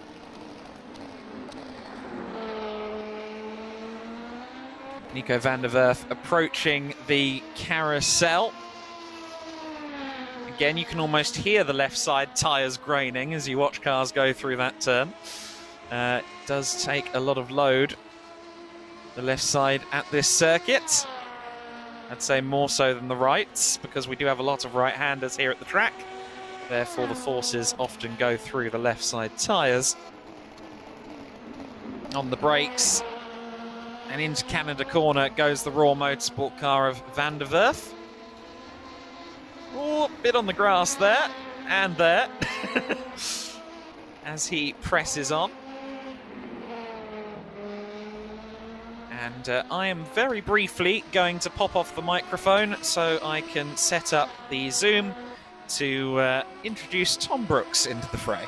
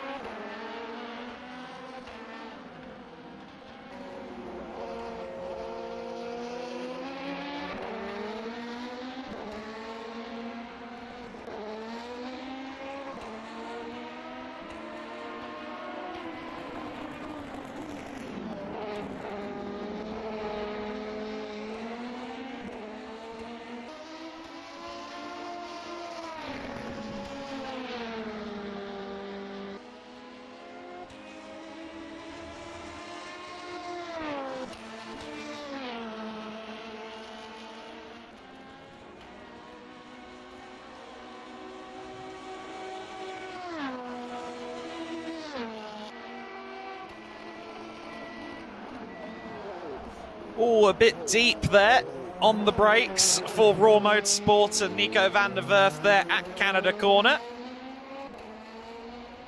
But thankfully collects that up gainfully. So easy to lock these cars up, so we are told by a few of our expert sim racers here. And no ABS or anything.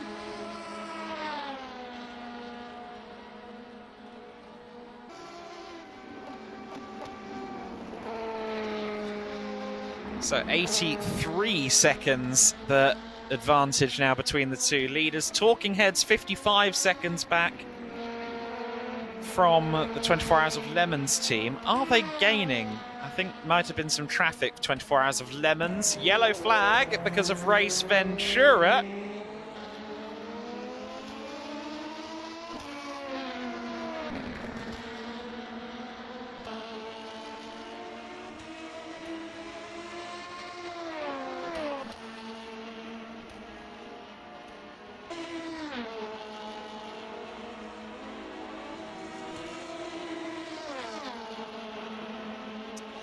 And I believe just joining the call is the one and only, well, one of two, I suppose, voices of Gran Turismo in the form of Tom Brooks, who obviously is part of the World Tour broadcasting team along with Jimmy Broadbent and others. He's also one of the voices that tells you what to do and what not to do when it comes to the world of racing etiquette on Gran Turismo's online system. Tom, can you hear me, my friend? I can indeed, Adam. Good evening, how are you? Oh, goodness, it's been a while since I've heard you in the ears. This is a right throwback. That's in a good sense rather than a bad one. No, I would not have invited you if I didn't want to have a conversation. Tom, it's great to have you. I know that you've been rather busy this year. I imagine getting the Gran Turismo World Tours and Nations Cups back underway post-COVID has taken up a fair bit of your time. I imagine you've been quite heavily involved in that process. Yeah, you're quite right. I mean, it has been obviously a challenging couple of years for everybody, really, and it's been a strange one in terms of how we've had to adapt within the world of Gran Turismo, because obviously, start of 2020, we had our World Tour event in Australia, and we were planning for 5 or 6 events, I think, over the course of that year. And then obviously March rolled around and everything just got completely turned on its head. So we had to, rethink our plans. I had to build a studio where I was living at the time so I could do work from there. We had to change everything around. And then finally this year, after 2 years, we've been able to have some in-person events, which has just been so nice to see everybody, because it's not the same, no matter what everybody says about doing it at home. And there is a certain joy to be had of traveling to places and the buzz of meeting people and having that physical interaction. So it's been really nice to have that when we did it in Salzburg earlier this year, and then we're off to Monaco on Wednesday for the World Finals. So yeah, looking forward to that. There you go. That's going to be something that I'm looking forward to tuning in on. And it's been great, as you said. I mean, we've had the same thing throughout motorsport. Everyone just kind of eager to see humans again. It's somewhat vividly pathetic, I think, from some of us. People. And of course, you've had the opportunity this year, not just, obviously, we introduce you as the voice of Gran Turismo, because this is a sim race, and I feel like that's very much relevant to what we're doing here today. But of course, you've also had a hefty role to play in BSB this year. You've been part of Eurosport's broadcasting team there. I imagine that's been a thrill. Oh yeah, it's been brilliant. And to be fair, the Eurosport team have been second to none, and I do genuinely mean that as well. I mean, it happened completely unexpectedly. I just got an email last November, around this sort of time actually, and they said, have you got some availability for next year to cover for a few rounds, because essentially they have 2 main sort of commentators who do BSB and World Superbikes. So BSB is Steve Day this year. He was new into that role, and Greg Haynes does World Superbikes. Alongside doing World Superbikes, Greg also does some support classes for BSB, but there were some clashes on the calendar. Obviously, he can't be in 2 places at once, despite wishing he could be. And then they had to get somebody else in, and they asked me to cover for the rounds that he couldn't do. And it's honestly been such a joy. I mean, I grew up around cars and bikes, and you know, I've always been heavily into both. You know, I ride bikes, I drive cars, I race cars. I've done track days on bikes. Never been quick enough to race on motorbikes. I've been good enough to crash quite a few of them, unfortunately. But it's been interesting actually getting back into the world of bikes, because I worked for Dorna back in 2017, 2018 doing MotoGP and then World Superbikes, lead commentary on the latter in 2018, so travelling around the world with Dorna and such, like doing the TV broadcasts. And then I kind of stepped away from that for 2019, went into Gran Turismo full-time, did some rallycross for Eurosport on the side and that sort of thing. And you know, I was always wondering how I would sort of come back into bikes, because I knew that I would never really finish with it. And then obviously the opportunity came about with Eurosport for this year, and it's just been such a joy. It's really been good fun. Yeah, I mean, obviously, myself having known you for well over 7, maybe 8 years at this point, I know that you're an avid motorcyclist. It's not just the commentary, of course. You've also had a few bikes for the track. I lose track of your garage, to be honest with you. Do you have one at the moment? I've got 3, actually, at the moment. I know you have a bike, but so you have 3 track bikes. So no, one, well, it's an interesting one. So I've got one road bike, which is a Triumph Street Triple 765 RS. Those who know bikes will know. There you go. Those who don't know bikes will just think I'm talking Japanese or something. I've got a Honda There you CBR go. 600RR, which is a road bike, but I've done a track day with it. The problem is, it's a limited edition bike. And it's so lovely, and I did one track day on it, but I was so scared of throwing it down the road because, as I said earlier on, I'm pretty good at crashing as well. Yes. So I'm actually building a track bike with my dad at the moment, which is an Aprilia RS14. So that's it's a 1000cc B4 engine Aprilia. But the engine doesn't work. It had engine damage on it. Inevitably, everything I buy's got something broken, and this happened to be the engine, which I thought would be quite a simple sort of fix. You know, take the engine out, replace the camshaft because that was what was broken.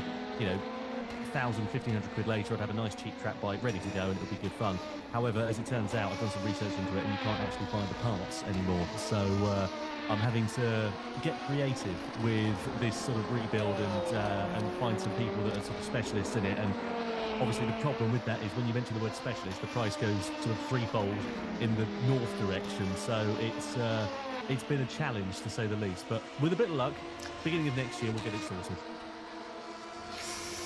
There you go. Well, I mean, obviously you say that about your garage, and it is always a rotating cast. You had the Alpha, right? It's gone again now. Correct, yeah. So for those who aren't aware, I rebuilt an Alfa Romeo 147 GTA with my dad. We did a YouTube series on it called Project Alpha, and that kind of started by chance. Basically, my dad lost his job he'd been a master tech at Ford for 35 years, lost his job at the start of last year, had just built a workshop because he wanted to go more into car restorations because he's done it all of his life on the side of his full-time job. And anyway, he'd lost his job.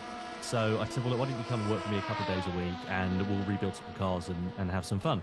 So that's where the Alpha came in, because I bought another car a few years ago, a Jaguar E-Type, that I was going to restore with him. We haven't actually done anything to it since I bought it, because the reason behind it, choosing the Alpha over the Jaguar, was primarily because the Alpha was going to be a quicker project, effectively.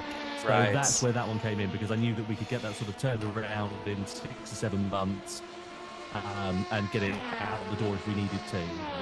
Whereas the Jag is a nut and bolt restoration, and just the tiny parts, etc. Because it's such an old car, it's going to take ages. Of course, it's going to be a couple of years, that project. So, you know, helping my dad sort of build up a portfolio and that kind of where that process came about. But I just sold the car actually for the 3rd time. So I sold it, and he decided that he didn't want it. Made a 10-hour tracking time. I part exchanged it for a BMW M3, an E46, so from 2004. And I've always wanted one of those cars. You and me both. Beautiful things. And anyway, bought it, drove it back home from Middlesbrough, and literally an hour into the journey, the dashboard lit up like a rental car, and I was like, oh no, right, okay. And then we got it up on the ramp at home, and it was full of filler, and it had rust on it, and the guy had sold it to me as a good example And the thing is, it was quite expensive, this car as well. And I was like, actually, you know what? No, I'm not interested in this. So I phoned the guy and said, look, I'd like my money back, and got the Alpha back. And then a week later, somebody came down, and literally just this week, it's sold. So, you know, hopefully it won't come back. It seems to be like the Hotel California, that car. It's that you can check out anytime you like, but you can never leave. And Tom Brooks being Tom Brooks, you've already replaced it. Oh, always. You know what I'm like. As you said, it's a revolving door of cars, really, to be honest with you. I don't want to sound up my own arse by saying this, but I counted them all earlier. I think I've got 7 cars at the moment, all in varying states of disrepair, I'd like to add, and 3 bikes. So that's 10 vehicles, which, you know, is a ridiculous number of things to have. But yes. You're right. I just bought a Honda Civic Type R in EP3, so that's the mid-noughties one. Again, a car that I've always wanted to own. And a guy who was up in Sheffield was selling it, but he has an office down here, so he bought the car down here, had a look at it, drove it, bought it, and he said, oh, it's a stunning example. And I was like, yeah, okay, fine. Anyway, got up on the ramp, and Dad got his screwdriver out, started poking around the seals, went straight through, didn't it? So he's been some welding this week. Oh dear, I feel for your father. I do appreciate it, though, that I think, you know, we're both of a very similar age. We've both been commentating in the real world for about the same length of time. It does feel rather that on behalf of both of us, you're kind of living out that Gran Turismo 4 fantasy garage. You seem to be picking out all of the good stuff from the second-hand car dealership in GT4. Well, I'm trying my best, you know, and the thing is, what I always say to people is, look, I'm very fortunate to live the life that I do, you know, with being able to own cars and repair cars, and, you know, have these experiences with my father, and do a bit of racing, and, you know, own some motorbikes and that sort of thing. And I do thank whoever that I should thank every single day for that, because I do genuinely believe that I don't deserve to be in the position that I'm in. And it's one of those things that I don't know how long this lifestyle is going to last, and I'm very much of the opinion that we've only got one life. This isn't a rehearsal. This is the only opportunity we've got to enjoy it. And I don't want to look back on my 20s and think, oh, it was lovely to have saved all of that money, and, you know, it's and all of that sort of thing. I just want to enjoy myself, you know. So that's kind of where I look at it from. And, you know, my enjoyment is going and getting that adrenaline fix on cars and bikes, and doing track days and racing, and, you know, smashing myself to bits 9 times out of 10 as well. But, you know, enjoying whatever the ride is with it as well. Yes, I heartily agree with that, although I don't have quite the same resources to have fun. Into the pits has come the 24 Hours of Lemons car, incidentally. So that car was gaining on our leaders, the Chandler's Ford Chargers. 24 Hours of Lemons, Josh Malin, Porsche Carrera Cup GB driver, was in the car. We'll see whether he stays in or whether there's a driver change, but Josh was making good progress there up against Ethan Jonas in our leading machine. However, we knew that they owed a pit stop, so inevitably now stationary in the pits, losing time. We'll see how that battle continues on. Obviously, Tom, I've at least a couple of years ago, a good almost 3 years ago now, good lord, I saw indeed it. Yeah, I am doing my maths right. It was 2020. Yeah, I saw your sim rig, and I think you're in the process of upgrading at the time. So where are you on your sim racing at the moment? It's a good question. It's funny because, as you said, being involved with Gran Turismo, it is wonderful to be involved in, you know, such a big name within the esports community. But the irony is, the more you're involved with it, the less time you get to play it. And I end up being so busy sometimes with my job, not only with Gran Turismo, but on the side with the cars and the bikes and that sort of thing, and doing a bit of YouTube and other freelance commentary stuff. I don't really have a lot of time to sit down and do sim racing, to be honest with you. Honestly, I can't remember the last time I fired up my sim rig. Put it this way, I moved into an office that I have built in my garden about 2 months ago, and I haven't turned my sim rig on once, just because I haven't had the time to sit down and play it. And it's such a shame, because I do love it as well. And the thing I enjoy about gaming in general is being with people, and that sense of community that you get, and having fun with your mates, and, you know, going racing, and it's just that enjoyment of sharing those experiences with people, which is why I do things like YouTube, because I enjoy sharing my experiences with other people. And you know that applies, as I say, and the same in the video game world. And I just not have the time really to sit down and play. So I can't tell you the last time I sim raced, which is tragic, I know, Wow. given my job. To be honest, you know, I should probably hang my head in shame somewhere, really. Well, it's funny that you said about the rig being in the office for 2 months. I mean, I moved apartments myself in March, and I think I realised in June that because of the racing season, I hadn't unpacked my wheel yet. So I do understand, and I don't blame you at all. I'm in a few Gran Turismo communities in my spare time, and what I tend to do is be really active for winter and then suddenly disappear in March, and they'll all hear from me again in October or November. Oh, that's the thing, isn't it? With So- such a seasonal job like we are, you know, fortunate to be able to have it. It does end up being a case Yeah. of, you know, you do have that sort of winter hibernation where I'm away with GT next week. After that, I've got nothing in my calendar until probably the beginning of next year now, and I'm very grateful for that because I'm tired and I need a bit of a break. Because as I'm sure you can appreciate in this job, holidays don't really exist, and No. it's one of those things where you get a few days off here or there, you get a weekend off perhaps, but otherwise it's generally pretty sort of sparse. And you know, I'm looking forward to that element of it, but. Yeah, it is one of those things that I do want to sit down and I do want to do some more sim racing, and you know, it's also good training for myself as well, where I've done a bit of real world racing. It is quite handy to sort of learn circuits and you know, that sort of thing. And also, you know, Gran Turismo, they've got some new updates coming. I'm not allowed to say what's coming, but there are things that are in the pipeline as well, and I want to start enjoying those things too. You haven't had a go on Watkins Glen yet? It's been out for a while. No, I haven't had a go on Watkins. I've seen it be raced. Ah. I've commentated on it, but you know, and it does look bloody good fun. And it is a phenomenal circuit as well, isn't it? It is. It's funny when a game like Gran Turismo adds a circuit like Watkins Glen. I feel like US road courses, like Road America, like we're looking at now, Watkins Glen, you know, all of these tracks to me are synonymous with an R Factor or indeed an iRacing. And so it's quite a novelty when we see that kind of circuit added to GT7. Well, yeah, I mean, I love Road America, and I know that there are some other people that love Road America too.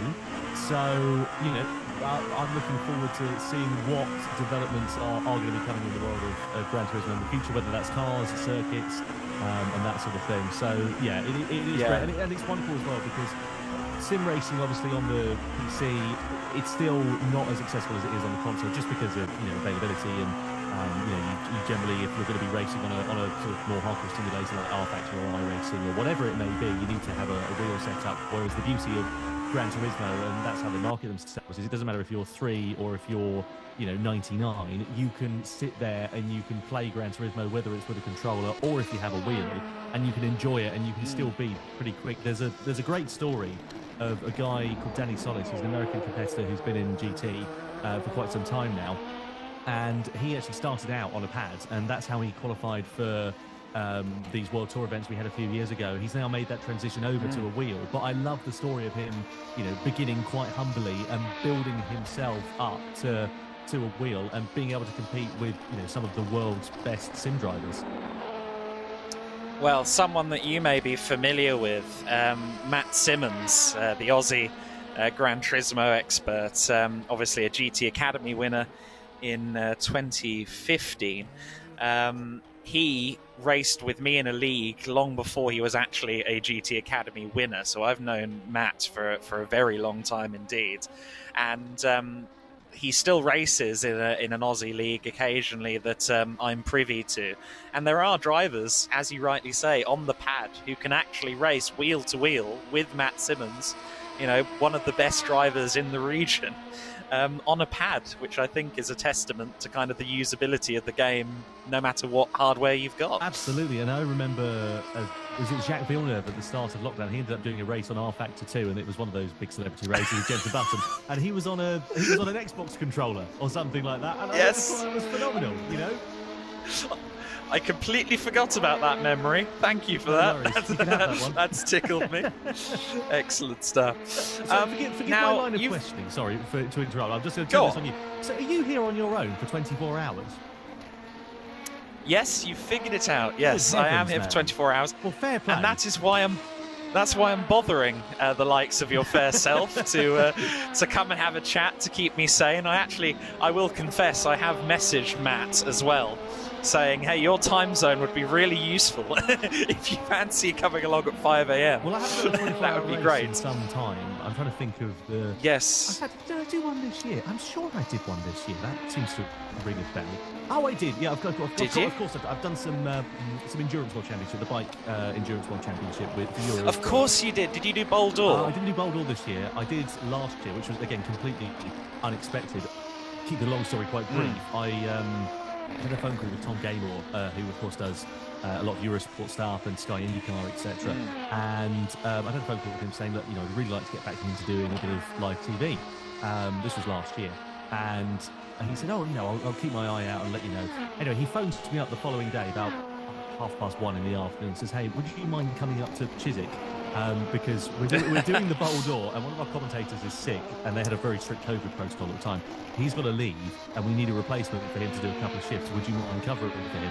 So I was like, "Yeah." Nice. I was like, "Yeah, sure, fine, okay." But the race had already started, so I went in straight into the deep end, knowing absolutely nothing. I mean, fortunately, I know enough about bikes to be able to muddle through, and I've done, obviously, as I said earlier, on MotoGP and World Superbike, so I know quite a few. I knew quite a few of the riders who were there because they'd either had a career in Moto2 or Moto3 or MotoGP perhaps, and then they did it up in the Endurance World Championship. So it was, again, completely by sort of chance. And then I did some more this year. So I did the Spa 24 alongside Martin Haven, which was great fun working with him because, he's got one of those voices that is so recognisable, doesn't matter where you hear it. Yes. And he's a lovely bloke as well. I mean, it was interesting because I was doing the colour role, and traditionally I sort of regard myself as a lead commentator, but because I know a bit about bikes, I was doing the colour role, and it's interesting working with Martin because even though I was working alongside him, I think I only said about 3 words during the stints that we did because he just doesn't stop talking. No, he's great, isn't he? I met him for the first time at Sachsenring when they were having the ETCR season finale alongside GT Masters.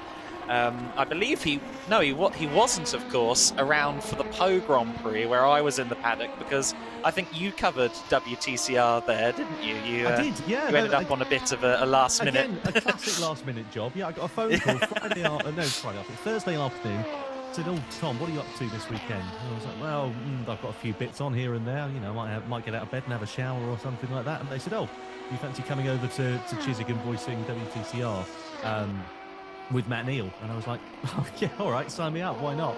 Because again, having been such a big touring car fan all my life, watching British and World Touring cars, I've always wanted to be able to do something like WTCR. So again, to have that opportunity was phenomenal. And Po as well.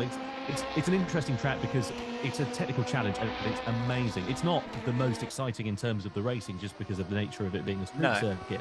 But it was really good fun to commentate on touring cars. And then I did it again. Oh crikey, where was it again? It was another street track, Villarreal in Portugal. I did that later in the year. So that's been good fun. But unfortunately, it looks WTCR has been a bit of sort of ill health over the last sort of year or so, and there's a bit of uncertainty over where that's going for the future. And I hope it does continue because there's a lot of great people who I've met working with them this year. And it would be such a shame for them to have to sort of look elsewhere for opportunities. But it does need a bit of rejuvenation at the moment. Certainly. What I'll say about Po is the good thing is when overtakes happen, they tend to be jolly committed overtakes. One person who had one of the most committed laps I've seen in a while at Donington Park, your cohort Jimmy Broadbent pulled a full Senna going 5th to 1st in one lap at Donington. He's obviously won that Praga Championship now. He's got some silverware. I know that you two go track daying together occasionally. You've documented that on YouTube, of course. Have you pitched him the idea of co-driving? I think he would probably break me in half if I suggested that idea, to be honest with you. I love Jimmy, but I think that he and I are at such different points in our driving career. Like, don't get me wrong, I do a bit of racing on the side and, do some track days, but he is certainly quicker than I am, and that's obviously, no doubt about that because of, let's be fair, he's, Praga champion this year, and has been racing full time for, a couple of years now. And, fair play to him as well, because I met Jimmy back in 2018 when he was probably, I think, about 100,000 subscribers on YouTube, maybe even under that.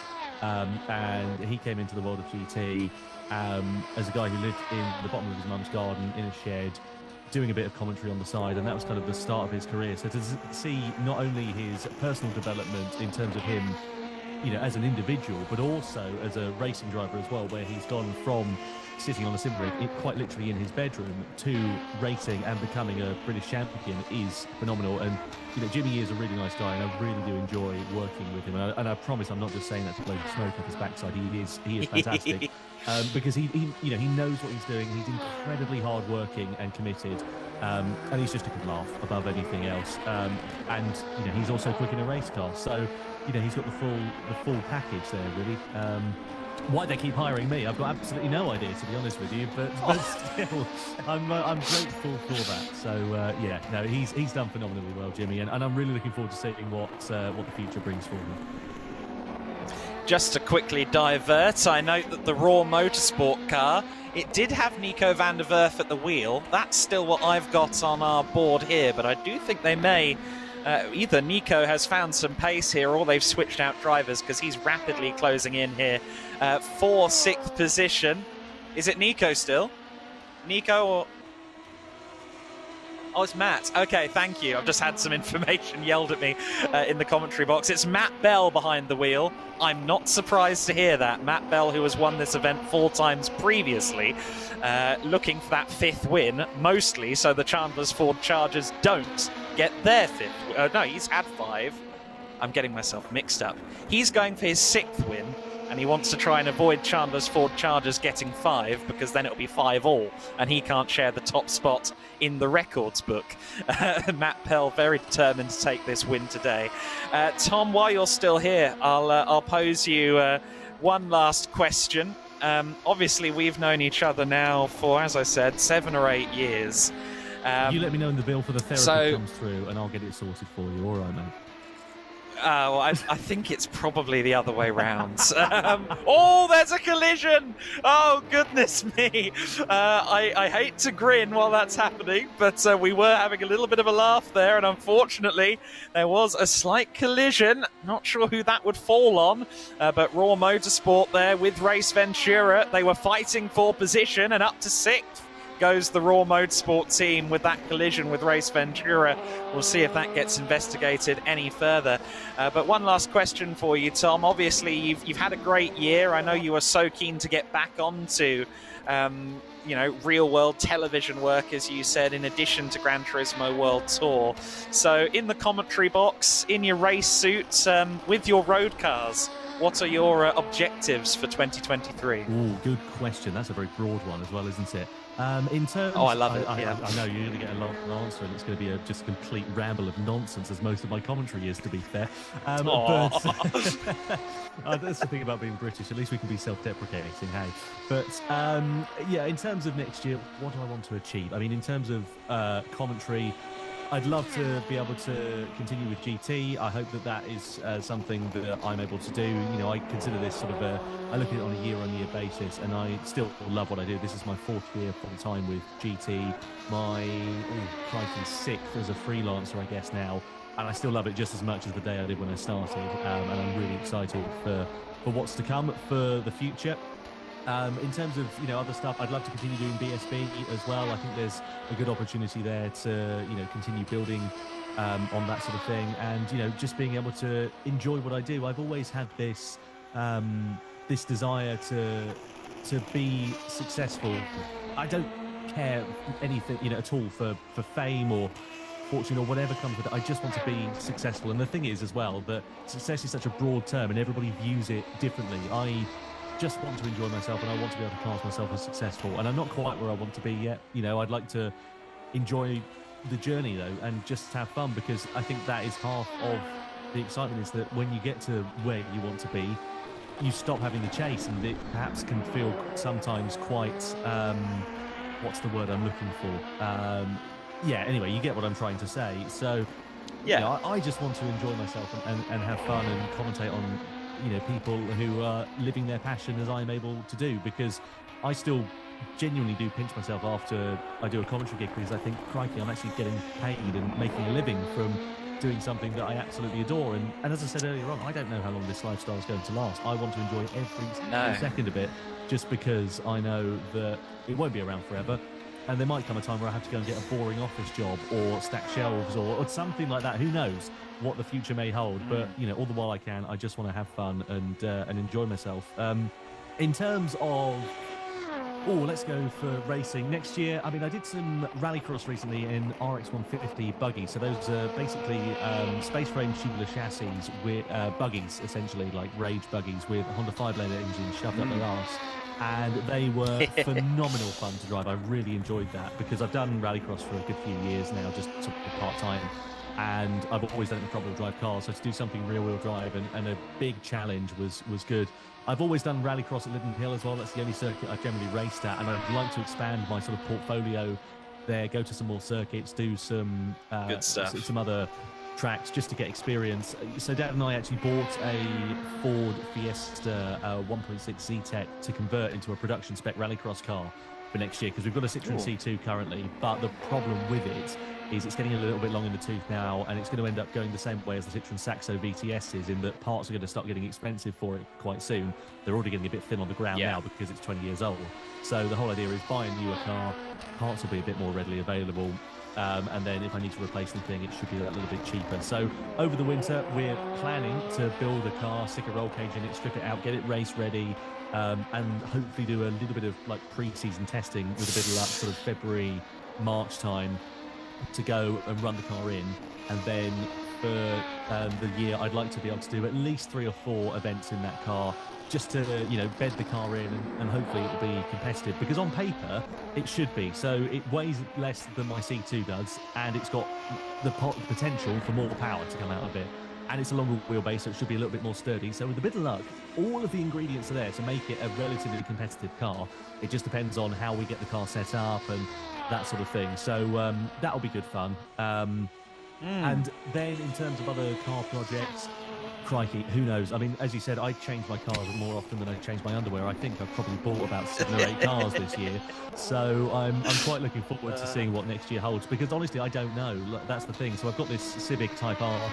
The plan for that is to do it up and, you know, get it back to OEM. I'm doing a little sort of episode on YouTube called Unpimp My Ride, basically, where we're converting it back to OEM stock, because it had a horrible exhaust manifold and it had been decatted, and it just sounded dreadful. It gave me a headache after 5 minutes. So we've just replaced that, and we're doing some other bits to, you know, make the car look as good as it can do. So I may sell it, I may keep it, I don't know yet. But, you know, it's such a fun car to drive that, and this is the problem, is that I get all these cars and they're really lovely, and the problem is I don't want to sell them, I want to keep them, you know, and the problem with that is, you know, eventually you're going to run out of room. So you know, I'll have to decide at some point what I'm going to do. In terms of bikes as well, I'm actually going to be hopefully, fingers crossed, linking up with a motorcycle race team next year and actually learning how to ride properly. So I've done some track days for a good few years now, and I did one this year, my first in 18 months, and I really enjoyed it. But I was, oh goodness me, sorry, I thought something was going off then. But so just kicking up a bit of dust. Yes, it was an opportune camera cut to Josh Malin in the 24 Hours of Lemons car. That got the old Boston twitching there. But in terms of bikes, so yeah, like I say, hoping to link up with a motorcycle team for next year and try to learn how to ride properly. So I'm going to be, in an ideal world, building my own track bike, a Yamaha R7, and that is going to be sort of my weapon that I go and do track days on and learn how to progress as a rider. And I'm going to get a bit of tuition, and also on the other side of things, do some road riding, some motorcycle reviews and that sort of thing, because I love doing YouTube, because it's the creative freedom that I don't have in certain other jobs, you know, and that's the limiting factor when you work for somebody, is that you just don't have the ability to say, I want to do that and I'm going to go and do it. Whereas when you work for yourself, you have the freedom to go and do that. So, you know, I'm loving doing YouTube at the moment, because it's really, really good fun, because I can do what I like. And one of the things I want to do is get more into the bike side of things. It's been quite car heavy, so that's where buying this Aprilia came about with Dad, and you know, it's where I'd like to see myself going a bit more next year as well, alongside the car content. So I've got lots of ideas fizzling away. I've got not necessarily in sort of any concrete plans in place, Yes. but I mean that's just the nature of this job. So you know, I like waking up and thinking, right, what am I going to do today? How am I going to make things different? You know, how am I going to challenge myself to be better, basically.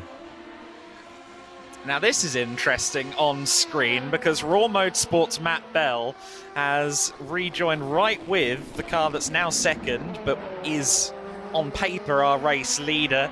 Ethan Jonas has just gotten out the car. I'm not sure who's gotten in just yet, but that's going to be compelling to see quite how these two cars' pace matches up. I will just quickly quiz you, Tom, because you are a man that enjoys a good pun. We've got some very punny names here. We've got 24 Hours of Lemons, Chandler's Ford Chargers, Talking Heads, Happy Accidents, Scrappy Racers, Raw Motorsport. That one's not really a pun. Race Ventura, Kinder in Need rather than Kinder. It's an in-joke about chocolate. Team Taylors and Stop the Start Watch.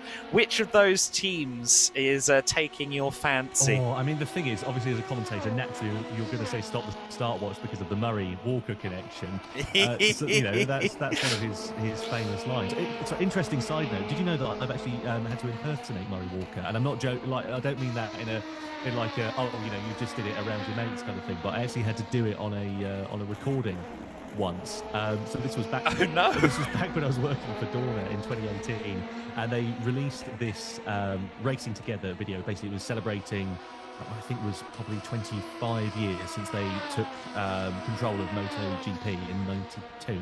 Right. So they released this sort of 1.5 hour long documentary, and it had sort of, you know, interviews and archive clips. That's, you know, how these documentary sort of things work when they're looking back. And one of the clips was, I think it was Kenny Roberts. Hang on a minute. Yeah, Race Ventura with a bit of a spin. A few that we've seen from that car. They've fallen off the back of Raw Motorsport in 6th. But yes, carry on. Murray Walker. Murray Walker, yeah. So they did this this documentary, and they had, I think it was Kenny Roberts and Barry Sheen possibly, or something like that. It was such a long time ago now, I can't really remember. But yes, they had Murray Walker's commentary on it, and the problem with that is the licensing they had doesn't allow them to use the commentary, which was probably BBC at that point. And they said, oh, you know, you're English and you commentate, would you mind doing an impression of that commentator? And, you know, I was like, great. Right, here we go then, boys. This is my moment to shine. I've been waiting for this one all my life. So I had to do a Murray Walker impression, and it lives on online on Racing Together. I'll have to find a clip or something and stick it on social media at some point, because please do. That sounds great. Do you know, one of my abiding memories with you, Adam, actually, and just to go off on a tangent, I don't want to sound like I'm taking over at all, was, do you remember 2016 at the Autosport show when we went to we did some went to that karaoke restaurant? Oh yeah, I do. And, yes, we went karaoke. And there was, must have been about, I don't know, 15, 20 of us there, something like that, and we ended up, doing karaoke. But one of the I think one of the songs was an Eminem rap song, and we had to do it in the style of Murray Walker. yes, I do remember that. I also remember scooping you up and cradling you like a baby at some point, for reasons best known only to myself. Have you recovered from As the have I, my friend. After that? Not yet. Race Ventura with another spin. They are struggling a little bit right now. It's Graham Smith at the wheel. But Tom, it's been a pleasure reminiscing about some stuff with you, picking your brain about your upcoming projects. It's been wonderful having you here on the Race Centre stream. We're going all through the night for BBC Children in Need. All of the teams, if you're just tuning in, all of the teams have donation pages on Just Giving, and they are trying to raise funds. We were already well over £3,000 before we started. I will tot up what all 10 teams totals are at the moment in a short while. But Tom, as this race continues to look a bit spicy for Race Ventura, I will bid you adieu, and I wish you well for the rest of your year. And if I may make one request, It's that you give your lovely kittens a pat on the head from me. I can do that. They've not been so lovely as of late. They've been right little sods, to be honest with you. But no, honestly, Adam, genuinely, thank you so much for this. It's been a genuine pleasure, and best of luck with the rest of this, and full credit to yourself as well for sticking this out and doing 24 hours on your own. I mean, that is mightily impressive. So it's I'm very much in awe of you, and good luck for the rest of the race, and hope that you manage to raise what you're looking for. Yes, no, hopefully we can continue to build the total up over £65,000 in the 12 previous runnings of this event. But yes, thank you very much, Tom, and I'm sure I'll hear from you soon. I think I'm currently at the stage where the caffeine is only making me jumble my words. Good example there. But hopefully by the time we get to 3 or 4 a.m., it's helping me stay above water, as it were. Well, I'll tune in as much as I can. Good luck, mate. Wonderful. Thank you, my friend. Have a good evening. Cheers. There you go then. That was the one and only Tom Brooks, the voice of Gran Turismo's World Tour. I didn't wish him well for Wednesday. Oh dear, silly me.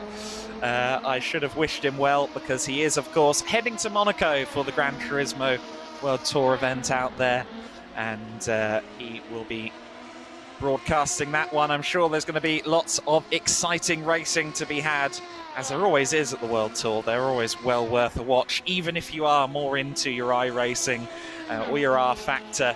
There's still a lot of joy to be had watching the Gran Turismo World Tour events. Scrappy Racers car just having a few offs there and a few moments. I think we may have had another moment from the car behind it there. I think Race Ventura again getting into a bit of a moment.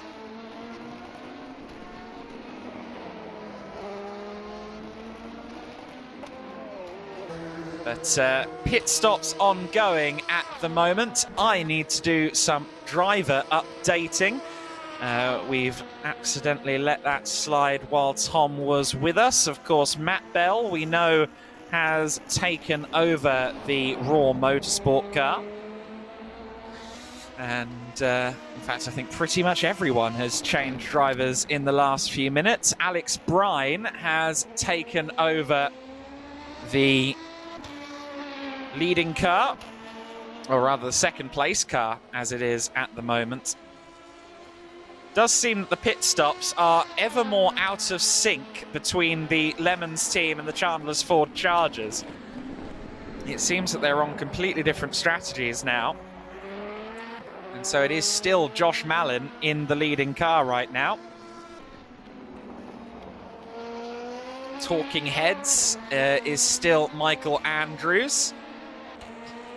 Henry has got back behind the wheel of the Scrappy Racers car, so Henry Skelly is now at the wheel of that machine for his second stint of the race, as Race Ventura once again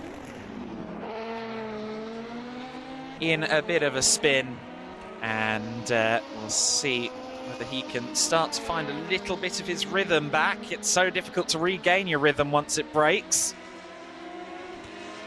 Just being lapped there by the Chandler's Ford Chargers.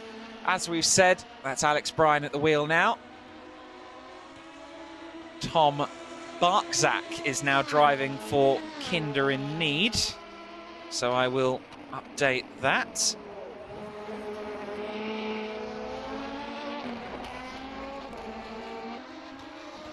Josh has gotten out of the 24 Hours of Lemons car, evidently, and Luke Papworth is back in. Okay, good to know.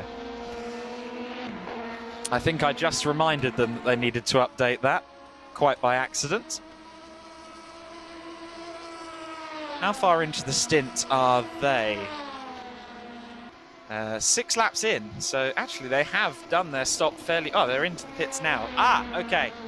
Right, I'm no longer crossed up. So the 24 Hours of Lemons car is in now. So Luke Papworth is now getting in the car.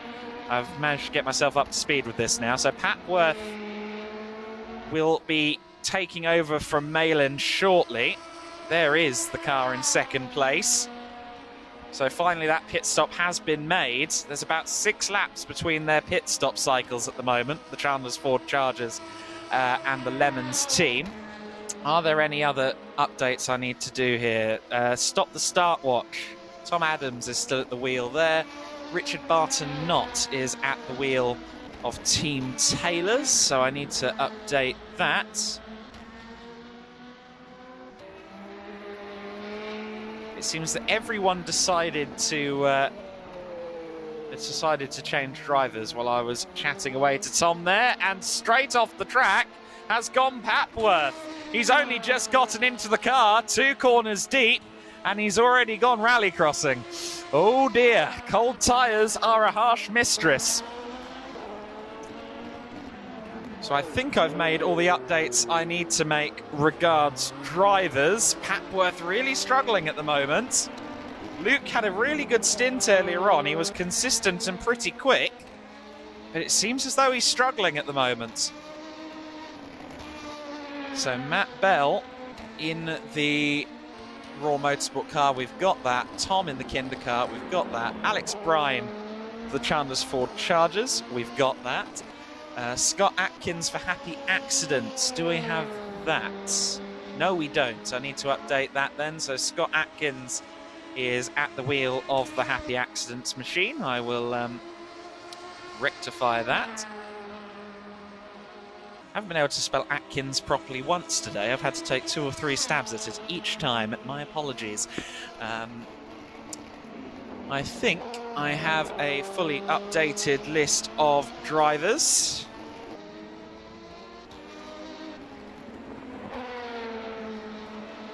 In fact, Graham Smith is also someone I need to update. I think pretty much everybody did in fact change drivers in the last few moments, just to catch me out. So then we ride on with Luke Papworth at the moment, who has not had an ideal outlap, but seemingly now starting to settle into the car as the tyres heat up. We've got an off-track moment for Team Taylors down at the kink. That's quite an unusual place to go off the circuit. Oh, and it's not a good place to rejoin either. Hopefully they're up to speed. Just about avoided there by the Chandler's Ford Chargers. And Alex Bryan at the wheel of that car. But never nice when you see someone rejoining the circuit just ahead of you at the kink. That is scary. Oh, and dear, this is going well for Richard Barton Knott at the moment. Perhaps he knows the camera is on him. I'll switch away from him just in case. Kinder in Need car in 8th position. Only 23 seconds back from the Race Ventura entry.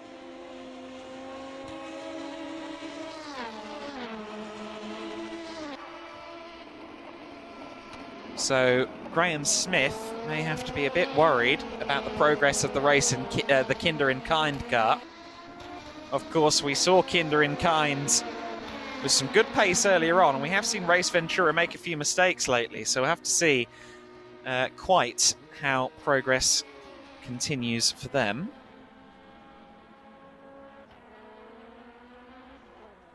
Raw Motorsports then are in the pit lane, as we saw. So Matt Bell, I suspect, will be staying in the car for a while. The Kinder in Need machine into the pits too. So I was just talking up that they might be able to challenge Race Ventura, but obviously they heard me and decided to sabotage my points.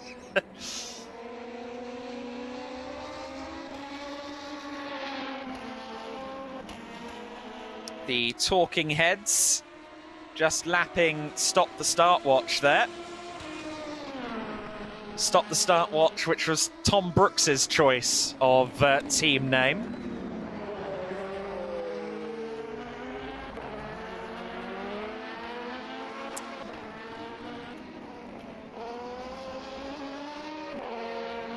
Michael Andrews seemingly settling in on this longer stint. How's his pace looking? It's too bad. He's in the 154s. He's actually doing about the same pace as our race leader, Alex Bryan. So I'd say that is more than good enough for the talking heads right now. And I'm sure Charles Brount will be happy to see the consistency and the pace improving for Mandrews.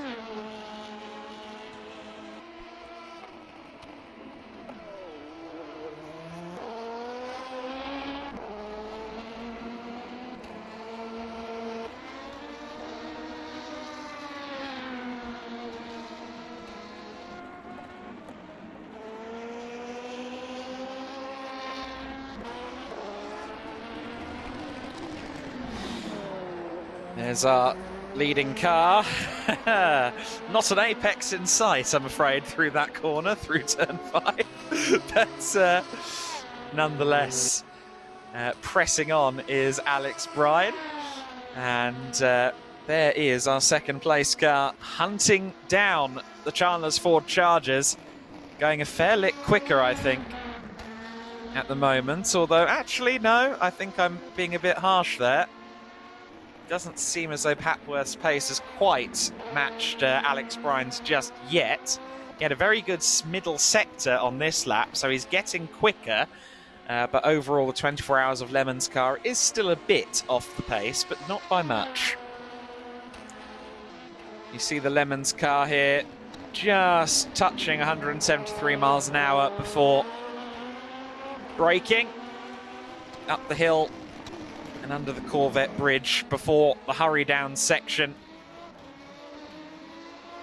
at turn 7, or after turn 7. Of course, turn 8 is this little 90-degree left-hander, and then it's the infamous carousel bend.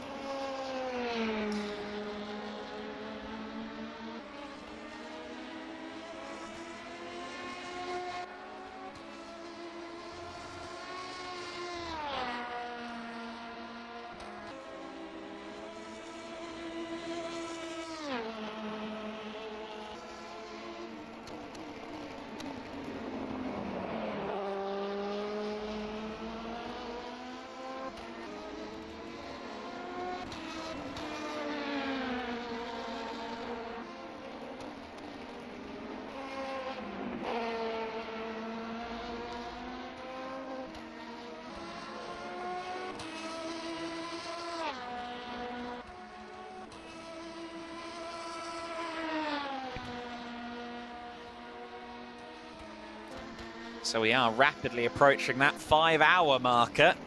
The race really has flown by so far.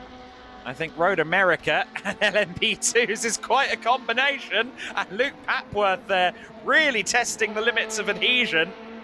Got very loose indeed. Coming out of turn 1, skittling across the runoff area. And he did very well to avoid the barriers. Papworth clearly pushing.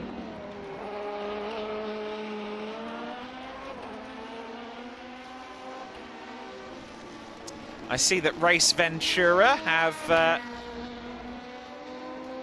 switched out their driver, so Nathan Handley has taken over at the wheel of the Race Ventura machine after that pit stop.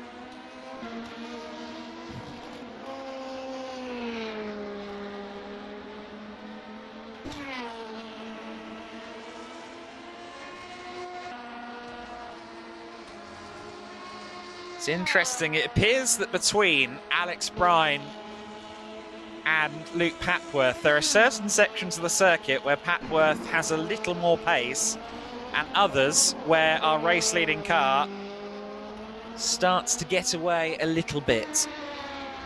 Fun balance between them.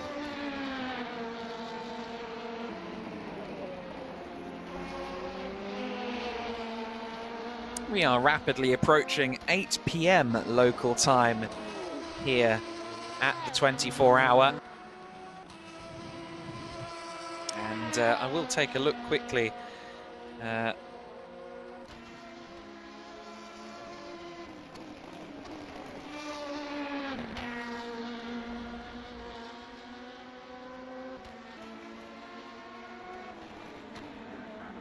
work out the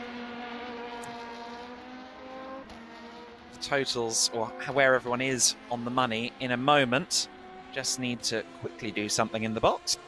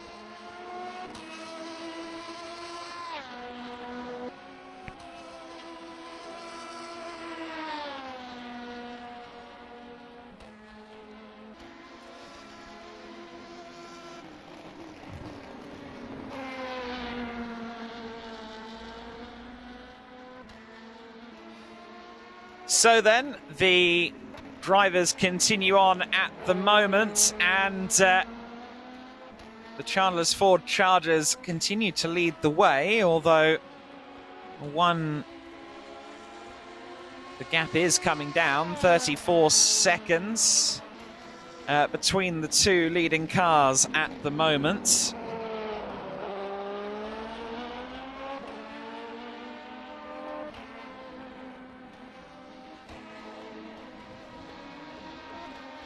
Hopefully we will have a guest joining us very shortly indeed, as my understanding.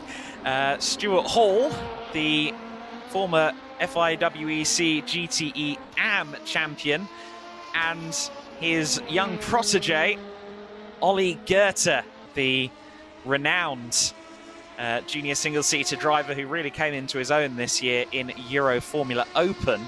He's going to be an FIA F3 next year, we understand, and he should be joining us along with Stuart very shortly. At least I hope so, because unfortunately, without a premium account, we only have 40 minutes on each Zoom meeting.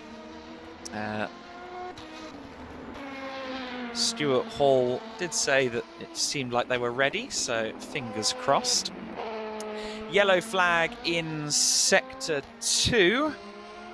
Who caused that? It looks like it's the Team Taylor car just getting itself back underway as we hit the 5-hour marker. We'll take this opportunity to tell you that the order at the moment, still very much the Chandler's Ford Chargers at the head of the order, 34 seconds clear of the Lemons team.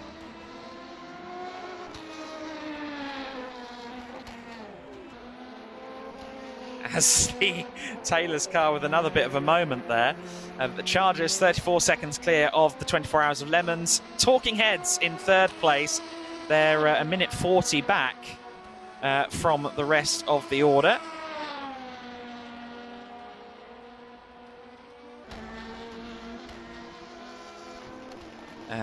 Happy Accidents in fourth place. They're also a lap down. Scrappy Racers are in fifth place. At the moment, Raw Motorsport in P6, Kinder in Need and Race Ventura, they're 7th and 8th. In 9th place is Team Taylor, and rounding out our top 10 and our order is the Stop the Start Watch crew. So,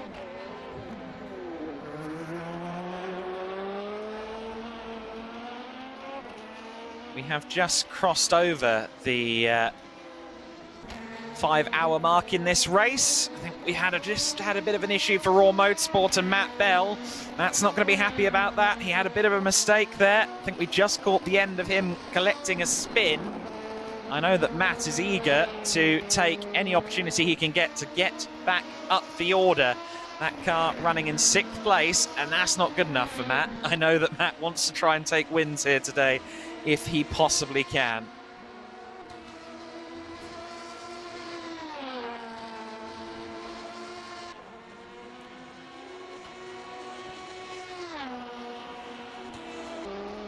And just waiting for Stuart Hall to get in touch as to when he and Ollie Goethe will join.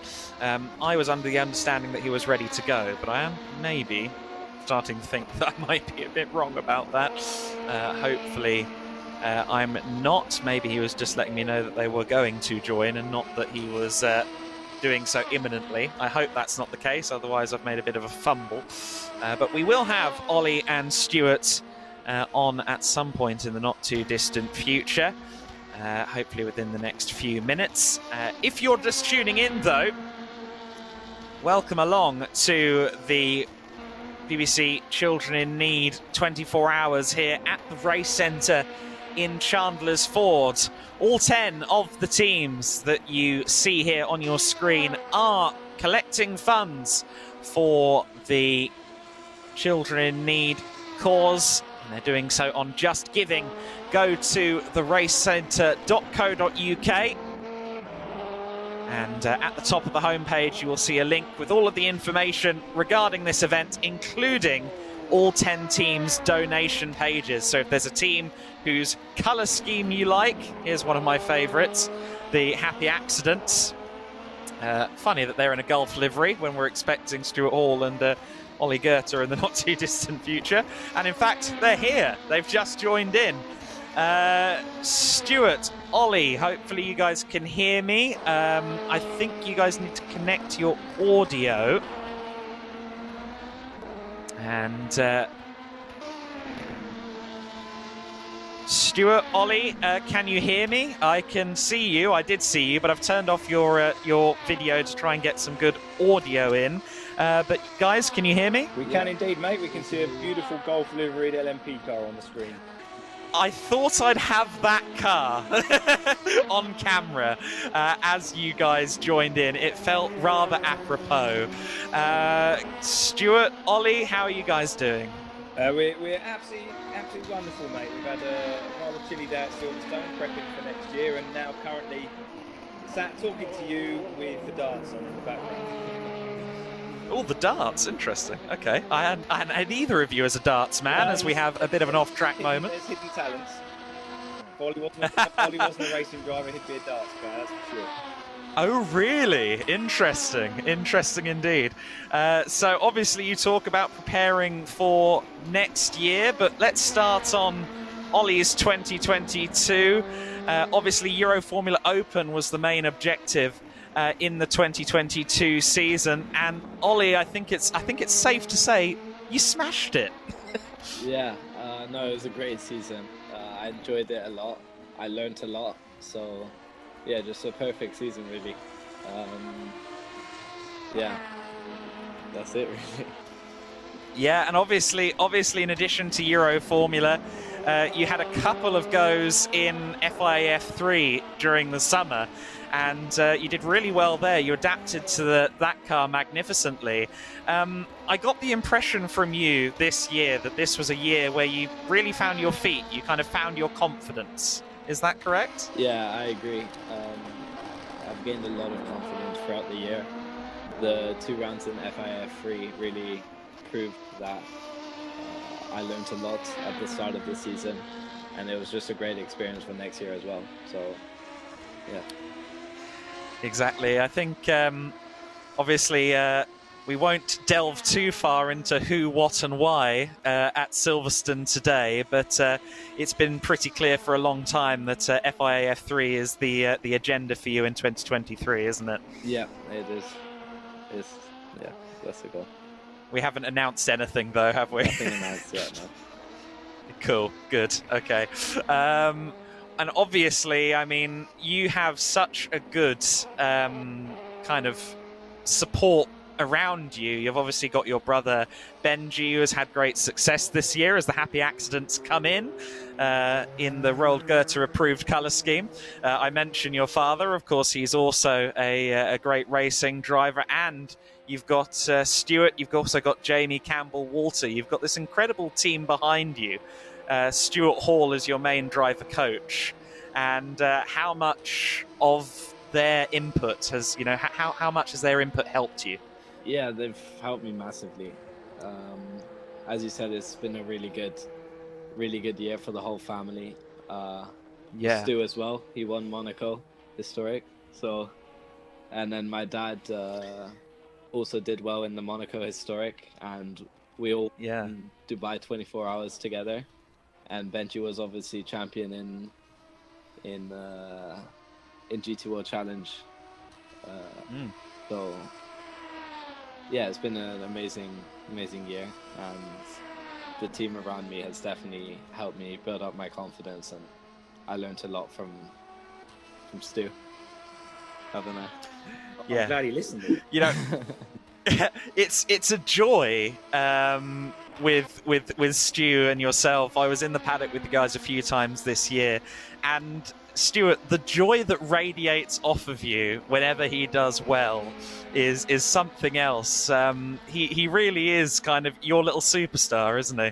I think we're a team, and Ollie, we've been together for a long time. I've driven with his dad for a long time, so I sort of, it's more than just a job.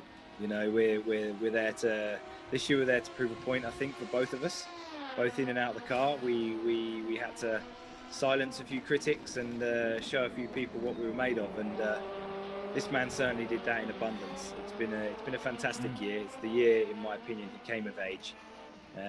Not just in Euroformula, but when he graduated to FIF3, he showed he belongs there. And I think when we announce who he's going to drive for next year, I think you know, it's going to be a top team. He's going to have a good car. He's going to have some top teammates. It's all to do, but you know, we have no preconceived ideas. You know, it's got to be the hardest junior Formula Championship in the world, and it's going to be a tough year. But that's what we're here to do. If it was easy, everyone would do it, and you know, we're certainly ready for a good fight and to get stuck in. Of course, and I will say we spoke about the kind of collective Rothgo success this year. For those unaware, Roald Goethe is obviously a big collector of all things Gulf liveried in particular, big fan of collecting race cars as a whole. But of course, you do put all of those cars to good use, and not only in historics this year, Stuart, have you had success, but I understand you also had quite a good year in Brit Car as well, right? Yeah, no, we won the British Endurance Championship, as it's called now. Yes, so sort of, I'm an old man. Yeah. It's always Brit Car to me. Yeah.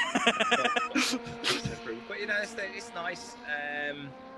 You know, it's nice to show a few people that I can still drive a modern car well.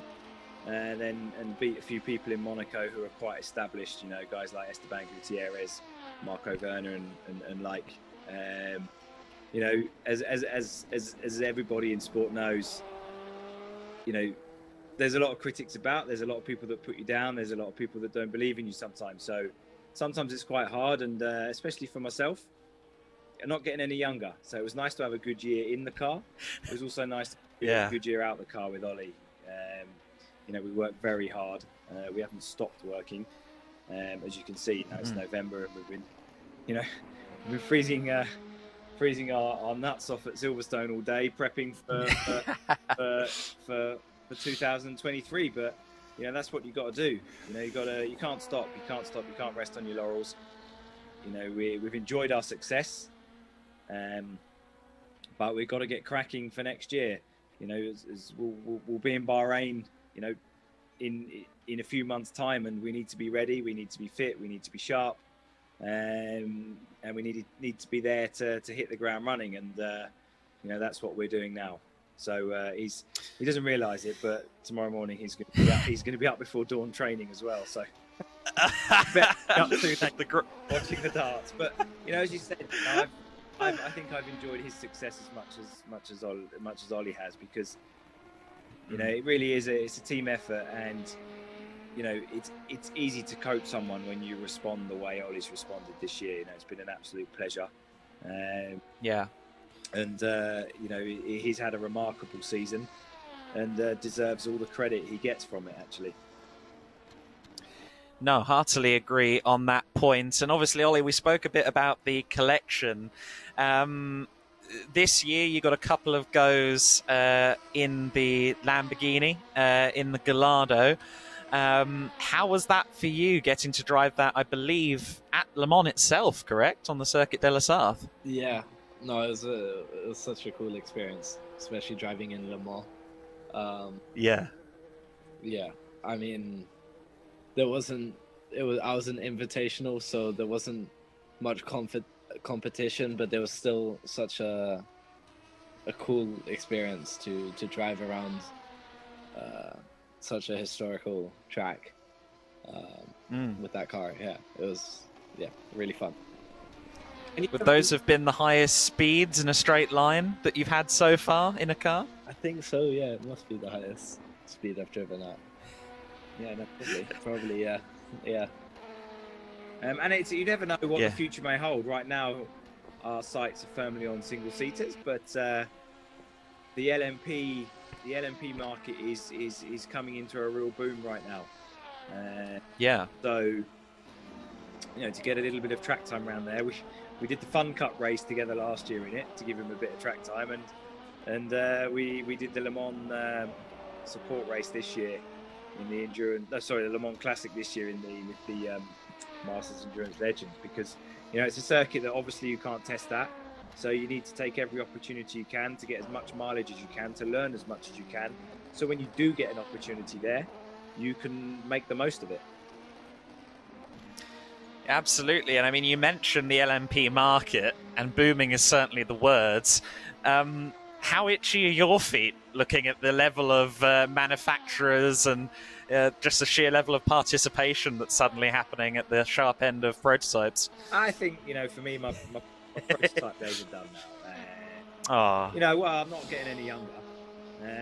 I know. And, you've got to be realistic in these things. There's some serious talent coming through the ranks.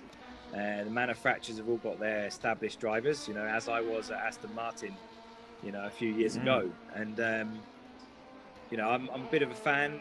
I've been to Le Mans a number of times, so I'll be watching with interest.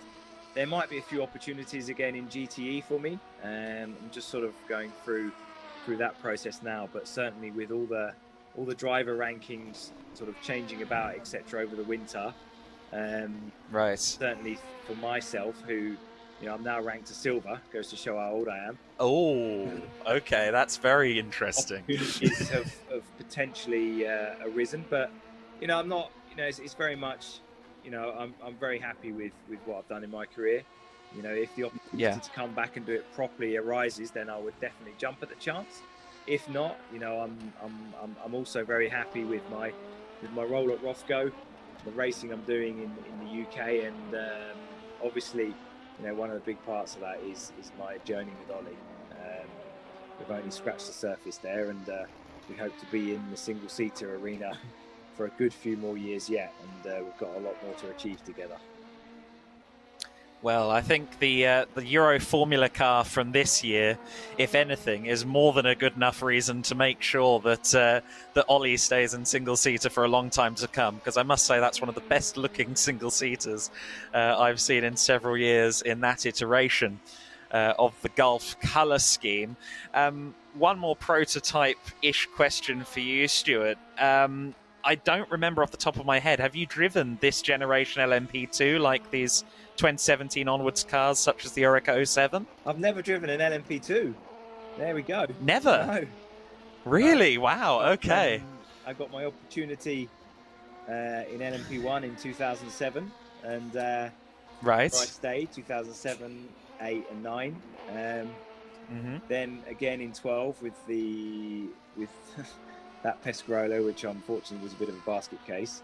And then obviously the opportunity with Aston in the GTE car arose, and because I've been doing a lot in the GT3, etc. before that as a sort of natural transition. So I've never actually driven a P2 car, no.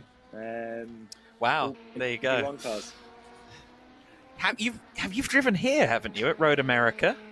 Nope, I've done no? P. No, I've done P and Laguna, Kota, but I never did Road America. Yes. Because we only did the longer races in ALMS. So yes, it wasn't one on the schedule when I did it. Definitely Petit, which is a wonderful place. Road America, my family all live in Milwaukee, so Road America has always been a place I've wanted to race at, because, just to have the family there. Right. But no, it's definitely one to tick off, and you never know. Like I said, with the potential opportunities that could come my way over the next 12 months, there might be a chance of me racing there next year.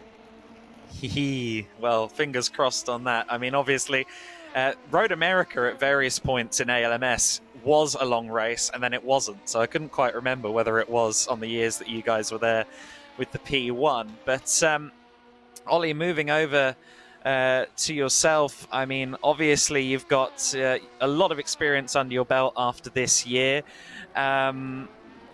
You've had a great opportunity to sample a lot of circuits in Europe with the Euro Formula car, which a lot of people regard heavily, as well as the F3 machine. After this season, which circuit do you feel is your home turf? Your favourite? My favourite. Okay. Yeah. Well, this year I really loved driving around the streets of Po. But yeah, I think I won't be there for a while at least. No. So yeah, that was an amazing experience. And then I would say probably Spa. Spa was probably my best weekend in Euroformula this season, and in F3. In F3, it went really well there. Apart from Maloney, apart upside down. from the crash, I mean. Whoa! I'm sure you guys can see what's going on here great. on screen at the moment. There's a good little scrap going on here. Not for position in the slightest, mind you. It's actually Race Ventura trying to keep themselves a lap or on the same lap as Raw Motorsport, and they're doing that while the 4th place Happy Accidents car is directly behind them. So none of this is for position, but it's certainly making compelling viewing. And obviously, Ollie, you mentioned that big moment with Maloney at Spa. You had a great Euroformula weekend there, as you said. I remember you just driving off into the distance, 10 seconds clear of everyone in, I think, the first race that weekend. But, I mean, that Maloney incident, that must have been the biggest smash of your career so far, right? Yeah, it's pretty much the only big crash I've had in my career. So it was quite a shock to feel what it really feels like to crash, and everything just happened so quickly. It's so hard to explain, but then I had to bounce back the next day, and obviously that's difficult to try to forget that it happened, to still keep your confidence high, because in these battles, if you're not confident after a crash like that, it'll probably just get worse. And yeah, I managed to do a good race the next day, so that was a really positive point. Do you think it may have been positive in a sense that you did kind of have to get in the car the next day? You didn't have time to, let it stew in your mind for a while, like you were back in the car immediately? Do you think that might have been helpful? Yeah, I mean, I don't think it would have made a difference if it was one day after or a few days after, but just to get back in the car and to mentally be strong enough to trust the car, to trust the cars around you, and to keep going quickly. It's pretty tricky, but yeah, it was good. And of course, yourself being of the younger generation of racing drivers, you're still 18, are you? Yeah, I just turned 18 like a month ago. Right, there you go. And obviously that means that, simulation racing games have been around pretty much your entire life, but certainly as long as you've been racing yourself. We heard from Joel Sturm, who races in ADAC GT Masters earlier on. He said, you know what, it's not at all unusual for me to be on the sim 2 hours a day, every day. How much sim goes into your kind of day-to-day, week-to-week routine? Well, as much as possible, really. Like, obviously I still go to school, so I'm at school 8 hours a day when I'm not away racing, of course. And then whenever I find the time after school, I hop on the sim and try to do it every day. If I can, I'll be on the sim. So that's probably the best way to do it. Team Taylor's, they're having a bit of a moment out of the final corner.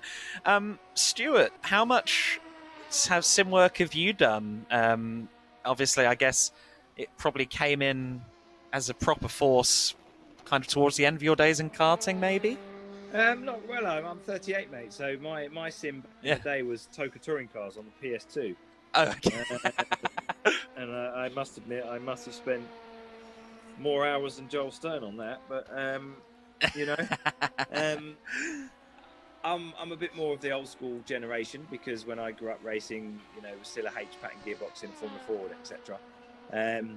But I think, especially with my time at WRT and the Audi over the recent years, the only way to keep yourself sharp and the only way to keep up with these guys that are on the sim every day is go on the sim every day. So it's a little bit more difficult for me because of my job at Rothgo, and I've also got my little family that I can't just get home from work in the evening and sit on the sim for 3-4 hours. But I still try to take it seriously, and I can link up with Ollie as much as we can, and we race each other. Well, I say race each other, he beats me, but I think it's really important. I think sim racing is incredible. It's brought a whole new dimension to the sport, and it's given a whole new group of people access to the sport who potentially may or may not have had the opportunities to be racing at a high level. I think it's going from strength to strength. I really enjoy it. Had to be trying to get a sim into the house and discussing it with my wife when she didn't really understand what a sim was, and thinking it was a bit of a PlayStation was a tricky subject, and it cost me a couple of handbags and a pair of Christian Louboutin shoes. But that said, jokes aside, they're such useful tools. It's great fun as well. We're all drivers at the end of the day. We all love the sport. We're all interested in the sport. So, there's no better way than when you have a bit of time, jump on a bit of iRacing and or whatever it is, and get a bit competitive. It helps keep you sharp. I'm a real advocate of it. I think it's it's fantastic. Yeah, certainly these guys here at the race centre are putting in a mighty shift. I didn't explain this in any particular detail to you guys, but all 10 teams are all here at the race centre in Chandler's Ford. We're all in the same, admittedly quite large room here. And it really is kind of an example of it feels like the garages at 3 a.m, really, in a 24-hour race. Everyone kind of finds their place to kip. The stints get a bit longer at the night time as well. It's a very interesting event to be a part of. I'm not sure if you come back in the 18th hour if I'll be quite so spirited, because I'm doing the whole 24 hours non-stop on my lonesome. Non-stop? Yes, my friend, non-stop. Respect. Thank you. Yes, well, I say non-stop. Occasionally there's a brief munch or a run to loo break, but yes, otherwise non-stop. That's the kind of weird thing I get up to in the off-season. Got to keep myself sharp. This is my equivalent of the sim, and it actually involves a sim, so there you go. I think that's great. What a wonderful cause. I think that's the see the little Pudsey up in the corner. Yes, absolutely. Yeah, and I mean it's great because all 10 teams individually are fundraising. So we've raised over the previous 12 editions of this event. We've raised over £65,000 for children in need. I know we were well over £3,000 before we even started today. And the interesting little extra meaning to the donation tallies for all the teams is that they will get their gaps shrunk at 10 p.m. based on how much money they've got. So the team that's got the most donations at 10 p.m. Will get 90% of their gap eradicated. So if they're 10 laps down from the car ahead of them, they'll suddenly be 1 lap down, having shed 9, which makes things interesting. I mean, it's for charity. It's a bit of a laugh, as well as competitive, and I like the way that the organisers here have kind of brought competition into fundraising. It's interesting. No, it's wonderful, mate. More congratulations. It's great cause and a fun, a bit of a challenge as well. Yes, indeed. Obviously, there are a lot of teams here with some interesting names. Obviously, you've got 24 Hours of Lemons. Obviously, their car is bright yellow. The Talking Heads is a nice punny name as well. But I'm assuming, based on the colour scheme, that if there was a car for you guys to pick as your favourite on the grid, it would be this Happy Accidents car. 100%. Well, yeah, apart from the name. Aww. No. It's just, Well. anything in golf colours. We'll have to. Yes. We'll have to speak to his dad and see if he'll buy the NFT of it or something like that at the end. That's amazing. Well, there you go. That would be a novel donation. Yeah, Indeed, an NFT sim racing collection of liveries. It's certainly interesting. You might have hit upon a new industry there, Stu. I'll leave the floor open to you guys. If there's anything else you want to say about the year ahead or the year that's been. Obviously, I will say, Stu, we only briefly actually glossed over Monaco. I would like to hear a little bit more about that experience for you, because that was a special weekend by the looks of it. No, it's not. It's thanks to his coach. I didn't know that weekend. Who takes that route to school most days? So I was going to say, yeah, local. Yeah, no. It was nice. For me, it was. I really wanted to go there and prove a bit of a point. There was a few good drivers out there. Guys like Marco Werner, Esteban Gutierrez, Michael Lyons, Nick Padmore, my teammate Jordan Groger, who's a real talent in these cars. So, and many others, Roberto Moreno, I was on the wrong side of the grid with, and things like that. So, yeah, everyone gets this sort of preconceived idea about historic racing nowadays, that it's just a bunch of old chaps having a nice time driving round and round. And I think the way modern racing's going, historic racing's going now, it's getting more and more competitive. There's more and more pro drivers being employed to drive there. Very true. Not just owner drivers. There was probably 15, 20 pro drivers at Monaco this year, and we as a Rofco team, we take it immensely, very immensely seriously. I think if that's a word. We want to go there and do well. I won it in 2016, and I've been second there 3 times since. So it was really getting on my nerves, having had fastest lap in all of those 3 races. So it was starting to get annoying, but we made a real big effort. Right from Roll, the boss, gave us free rein to test and develop the cars, and try and really take a modern approach to historic racing. And I was in a McLaren M19 and a McLaren M23, one from 71 and one from 73, 74, and we're only running 8 seconds a lap off the F2 cars this year. That can tell you, that shows you how quick they are. Considering it's a car from the 70s. Oh my word! Yeah, I know. That was a bit of a moment there. Considering it's a car from the 70s, and there is no. He got it done. He's got it. Oh no, he's coming back. Oh no, he hasn't. Oh dear, Team Taylors and the Happy Accidents there, having a bit of a coming together, approaching the carousel, and Happy Accidents gather the car up. They're way ahead of Scrappy Racers in 5th, but nonetheless, back markers can bite, as we just proved. No. So you're telling me everyone's in the same room? Yes. So yeah, I can see where you're going with that, Stu.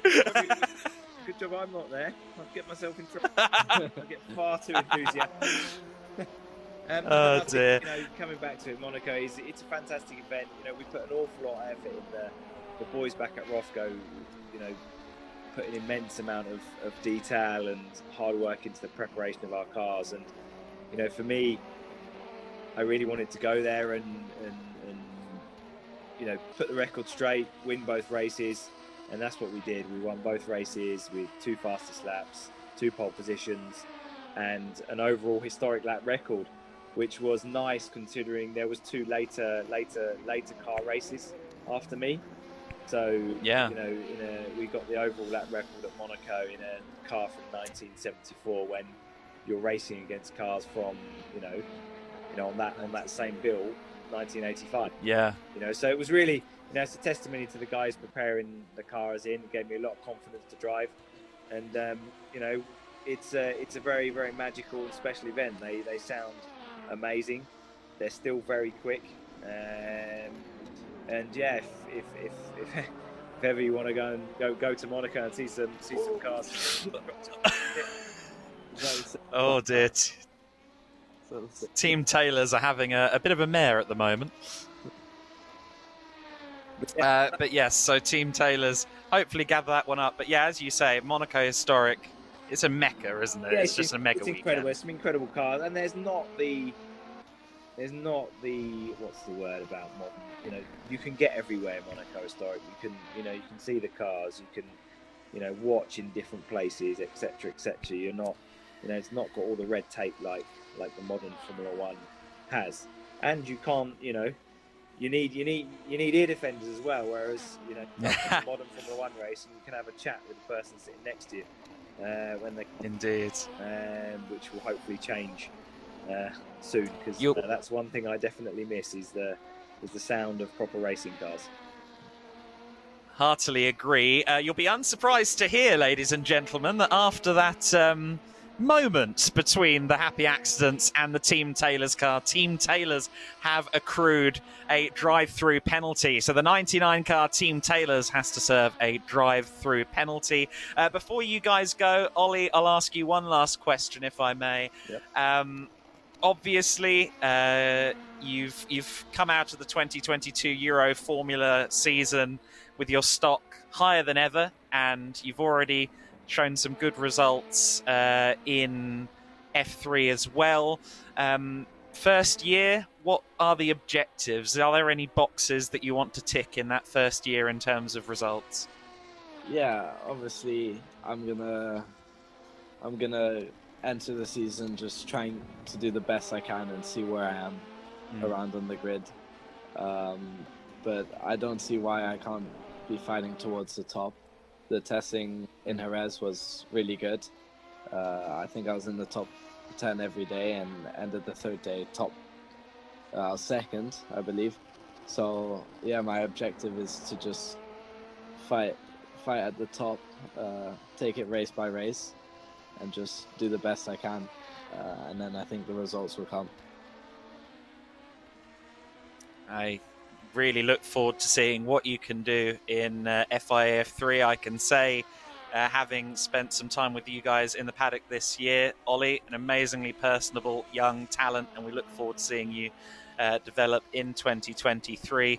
And Stuart, been an incredible coach to Ollie this year, and both of you were very amenable, very good to talk to, and fun to be around in the paddock. So I thank you, guys, once again for dealing with the chubby, eccentric commentator at various points across the season, and a massive thank you for joining us today on the stream as well. No problem, mate. Well, good luck. You've got a long night ahead of you, so plenty of tea and coffee. I do. Yeah. I'm not a hot drink man. It's energy drinks all the way, I'm afraid.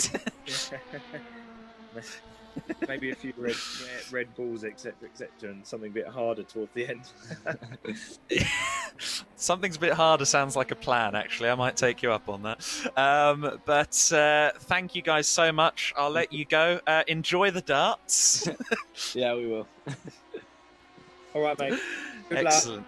Thank you. Thank you both. And have a good evening. Bye-bye. Thank you, you too. Bye. Wonderful to hear from Stuart Hall and Ollie Goethe.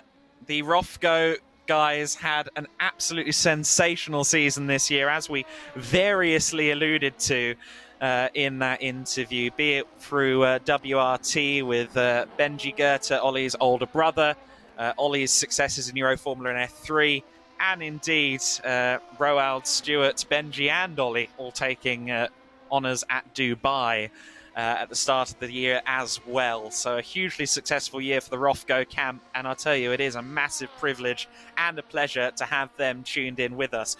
If you've tuned in to listen to Ollie and Stuart, I will tell you that we do have more interviews tomorrow as well. We have Freddie Lubin, Christian Mansell. We also are going to have Jules Gounon, the Spa 24-hour race winner from this year. We've got lots of interviews tomorrow, so please do keep tuning in and checking out who we've got. But more importantly, go to theracecentre.co.uk.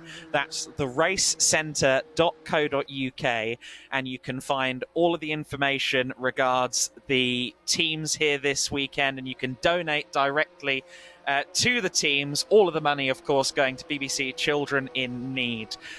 So go to theracecentre.co.uk, and there is a banner on the top of the homepage with a link to all of the information regarding this event, including the Just Giving pages, all of which go to Children in Need for all 10 of these teams. I should also say, if you just want to go direct, it's theracecentre.co.uk/BBC-CIN-2022. That's theracecentre.co.uk/BBC-CIN-2022. We want to try and make this year special. We want to try and add to that tally, which is already up over £65,000 from the previous 12 editions of this race. But I must say a huge thank you to Stuart Hall and Ollie Goethe. And I will also again thank Joel Sturm and also, of course, Tom Brooks, all of whom we've heard from today. We've had a commentator.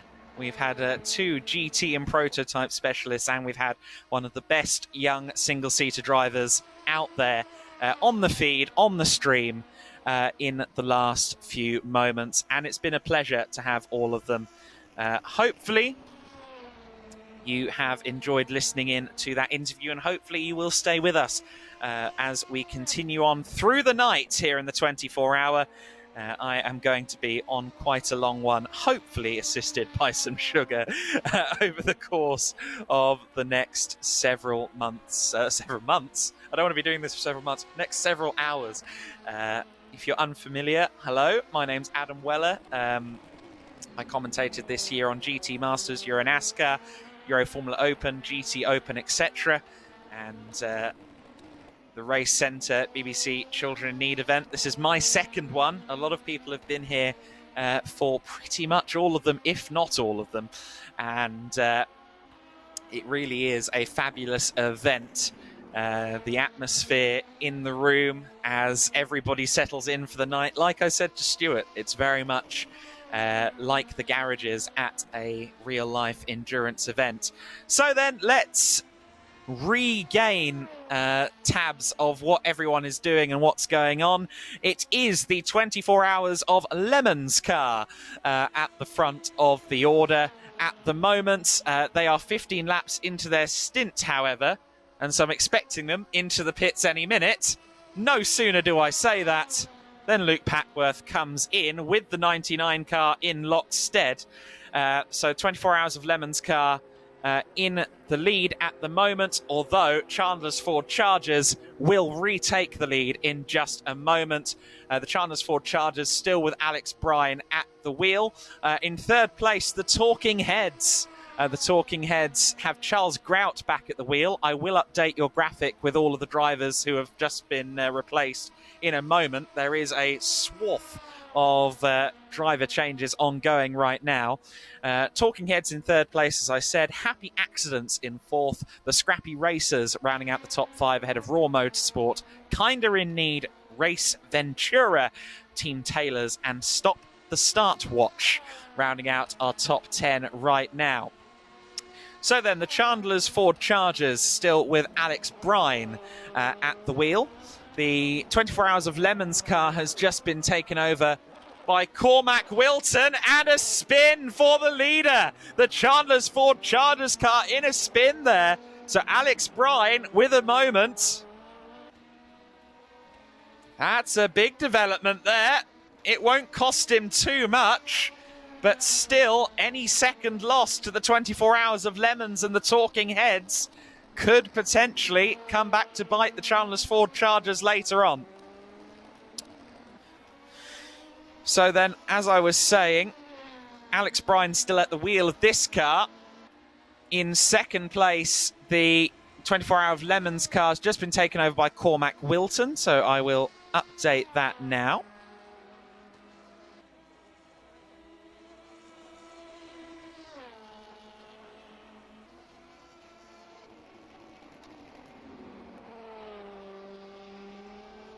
Cormac Wilton. In third place, the Talking Heads now has Charles Grout at the wheel.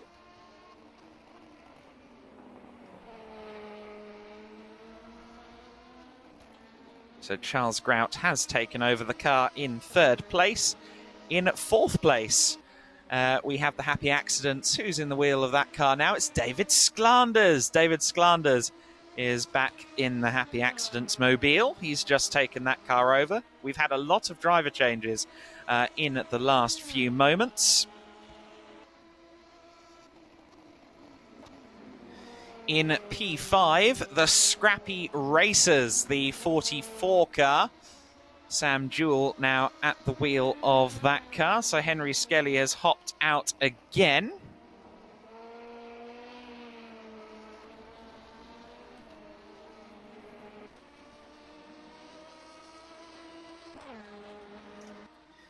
In P6, we have Raw Motorsport, still Matt Bell at the wheel there. He's in for a long stint, I believe. Kinder in Need has Chris Orrit at the wheel for the second time today. So Chris Orrit has just taken over that car.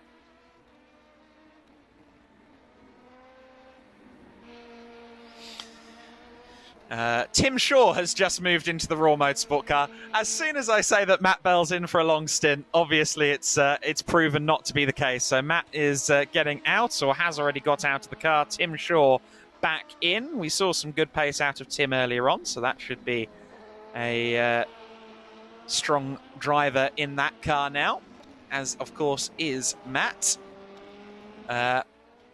Who else have we not updated? Race Ventura, Nathan Handley at the wheel there. He has been at the wheel for a while, so no need to update the graphic on that one. In ninth place, Stop the Start Watch, James Smith at the wheel there. So he's replaced Tom Adams. James Smith now driving the Stop the Start Watch car.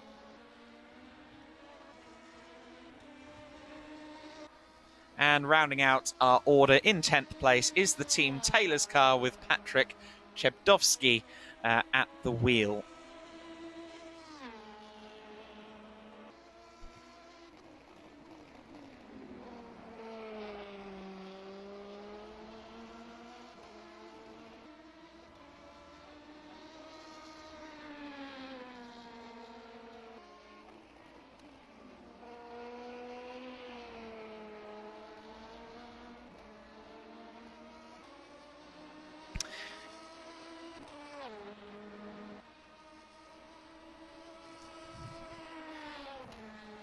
So then we are approaching the quarter distance mark here at Road America in the race centre. BBC Children in Need 24 Hour.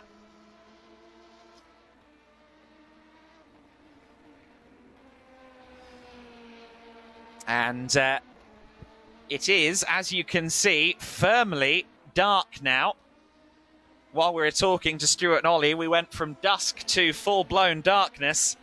And the drivers now very much being challenged by the lighting as well as everything else here at Road America. It's a circuit that bites at the best of times, and as we descend into the night, I can only imagine that the challenge is being multiplied ever more. But it's a challenge that the Chandler's Ford Chargers are weathering very well at the moment. Alex Bryan at the wheel of the 69 machine. And in second place, Cormac Wilton. We'll see how his pace matches up. It looks like he's losing a little bit of time lap on lap at the moment. And in third place, the Talking Heads car, of course. That currently has Charles Grout at the wheel. And Charles, I don't think it's unfair to say, the quicker of the two drivers there, although we are seeing Michael get quicker and quicker and quicker as he gets more experience. A crash for the second place car. The 24 Hours of Lemons machine into the wall there at Canada Corner. Just tried to get the power down a bit too soon. And a momentary meeting with the wall for the 24 Hours of Lemons. Again, it's not going to cause them too many issues. The damage isn't turned on in this race since it is a charity affair. We don't want anyone to be limping around with a damaged car for 23 hours. However, that is still a lot of time lost there by going into the wall for Cormac Wilton. It looks like he's got good pace. He just needs to get his rhythm back now, which it looks like he's done. A little snatch there as he tried to get the power down out of turn 2, but otherwise it seems as though he is back up to speed.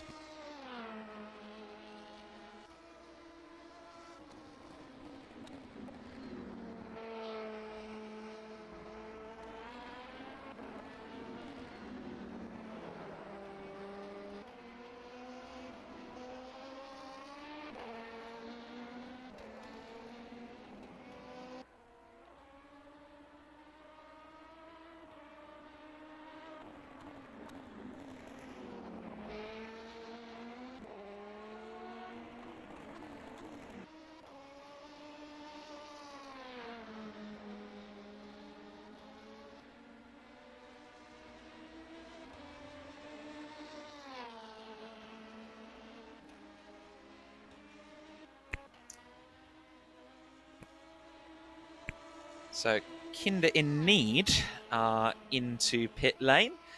That car pitting out of 8th position. We have completed 177 laps of the race in the case of our leaders, the Chandler's Ford Chargers. Let's ride on board with them for a bit, take a look at what we're seeing now that we're into the darkness. Of course, there are some illuminated sections of this circuit, but it is getting ever more challenging by the looks of it.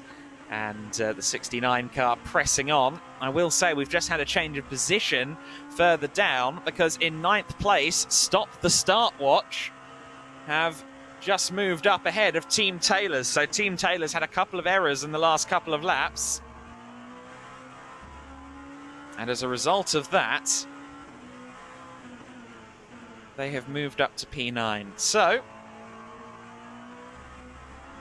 18 seconds, the gap between the two of them. As I was going to say, I was going to ride on board, and we'll ride on board with Stop the Start Watch for this lap. So James Smith running towards the braking zone at turn 5 now. Be so careful on the power out of that corner under the Corvette bridge. Nicely apexed at turn 6, through the kink at 7, which of course leads you to hurry downs towards turn 8. A good overtaking opportunity, but we've also seen things go wrong there a couple of times in this race already. 9 and 10 are next, 2 portions of the carousel. Try and get a late apex there, which is exactly what James Smith just did. Very well taken. Turn 11 is the kink. We've seen already a couple of big crashes there in today's race. Onwards to Canada Corner, turn 12. Another good overtaking opportunity. Lots of baked-in overtaking places here at Elkhart Lake, at Road America. 13th corner, I should say. Fairly straightforward little kink, although you can run wide there. Out of the last corner, imperative that you set that up nicely for a big run up the main straight, over the crest of the hill. And that's a lap of Road America by nightfall. Race Ventura with a brief off there. A spin out of turn 6 by the looks of it. Race Ventura's car in the hands of Nathan Handley. He's been driving for a while. In fact, no, it's just changed. Or it has changed in the last few minutes anyway. I didn't notice the change happening. Graham Smith has taken over Race Ventura, so my apologies to my non-guilty party in the form of Nathan Handley. It wasn't him that had the spin. Graham Smith taking the wheel now.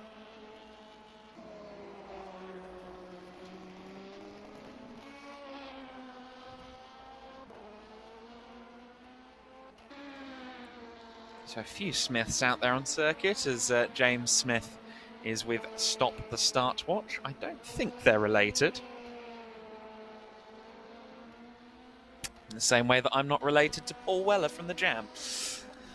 Into the pits comes Race Ventura then. So was that another case of someone having a mistake and then deciding that's their in-lap? We'll have to see, but I don't think Graham Smith has been in the car for long, so let's see. The Chandler's Ford Chargers then almost a minute clear right now. 56 seconds clear of the 24 Hours of Lemons car. Of course, they had their little moment at turn 5 a while ago. And then just a few minutes later, the 24 Hour of Lemons car also ended up in the wall. So it's kind of ended up back where it was about an hour and a half ago, really, with a 57-second or so advantage. An ever-increasing advantage between the Chandler's Ford Chargers at the head of the order with Alex Bryan at the wheel and the 24 Hours of Lemons entry. Cormac Wilton now in the car there.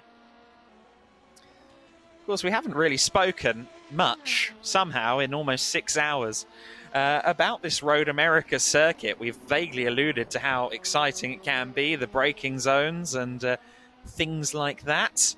But, of course, in more recent times, this circuit has been a host of the NASCAR Cup Series. Sadly, not this coming year, not in 2023. They've decided not to come back. Instead, they're, I believe, racing the streets of Chicago, which has been unpopular, to say the least. I spoke to Loris Hazemans, who races in NASCAR Cup Series towards the end of this year, or the end of this season, and he said Road America was something else. An incredible circuit that a lot of people really enjoy. Alluded to some of the spectacular American Le Mans Series battles here earlier on.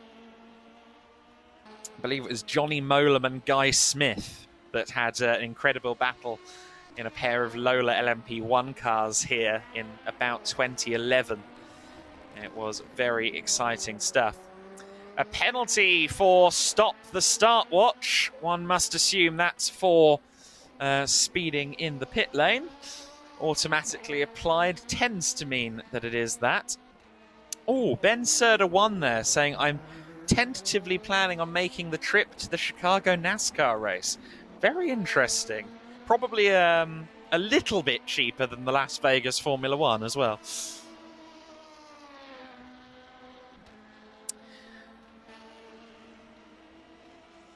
I've only ever been to one street race myself, and that was Pau earlier this year. In fact, I'm having to think about that in case I'm wrong. I'm fairly sure Pau is the only street race I've attended, and it's an incredible experience, particularly at Pau, because it's such a hilly, nigh on mountainous little town. The circuit is down by the river, and then there's a hugely steep climb in and around the circuit.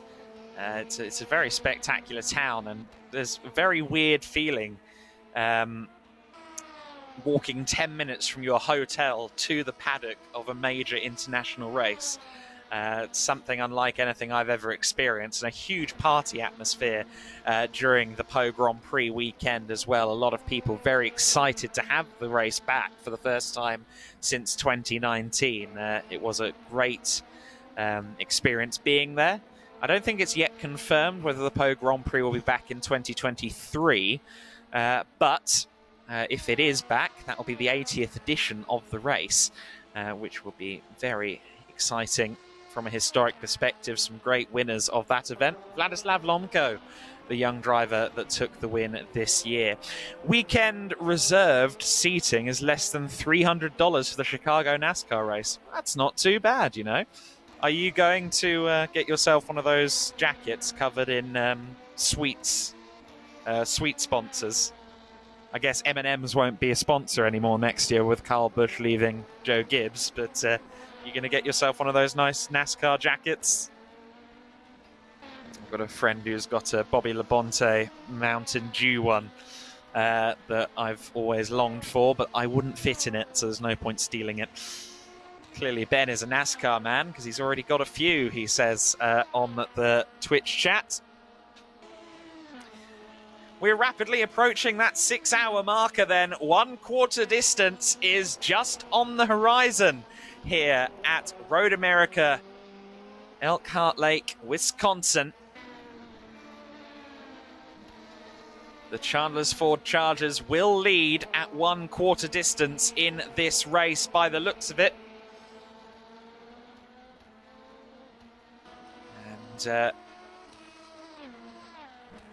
stop the start watch just ahead of our leaders at the moment. In fact, no, that's Race Ventura.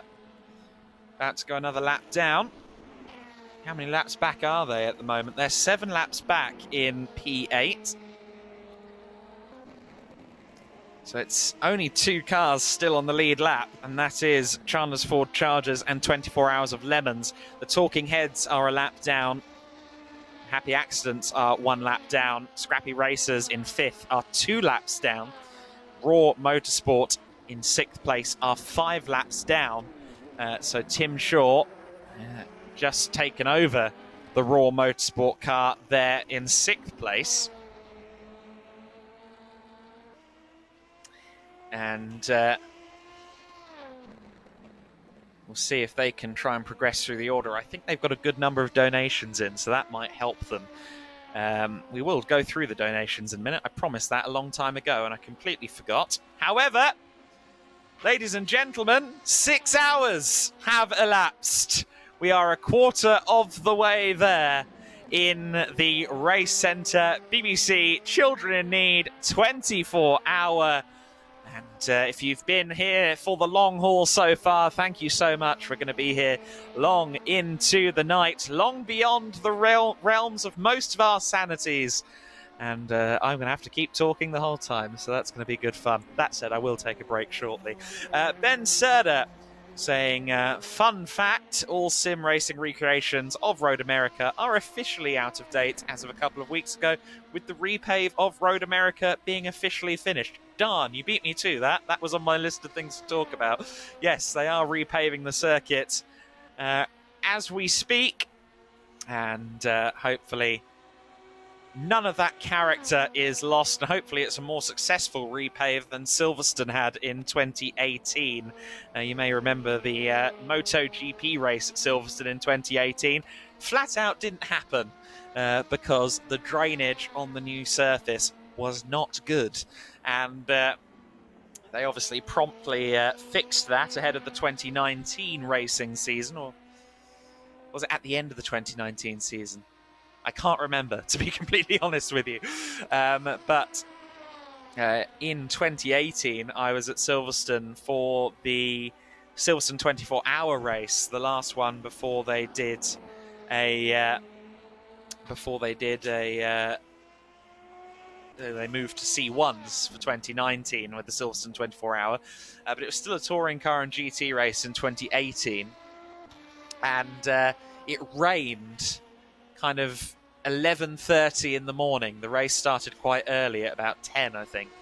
It rained at 11:30. It stopped raining by about 1 o'clock, and it was still wet tyre weather at about 6 p.m., which was a good sign that the drainage on the surface wasn't great, and that soon proved to be, as the MotoGP fans found out, unfortunately, not too long later. And yes, Ben, no reconfiguration.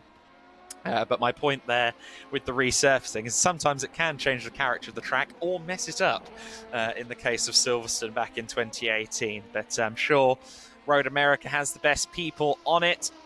And any reconfiguration of this circuit would be utterly heinous, if you ask me.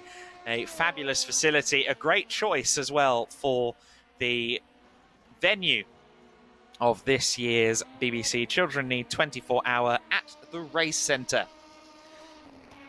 There's the Kinder in Need car in 7th place. Solid running from them so far.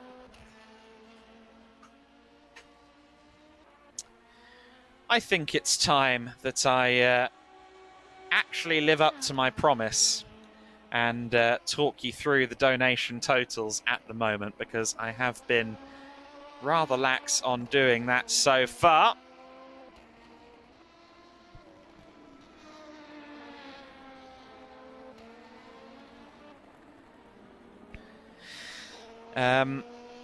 So then, the Team Taylor's car, the number 1 pod, I will get their donations up in a minute.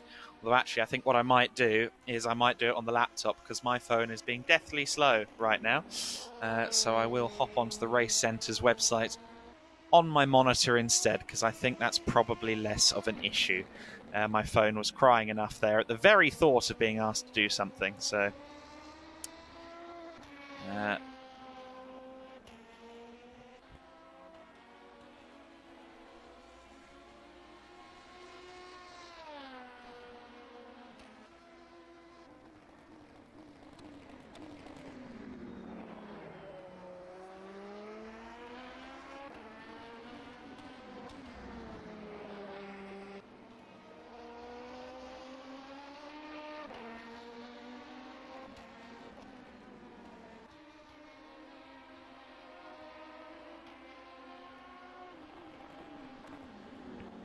So then, now we can run through some of these totals. So far, Team Taylors have raised £315.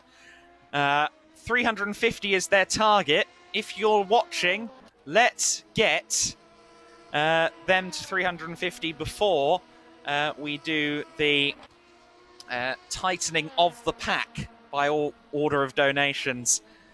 In a couple of hours' time. I believe that might be rescheduled back to about 11 p.m. I'm hearing rumours. So we were going to do it at 10 and 10, but I think it might look more like 11 and 10. Stop the Start Watch. How are they doing? They have raised a total of £365. £1 for every day of the year so far.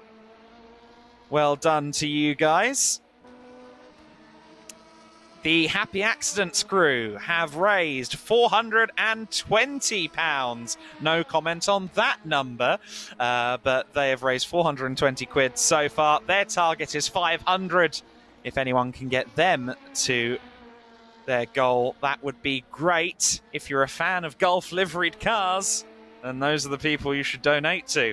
Race Ventura have raised £690.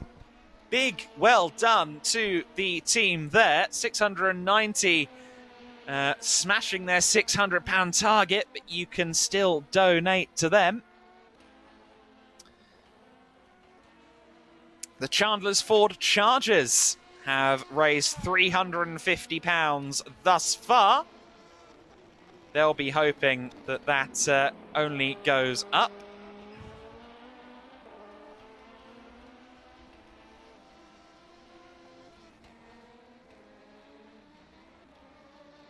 I've accidentally somehow ended up in the 2021 page. That's not the one I want. 2022. We're back in 2022, and Kinder in Need. What have they raised so far? £285 of a rather modest £100 target. Someone get them over 300 before the 11 o'clock or so marker, please. Let's get them over 300. They're on 285 right now. Raw Motorsports, how are they doing? I had a feeling it was going to be a big number. £1,265 for Raw Motorsports. raised by 20 supporters. I also very much enjoy the top donation message from a Shepherds who says, "Well done, try not to crash again." There you go. You see, you can donate and then get your abuse read out on air. In the 8th slot on the room, the Scrappy Racers. £100 has been raised by Scrappy Racers so far. And let's see if we can get them higher up there. I'd like to see them have that doubled before the end of the race, if not more, please. £100 for the Scrappy Racers as of right now. The Talking Heads have raised £398 so far. Oddly specific. I would say try and get them to 400 before 11 o'clock. That feels a bit low. Let's see if we can get the Talking Heads to 450 before 11 o'clock. When we will, roughly 11 o'clock, when we will do it. When we will do the closing up of the order based on the percentages or how much people have raised. So as we mentioned earlier on, 90% of the gap will be eradicated for the car that has raised the most money. At the moment, that's going to be Raw Motorsport. And it's worth noting that it's a cumulative as well. So everyone will be drawn closer. Everyone behind Raw Motorsport will be brought up closer, as it looks at the moment, by 90%. So lots of people will get laps shaved off, but positions critically won't change. The Race Centre team, or rather Ben Straffen's team, I should say, which is the 24 Hours of Lemons team, they have raised 485 so far. Big congratulations to them. So they've smashed their £400 target. Let's see if they can get over 500 before we do the first closing up of the order. It's worth noting that if everyone's on the same lap, then it won't be closed up in the same manner. So, with the pit cycle ongoing at the moment, 24 Hours of Lemons do in fact lead this race. But with 15 laps in the book, I expect them into the pits. If not this time by, then the next. But for now, 24 Hours of Lemons crew are our leaders, 4.2 clear of Chandler's Ford Chargers. Just looking at the information on the board as to whether we've had any changes. Yes, we have, because Ollie Swift is once again at the wheel of the Chargers entry.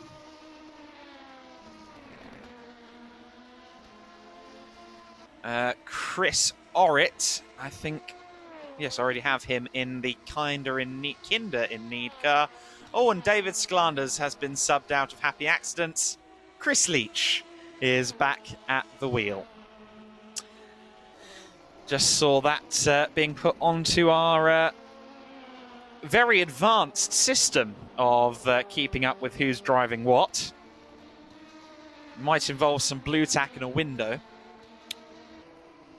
Michael Andrews is back at the wheel of the Talking Heads car as well. I missed that one, so Michael Andrews has taken that car over. Into the pits comes the brief race leader then. The Lemons are in once again.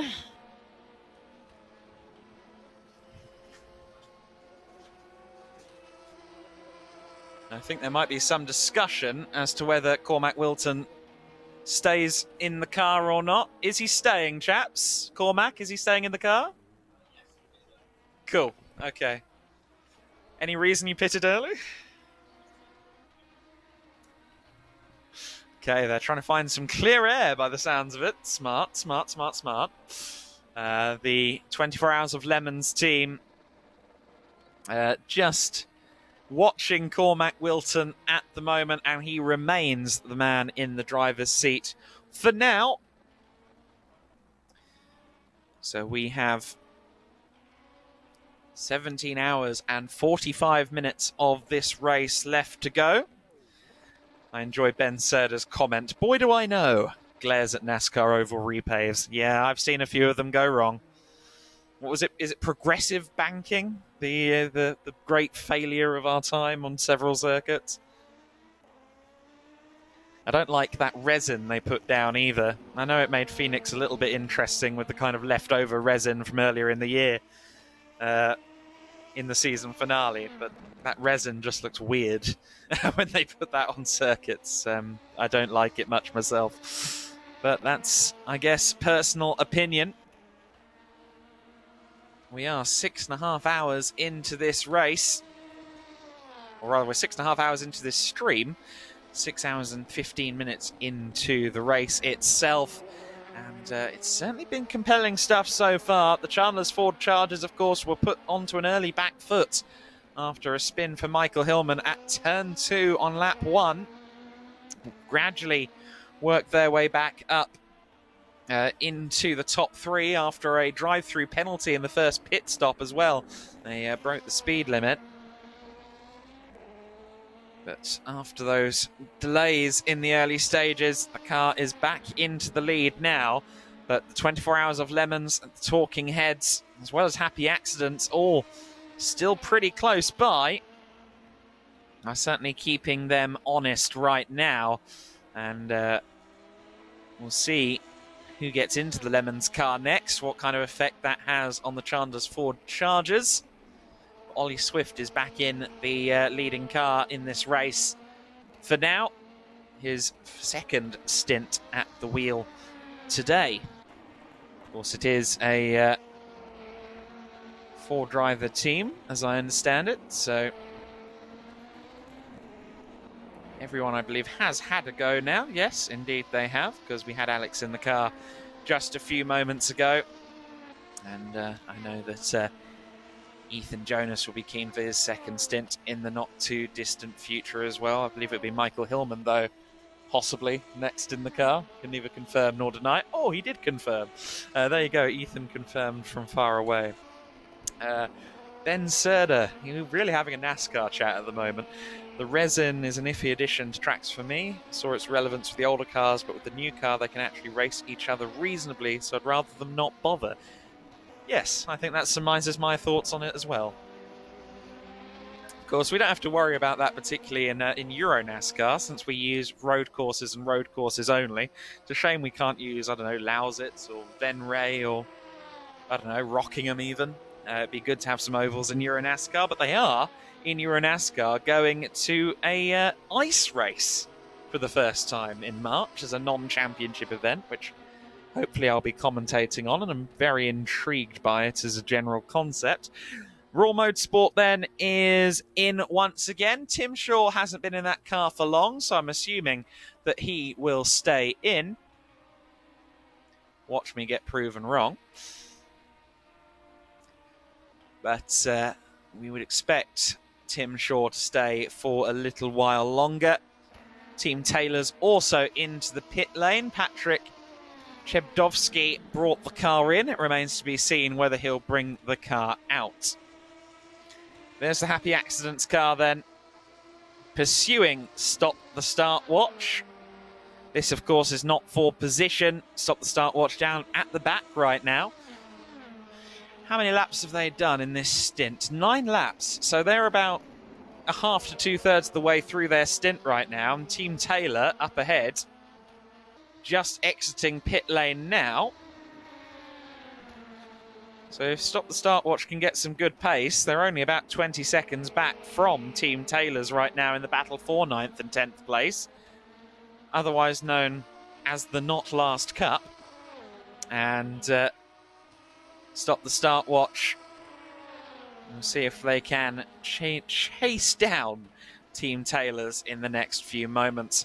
Happy Accidents, though, pretty easily getting a lap there on Stop the Start Watch, who are very cordial about that. Who's at the wheel at the moment? It is still James Smith. And James there, a very courteous backmarker on that occasion, I would say. Happy Accidents. Chris Leach pressing on in 4th position. So then, with the field fairly spaced out, I think I am going to take the opportunity to take a quick break, relieve myself, and maybe find a bite to eat if I possibly can. Not a long bite to eat. I'll shovel it down in 30 seconds. I'll be back with you in 2 or 3 minutes here on the microphone, and I will be with you shortly. But for now, please enjoy an onboard. I think we'll follow our race leader on board for a while.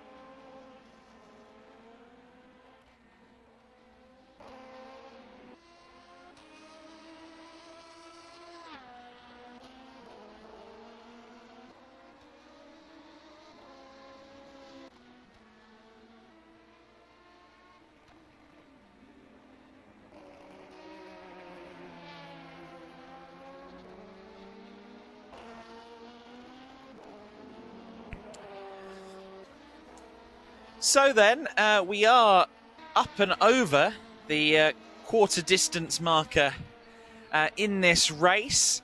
And we welcome you back if you've been hanging around waiting for me to reappear.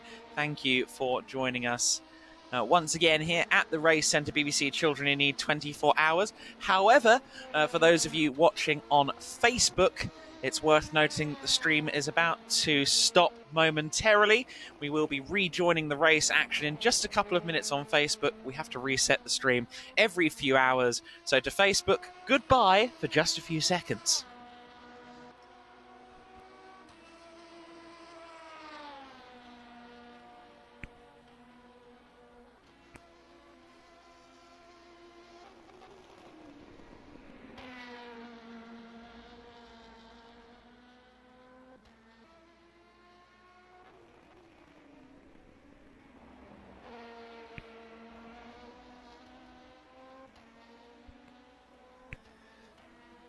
And hello again, Facebook, and hello once more to those of you watching on Twitch.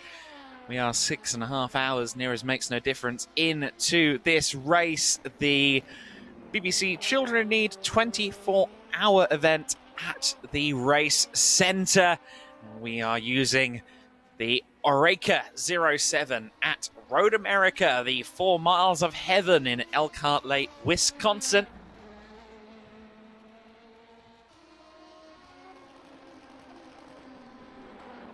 One of the longer circuits in the US, and it has been proving to be a compelling scrap for everybody so far. There's the Chandler's Ford Chargers car. Some 90 seconds clear now of the 24 hours of Lemon's entry. I'm seeing a driver change happening before my very eyes. Thank you, Race Ventura. Graham Smith has been subbed for Darshan Patel for the second time in the race. So Darshan Patel back at the wheel of the Race Ventura car. Let's update the driver list accordingly.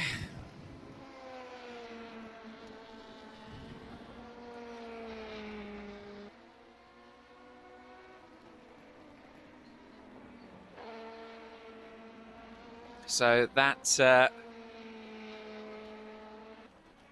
is one update. I'm just checking if anyone else has had a change.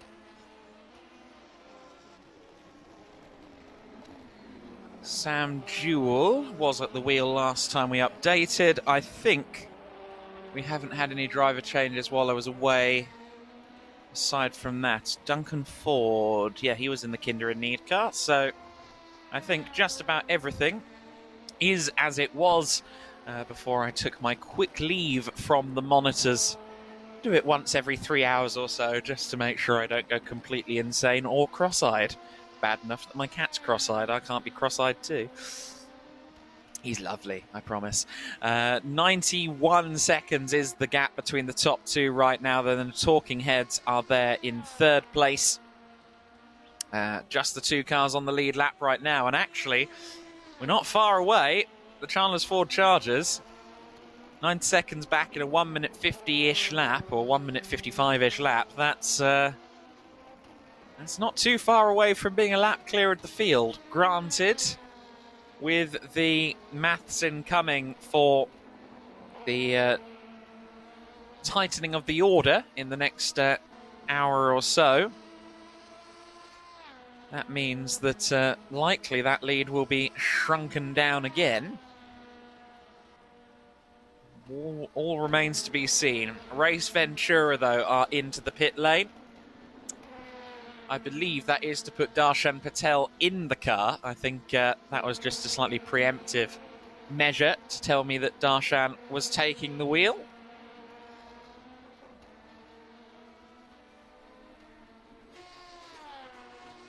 The Chandler's Ford Chargers still charging fourth then. Let's see what top speed they're hitting at the moment then. It was about 175 in the early stages. Oh, not quite at the moment. 174 for the Chandler's Ford Chargers machine. A yellow flag up ahead of them. Oh, that was a bit of a moment. Just coming up upon a recovering Kinder in Need car. Kinder in Need were about to peel off the racing line to let them by, and they almost both went the same way. Thankfully, both cars remain intact and no damage between any of them.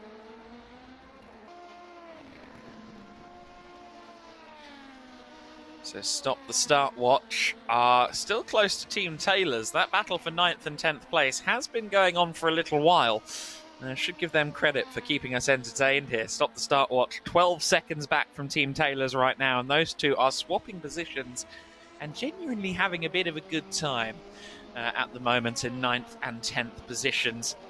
There is the Team Taylor's 99 car, a bit sideways, a bit of oppo there, but nothing that a bit of kart control won't fix. They're just about to get lapped once again by the Chandler's Ford Chargers. All going off the track in front of the leaders, not good. He manages to avoid any issues though. Good driving there from Ollie Swift. He came across the Team Taylor's car quite quickly there.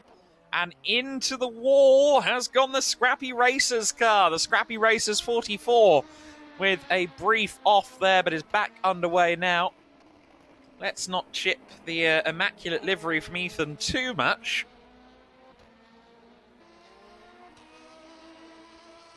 So all of you tuning in, thank you so much. I see we've got 30 people tuned in to the Twitch right now. And I'm sure some of you will be staying with us for the night. That's good. That's the kind of crazy we enjoy here at the Race Centre, particularly on BBC Children in Need weekend.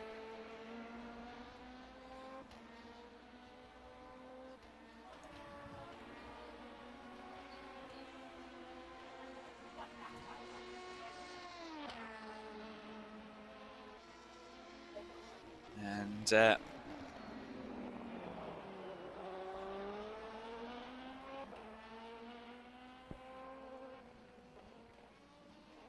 just going to take a minute to hop on my phone and thank Stuart and Ollie for interviewing with us. So if you just give me a moment, I'm just going to do that quickly.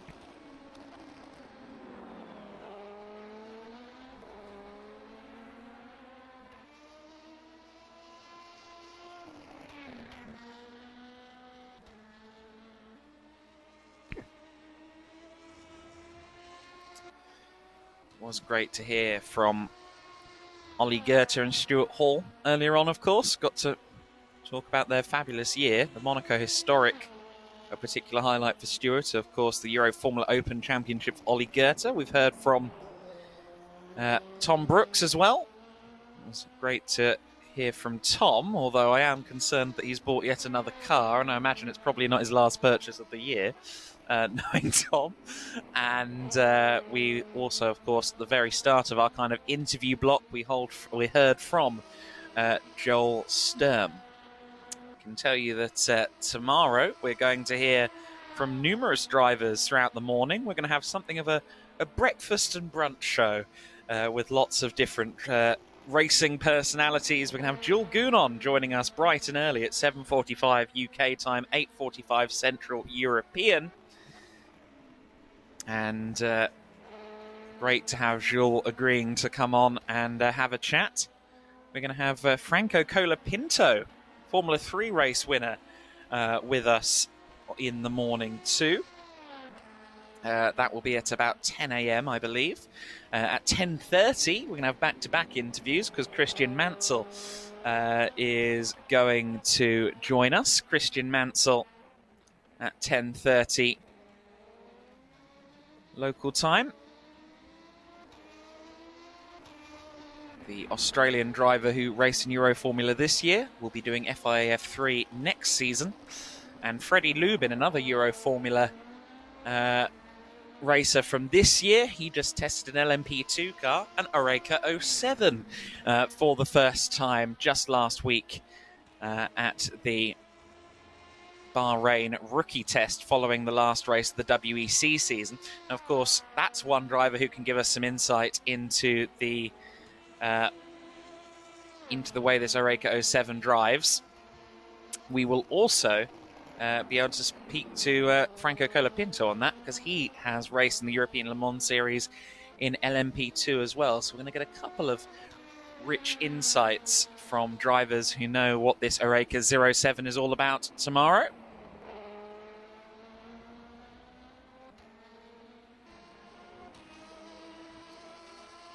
Into the pits is the Chandler's Ford Chargers car, so pit stop ongoing for Ollie Swift at the moment.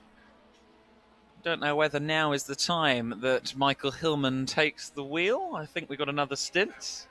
In about an hour, apparently, is the hot scoop from the Chandler's Ford group chat, the Chandler's Ford Chargers group chat. About an hour before we hear from Michael Hillman on the road again. He'll be looking for a slightly tidier stint, I think, than his first attempt. Love you, Michael.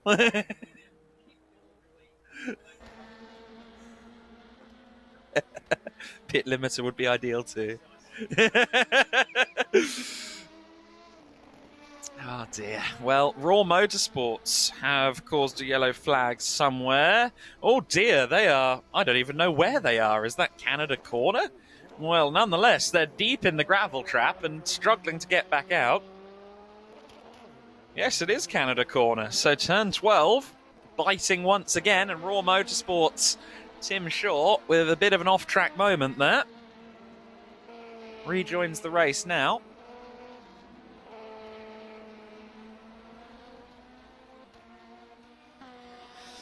So then, as it stands, Raw Motorsports are running 6th and 2 laps down. They will get a lot of that back with the fact that they're comfortably going to be the highest donations, I think, on 1,200 quid at the moment. Oh, but Raw have lost it again. What's going on with Tim Shaw? Twice in the same lap. Oh dear, the curse of the camera is striking in no uncertain terms down at Raw Motorsport. Hopefully Matt Bell doesn't come in and throttle me. James Collier is back in the Stop the Start Watch car by the looks of it. And I've just got confirmation that Tim Shaw isn't behind the wheel anymore. Not wanting to take credit for that driving, I don't think, is Tim. I wonder whom. Oh no, Rob. Rob Weldon is now at the wheel of Raw Motorsports. Number 23 car. Oh gosh. I like Rob. He's a very, very quick driver in the real life sphere. Had a good season this year in the Praga Cup UK, but he's struggled to get to grips with the Oreca so far today. We'll see how his pace progresses across this stint. Stop the Start Watch are in, and James Collier will also be in.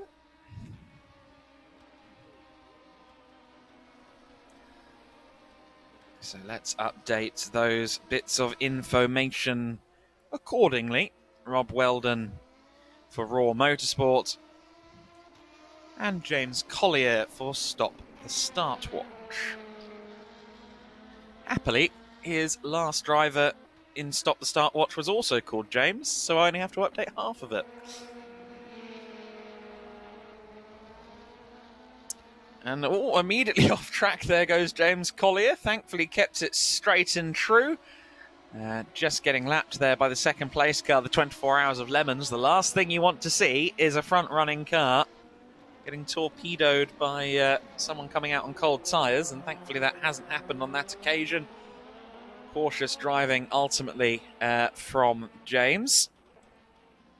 24 Hours of Lemons still, of course, with Cormac Wilton at the wheel. And Cormac, not sure whom he's going to hand over to quite, but I'm sure we'll see it eventually.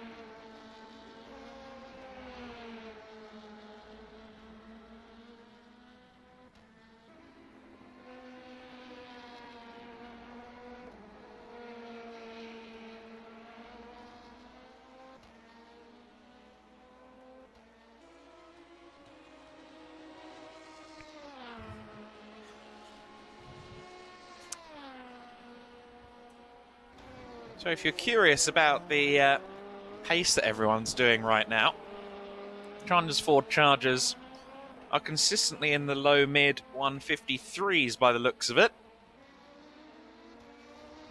Last lap a 153.186 for the Chandler's Ford Chargers. In second place is the 24 Hours of Lemons car. 156.404 last time by for the Lemons entry.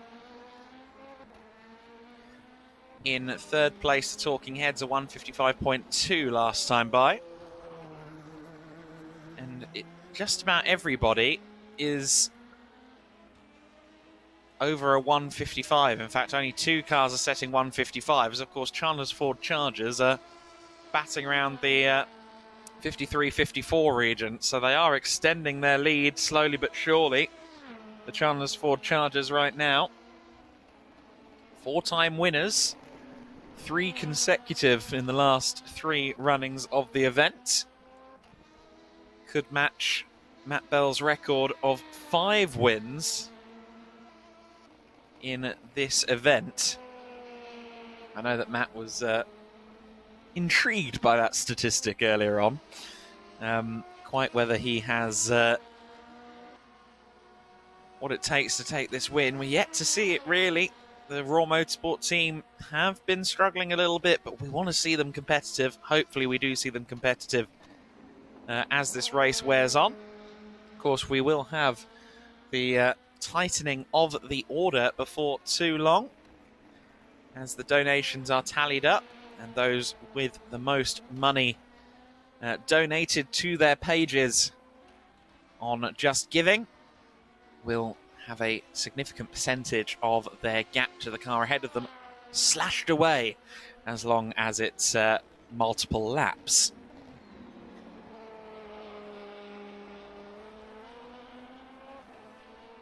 If you want to donate to any of these teams, the way to do it is by going to theracecentre.co.uk, and on the homepage at the top of the screen you will see a banner with all of the information you need to donate to a team of your choosing.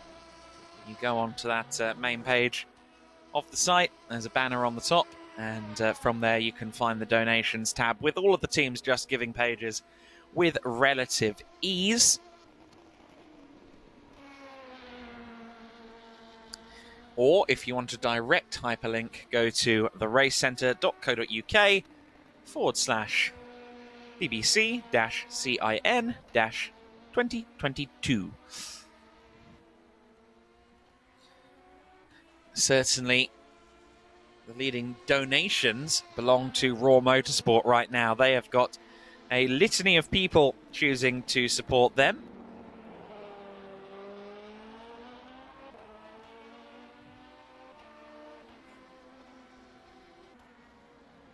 The Chandler's Ford Chargers clear at the head of the order right now. The Talking Heads are into the pit lane. Does Michael Andrews remain? Does look as though he is. A little bit of conversation with Charles Grout there at the rig, but Charles remains out of the car for now. Little bit of coaching ongoing there, I believe, with Charles. Oh, he's going to hop on the mic. Talk to me. I'm like Beetlejuice. You say my name, I heard you, and I thought I'd come over and say hi. Remember, I have to be a bit far away. Oh, a bit further away. Yeah. Sorry. Yeah, no, just keeping track with what he's doing. During that last stint, I was having a bit of a conversation with a few of the other drivers and having a catch up, seeing how they're all doing. Obviously, it's a good social event as well. So, obviously, I wasn't able to keep an eye on him the entire thing, so I thought I'd check in with him, see how he's doing. He's slowly getting to grips with things. He's happier with his pace now, but obviously now it's getting darker. The challenge has changed and the pace is different. So, yeah. It's been compelling so far to watch his pace improving. He's certainly getting there, getting quicker and quicker. Obviously, you're third place at the moment, and depending on the pit cycle, you're either on the lead lap or not quite. What's your aspiration for the night? Are you looking to get back onto that lead lap and kind of capitalise on some errors?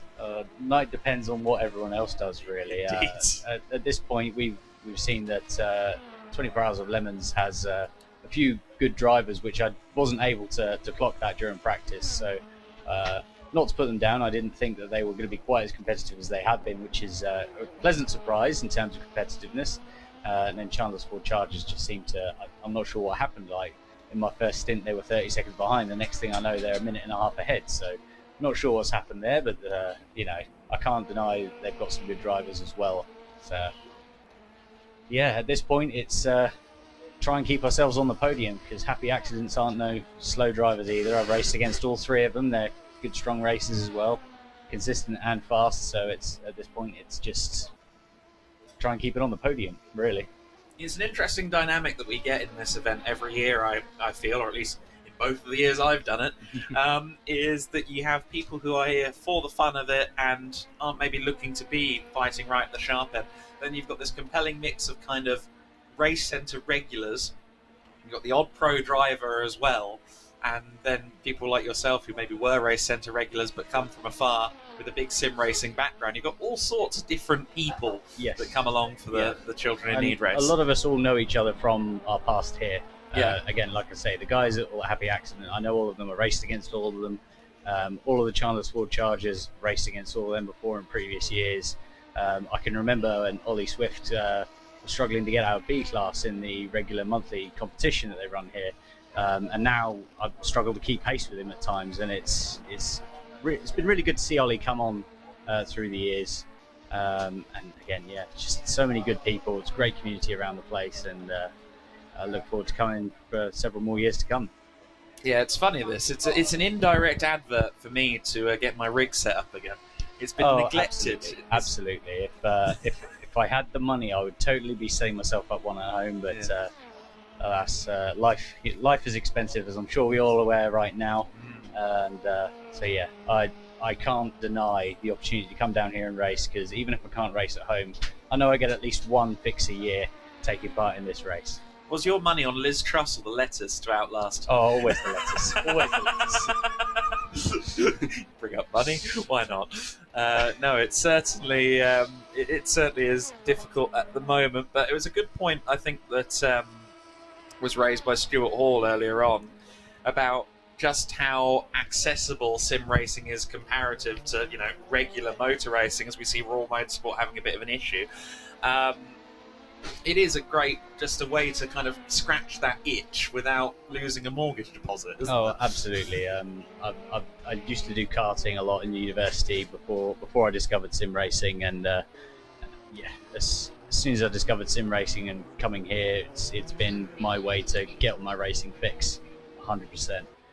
Because even karting isn't necessarily quite so cheap anymore. It never used to be in the first place, but and with COVID, as I'm sure, much to bring that one up, it's just the boom in the sector saw, because obviously all the regular racers couldn't race on the tracks anymore. So what do? They turned to their sim rigs, or discovered sim rigs, and started racing at home. So the sector saw a real boom there, and it's just got so much more popular and so much more investment over the years. Yeah, it was a surreal time, early COVID. I mean, Tom brought it up earlier on when we were interviewing him. Jack Villeneuve pitching up to an IndyCar race online on R-Factor Tour with an Xbox controller armed. Mad stuff. Was it? I think Emerson Fittipaldi had a go at one of the race events as well. So much different things going on. And then Formula One even got involved with its own. Tried to do its own championship thing going on. They had one of the Real Madrid goldies. Some weird selection of celebs in there, along with motorsport enthusiasts and lanes, but all good fun all the same. Yeah, and obviously looking ahead now into the darkness here, have you had much mileage in the dark? Absolutely not. Yes. So owing to my distance from the venue, I was only able to come down for 2 of the 3 practice sessions. And unfortunately for me, again, my proximity to the venue meant I had to leave fairly early. First half of each session was in daylight, second half was in night, and I had to leave before it got to the night session. So, both myself and Mike have not done any laps in the dark until it got dark here today. Oh dear. Well, if you want to head back to your team, you're more than welcome to, or you can stay. I I'm can not stay a pushing bit you out. longer. I think he's got a few more laps left in him yet. Yes, I hope so. I'm not in quite so much of a rush, but No, but we were going to do slightly longer stints, but then we realised the local chippy was closing, so I had to jump out to have my dinner. So see, I don't get this kind of info. I well, missed out. yeah, on Jim. well, as much as I'd love to just eat all the bakes that we brought along, I don't fancy putting on quite that many pounds. And yeah, as much as a chippy isn't that much better, variety is the spice of life, and I had to have something. It's true. Well, yeah, I must admit, watching racing drivers like this year, being in the paddocks a lot and the professional paddocks, you have them eating very, very well on Friday and Saturday, and then watching them on Sunday evening, there's a slightly different vibe to the diet. Absolutely, yeah. Fortunately, with sim racing, we don't quite have to watch our weight as much. Well, you just have to get in the rig, which is a problem for me sometimes. Yeah, well, there are different rig seat sizes you can get, This is so true. they do cater to that. But you don't have the performance deficit if you do have a few extra pounds on you, which is always an upside. You've got a fan? I've got a Dave fan. Dave oh, is hello, cheering Dave. you on. Hello, Dave. Thank you for tuning in. Another one of the community. Keep an eye for the cone and the horn on the shark fin of our car. We find your car. Where are we? Talking Heads. Here they come. So again, it's in the dark, so you might not see, but down the bottom there on the graphic where you can see the car, you can just see the cone on the shark fin. Yes. Good fun. Good fun. It's funny how something becomes a signature, doesn't it? My cat is my signature in life now. Well, you see the TL logo on the car as well. That's my online name, Talaluta. Yes. Last year the team was Talaluta because it was just me, and therefore, it made sense to make sure everyone that I knew was able to reference and recognise me. Yeah. This year the logo is stuck, but the name, owing to the fact it's not just me, has gone for something a bit more humorous. Obviously, the Talking Heads. But there's plenty of puns out there. I'm sure we can come up with plenty more fun motorsport-related names. Well, we are watching the days go by. Absolutely. Do you get that one? Talking Yes, Heads? yes. It's their biggest hit. Yeah. I hope so. I do enjoy a good pun name. I think that's something that sim racing's very good for. It's something that things like the Citroen C1s are great for as well, like the enduro categories, the club racing categories. Horrible but very funny names sometimes. Yes. Some names that get us in trouble. Yeah. In the commentary box. I was going to say there's one last year, Happy Accidents name for last year, had to get abbreviated for the name of it. I forgot about that. Yes. I was speaking with Scott earlier and we reminded me of it. It's like, I had completely forgotten that. Yes.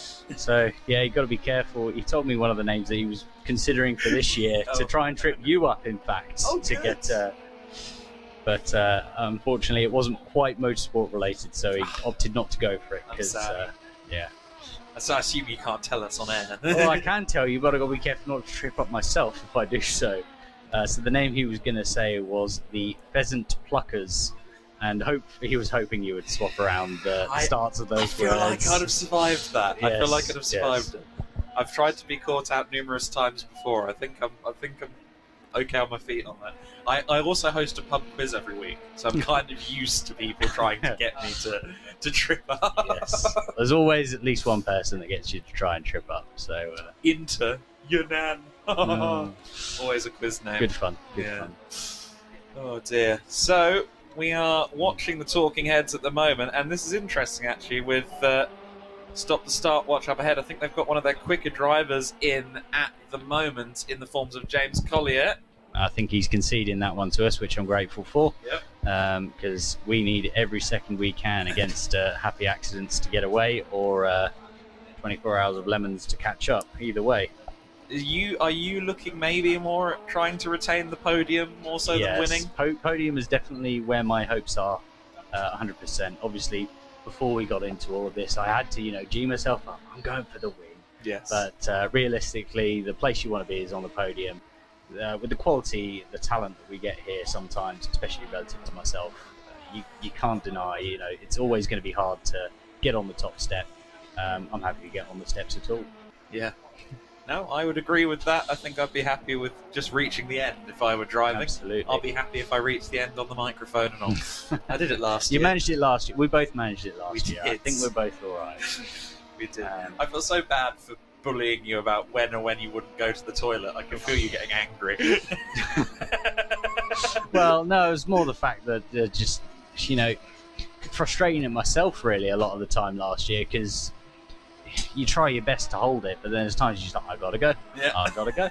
And then it's just that mental of knowing that because I had to jump out and run to the toilet, sort myself out and get back, I knew that every time I do that, I'd lose more time to everyone else. Yeah. So I wanted to do it as few times as possible. So when I ended up I believe I went to the loo 3 times in the first 6 hours, I was really frustrated with myself for that, because I was just like, come on, each time you do it, you're Ain't got losing. time for this. Yeah. But then obviously with the physical strain of it, there was as much as I tried to drink water and energy drink to keep myself going, there was an element of dehydration later on. And after the 3 times in the first 6 hours, I then didn't go for the next 12 hours. I remember, yes. And then, I was becoming increasingly alarmed. Yes, and then I didn't go again until after the end of the race after that.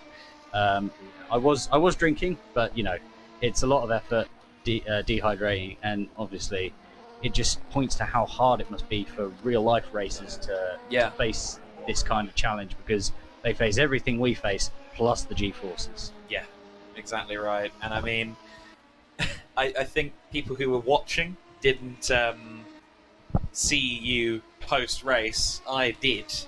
And I was worried about you, I must say. I think It was definitely a very, very harsh mental challenge. And I think if you're not someone that enjoys your racing, you could use that to torture someone, making them do that. Yeah. It's that mentally taxing, physically taxing, all in one. And I spent the first week afterwards saying never again, never again. And about a week later, I was like, you know what? I'll do it again. So with the pit cycle at the moment, Chandler's Ford Charger, it's not even the pit cycle actually, what am I 12? It kind of, it's yes and no to the pit cycle because they're on kind of alternate strategies from each other at the moment. But Chandler's Ford Chargers have taken a lap now. They're a lap clear of the 24 Hours of Lemons, and I note that they were very slow in the first sector on that lap. I believe they spun out of turn 2. I clocked that the car was looking slow out of turn 2. So unfortunately the 24 Hours of Lemons car has had a bit of a moment out there at the moment, and it's something I spoke about during one of the interviews, maybe multiple. Getting back into the rhythm after you have a spin is always horrible. It can be difficult. It depends on the reason for your spin and what's gone on. Sometimes it can be you just miss your braking point and then you get frustrated and then you miss your next braking point. It all adds up eventually. Sometimes you just sort of like go, oh, come on, what are you doing? And then you just nail it the next lap. It really varies. Depends on your mindset, how you're doing. I've never had the latter, I can't lie. It varies. Again, depends on a lot of factors. And I'm sure the real elite drivers out there have a lot more of the latter than the former. Yes. Yeah, and I think was something we spoke about as well. I guess the equivalent to that, to a much heavier degree, is coming back from Big Crash. We spoke to Ollie Goethe about that. He had a massive one at Spa with Zayn Maloney, and he had to race the next day. And, coming back from a 150-mile-an-hour crash at Blanchimont, no mean feat. Yeah, again, goes back to what I was saying about, they have to deal with the physical as well as the mental in terms of that. And including the danger. And motion platform's enough for me, and that's they're good fun. Give you the G-force, well, not the G-force. They give you the motion, so you feel what the car should be doing or shouldn't be doing, depending on how you're driving. But yeah. Okay, so you guys, how far into your stint are you? You're 9 laps in. How many more laps do you think he's going to do? Honestly, I haven't been keeping track of how many laps go into a stint. To be honest, I've just been sort of like hop in and go. I believe it takes about 4 litres per lap, and they stick in 60 litres. So you're looking at about 15 laps ish. So I should probably look at getting going in the next few laps' time, so I can hop back in so that he can start getting some rest. What is the time? 10 o'clock. Yeah, he's probably going to start looking at having some naps. Yeah. In between stints around now, perhaps. So it'll probably be a nice long one for me next. I'm not 100% certain on that, but It has flown by a bit, I feel. absolutely. This is one of those things again. We get in the rhythm, you could just sit there for ages. During one of the 1.5 hour stints I did earlier, I got halfway through the third stint and I was just like, right, that's one stint down, 2 more to go. And then I thought, stop, hang on, I've been in 3 stints, I've got to get out next. Yeah. Sometimes you just get in the zone, it just flies by. It's unbelievable. I suppose particularly for you, given how you approached last year, it's almost default to just sit there for 12 hours. Last year was a drag. Yes. I think it's easier to fly by when you get breaks because, you can mentally process each one, have a break and move on. But when you sit there for the whole thing, the only break you get is when you run to the toilet. Yeah, that drags. Yeah, that looked terrible. I'm glad you're not doing it again this year. Maybe next year. I'll wait and see what they announce. Maybe if it's another car track that I'm a bit more familiar with, maybe I'll go for it. Uh-oh. I've been pushing for a Formula car for ages. I understand with Adrian, he likes to keep things a bit more realistic, use actual GT3 cars, LMP cars, things that actually would get raced on enduros, on circuits that would actually... But you know what? Give me a Formula 1 car on Targa Florio. That's something out of left field. That'd be a bit fun. Half an hour lap. That'd be great. No, the frame rate wouldn't survive, but it'd be good fun. I'd love that. I don't know if I can fully co-sign that idea, but it's interesting. Yeah, for those unaware, Targa Florio, 30+ minute lap on a fast car. Yeah.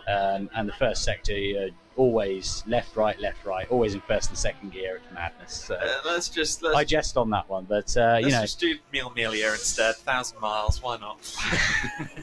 One lap of Italy. I would never be opposed to throwing in a good Formula car and a good Formula track. 93 Formula 1 with Suzuka. I'd love that. You'd never get that real life enduro. No. You'd never get that on a real 24. You would, but why not? It'd be fun. There you go. We'll see. I'd 24 that on my own. That's 100%. in the Charles Grout ballot box. I'll tell you what, I'll lobby for that one myself if you win. Yeah, unfortunately, I'm not winning, unfortunately. But I can say this all I want. Ultimately, it's up to the current staff at Adrian as to what goes on. I can't deny, though, they always come out with good choices. Yeah, this has been a great combo. I've been enjoying it a lot. Definitely not one I expected. They tried to tease us with some photos ahead of time and some audio clips, and they had a lot of us thinking, "Oh, it's going to be Daytona this year." Yes, because it was that yellow curve, wasn't it? Yeah, yes, really I thought it was Daytona and LMP2. A lot of us thought it was Daytona. Right. I nearly swore. Oh no, it's it's Road America. Oh dear. Yeah, you got Aaron Boss saying hello. Oh, Ram. I'll try go faster, but I'll do what I can. And by all means join. I know it's a long trip for you, but absolutely come along. Yes. I love how you're simultaneously trying to get more people and signing yourself up to be a Billy Nomes next year. Well, Rambos is part of that online community again. Okay. And believe me, if I had a rig, I'd be joining them on some of the online races they do online to have some fun. And I know Aram wants me on their team for some racing. Sure. So, why not get them over here to get them racing on this as well? I think the invite's been extended around us. So do come along. We'll see what Talaluta can do in his next stint. We have crossed over the 7-hour barrier. So I am going to run through the order now. But Charles, thank you so much for joining me, and I'm sure we'll hear from you again before the end. But, Absolutely. I'm probably going to pop in and annoy you in the middle of the night. Wonderful. I need it. Cool. Keep me away. Catch you in a bit. Yeah, catch you in a bit, my friend. And good luck on what will be a longer stint now in the car. Thank you, Charles. So, we are just over 7 hours into the race, and the Chandler's Ford Chargers are our race leaders by a lap over the 24 hours of Lemons machine. Chandler's Ford Chargers should be in for a stop shortly. They're on their 16th lap of the stint, and I think 16 laps is it. I hope, because otherwise they might run out of fuel. Second place, the 24 hours of Lemons, 10 laps into their stint. The Lemons are congregating outside my commentary box at the moment. It's like the lemon tree in that Simpsons episode. In third place, the Talking Heads. They are a minute back from the Lemons team at the moment. In fourth place, the Happy Accidents, about 1 minute and 15 down the road from a podium. The Happy Accidents currently being driven by Chris Leach there in fourth place. And rounding out our top 5 is the Scrappy Racers. The Scrappy Racers, 212 laps into their race. This car is just coming around the last corner to complete lap 216, though, our race leader on lap 216. In sixth place is this car, the Raw Motorsport number 23, just heading through turn 1 there at the moment. Still Rob Weldon at the wheel, as I imagine it will be for a little while. What's his pace looking like right now? He's in the 56s, so he's got a decent pace, and I think he's settled into the stint now. Kinder in Need are 7th at the moment. Who's at the wheel? It's still Duncan Ford. Race Ventura is in 8th position. There is the Race Ventura number 2 car. Team Taylors are running in P9. And rounding out our top 10, still less than 20 seconds back from Team Taylors, is Stop the Start Watch.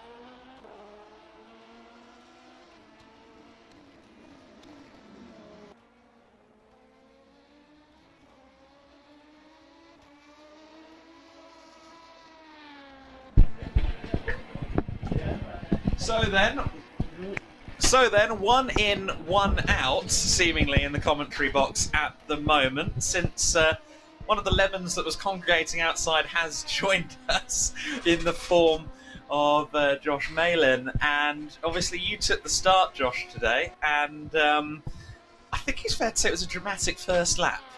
Yeah, it was quite chaotic, wasn't it? So I started the car, we qualified P3, didn't have the best of qualifyings, and being sort of 6/10 off the ultimate pace, I can't remember, it was a low 52. I was sort of, I wouldn't say I was kicking myself, but knowing that I'm up against the guys who basically work here and live on these things, it wasn't too bad, all things considered.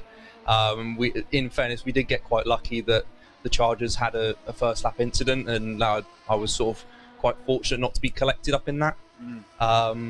But yeah, good opening stint. Had a great fight with Charles of the Talking Heads, and yeah, just sort of did my own thing, and then the rest of the Lemons took over. And then yeah, you know, the Chargers have got such a strong pace at the moment. I think they're going to be strong throughout the night. So yeah, there'll be one to watch, but I think our fight is probably more for P2 than anything else. Yeah, well, I'm not getting on board for some reason. I was trying to go on board with your car, but it's not working for some reason. Oh, it's a Lemon, that's why. Obviously, we've spoke a little bit, especially while you've been in the car, about some of your recent racing efforts and some of your successes in this year's Porsche Carrera Cup GB season. But for those who aren't familiar, I mean, give your full resume. I know you've had quite a lot of success prior to this year. Yeah, no, thank you. It's been quite an odd year for me. Coming back into Carrera Cup GB after doing it back in 21, had a really good sort of rookie season. Finished up second in the rookie championship. So all in all, it was a good season, but obviously the racing driver inside of me was like, there is so much more potential here. So it was frustrating not to get on the grid at the start of this year. I wouldn't say it hit me hard, but it frustrated me more than anything, because I knew that I had the pace, and I knew that I deserved to be there. I mean, in fairness to everyone on the Carrera Cup grid, everyone deserves to be on that grid. But I knew, because of the pace I was showing towards the end of the year of 2021, I knew that I'd get along with the new car probably even better, and turns out we did. Having sort of never driven a 992 Porsche Carrera Cup car. Also a 991 last year. I forgot about it was that. the facelift, the Generation 2 991 Cup car. That was a fantastic car. Like, coming up from Ginetta GT5s in 2020, it was quite a big step for me.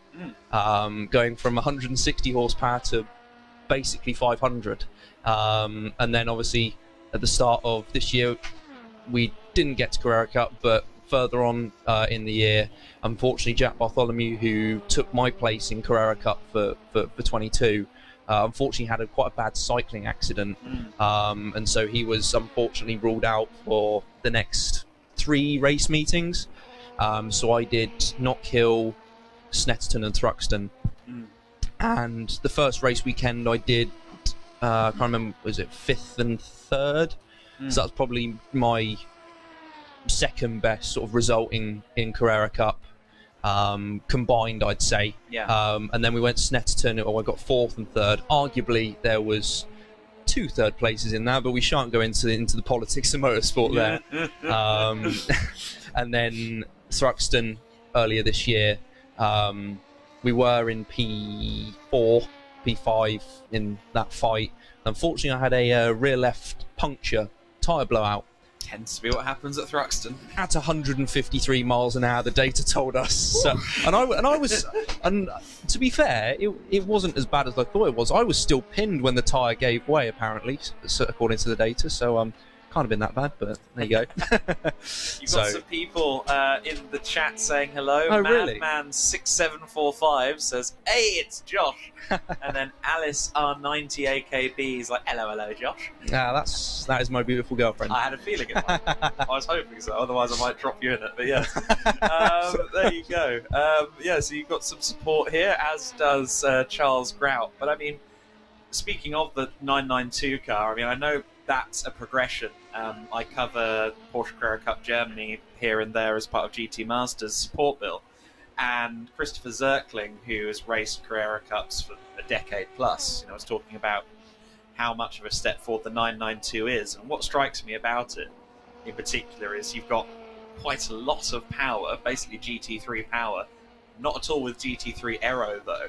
And seeing some of the circuits that you guys are on, like, say, a Knockhill and Alton Park in the UK calendar, it does feel rather like a car that's a couple of sizes too large for some of the environments it finds itself in. Well, you're not wrong, because in last year at Knockhill, the first time I went round that track in a Ginetta, I thought, this is pretty on it. And then I jumped in there in a cup car, and I had to completely recalibrate myself that weekend. It was basically something I'd never really experienced before, having 500 horsepower under your right foot on a track that's undulating and short and snappy. It was very, very, very intense. And I was lucky enough to pick up my first podium there as well. So that was a highlight of last year for sure, along with my endeavours at Donington back in October 21. That was a really good race. I was actually there on merit, on pure pace, rather than just sat there defending for my life. Which was what happened at Knockhill, because that was only my 4th race meeting in the car. And due to obvious budget constraints, which have unfortunately taken effect this year, I had one test day before the race season started, and it was a very last minute decision, because Richardson's, the team that I was with, basically had the car sitting around and doing nothing.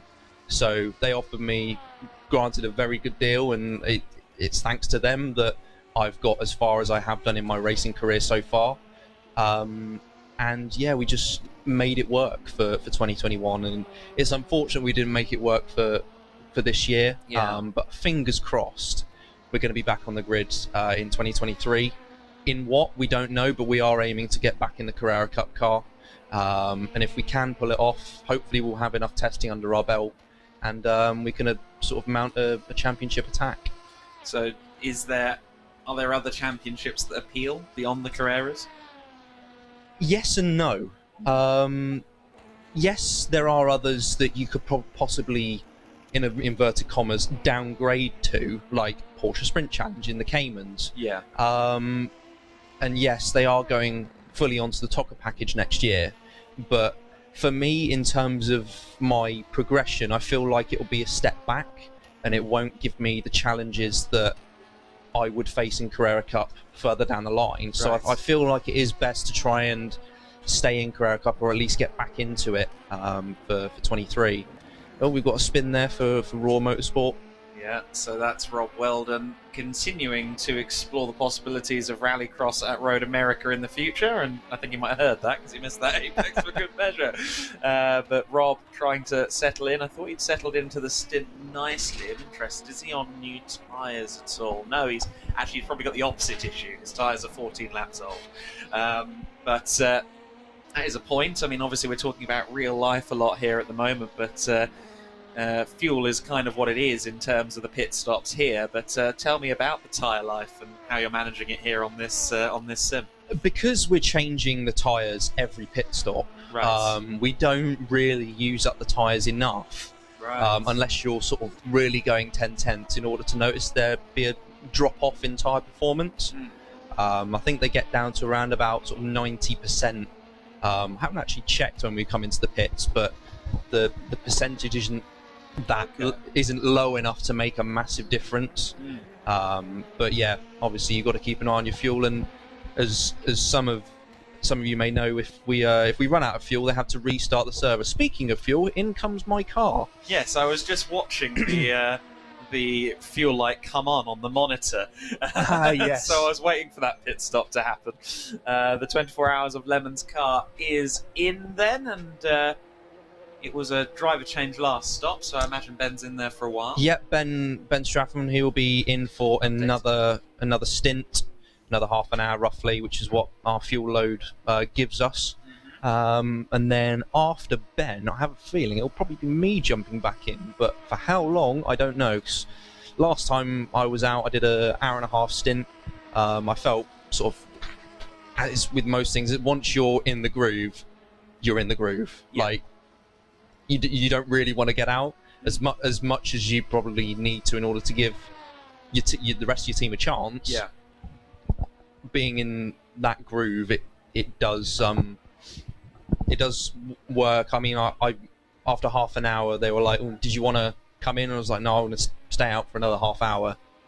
And so I did, and then realised I was actually maintaining a really good gap and building it from the cars behind. So stayed out for another half an hour. So it's not my first rodeo in terms of online sim racing endurance events. I've done 24 hours of Nürburgring. Admittedly, some of them haven't finished that well, unfortunately. I think Bathurst 6 or 8 hours. Again, that didn't end very well. Oh dear. What were you in that? GT3s? Yeah, Z4 BMW GT3. They sound cracking, don't they? That to me, the Z4 GT3 may end up 30, 40 years down the line as ultimately like the AC Cobra equivalent, because it's got some of that lineage to it. Big V8, Yeah. small car, short wheelbase. Well, it's the proper V8. It's not like the twin turbo ones, or even in the new BMW M4. Yes. That has, I wouldn't say it's replaced it. It's replaced straight six. Yeah. It sounds a bit muffled, muted Yes. in comparison. You want the lovely thunderous V8. And we've got some more chats in. Madman has identified himself. It's Spencer. Josh will. That would explain There it. you Hello, go. Spencer. How you doing, mate? And Joey G says, Josh is a quick boy. It was quick first time in the car.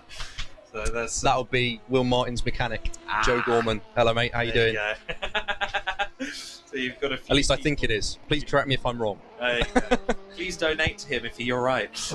Donate either to the 2023 sponsor pot or to the Children in Need Fund for the 24 Hours of Lemons car, which of course we will see soon. The field compressing back together again with the percentages and maths that I frankly can't do. At about 11 o'clock, we're going to see the field compress again because the donation pots. Okay. Yeah, the donation pots have a competitive element to them. All right, we've got 45 minutes, so the team. Hurry up, people. There you go. Donate to the 24 Hours of Lemons or the team that you're supporting in the next 45 minutes or so, because we will have the field compressed by the donations. The team that is atop the donation pile will have 90% of their laps slashed in the gap between themselves and the car ahead. Okay. So if you're 10 laps behind the car ahead, you lose 9 laps all of a sudden in that Right. gap. And it's cumulative as well. So all the cars behind you also get that boost. Okay. So the field is suddenly going to compress. That should be interesting. The next half hour to 40 minutes. So if you do want to back this man, his team, or any of the other teams out there, time is of the essence to do so. Alice seems to believe you're going to be back next year, back stronger than ever next year, she says. Yeah, we're going to try. Well, I'm hoping you do succeed in doing so. I mean, you've spoken a lot about UK championships. Have you looked at all into some of the European stuff, even if it's just national series in Europe? Yeah, well, I mean, I have obviously with Carrera Cup Deutschland and Carrera Cup Benelux as well. I've been keeping an eye on Benelux. I can't. Benelux. It's late. Yeah, all right. Carrera Cup Benelux. Benelux. Obviously, with Harry King completely dominating that series. Yes, he is. He is absolutely a force to be reckoned with, and I was very fortunate to race with him back in 21. Yeah. It was good fun racing against Harry. He's a great lad. But yeah, Carrera Cup Deutschland as well.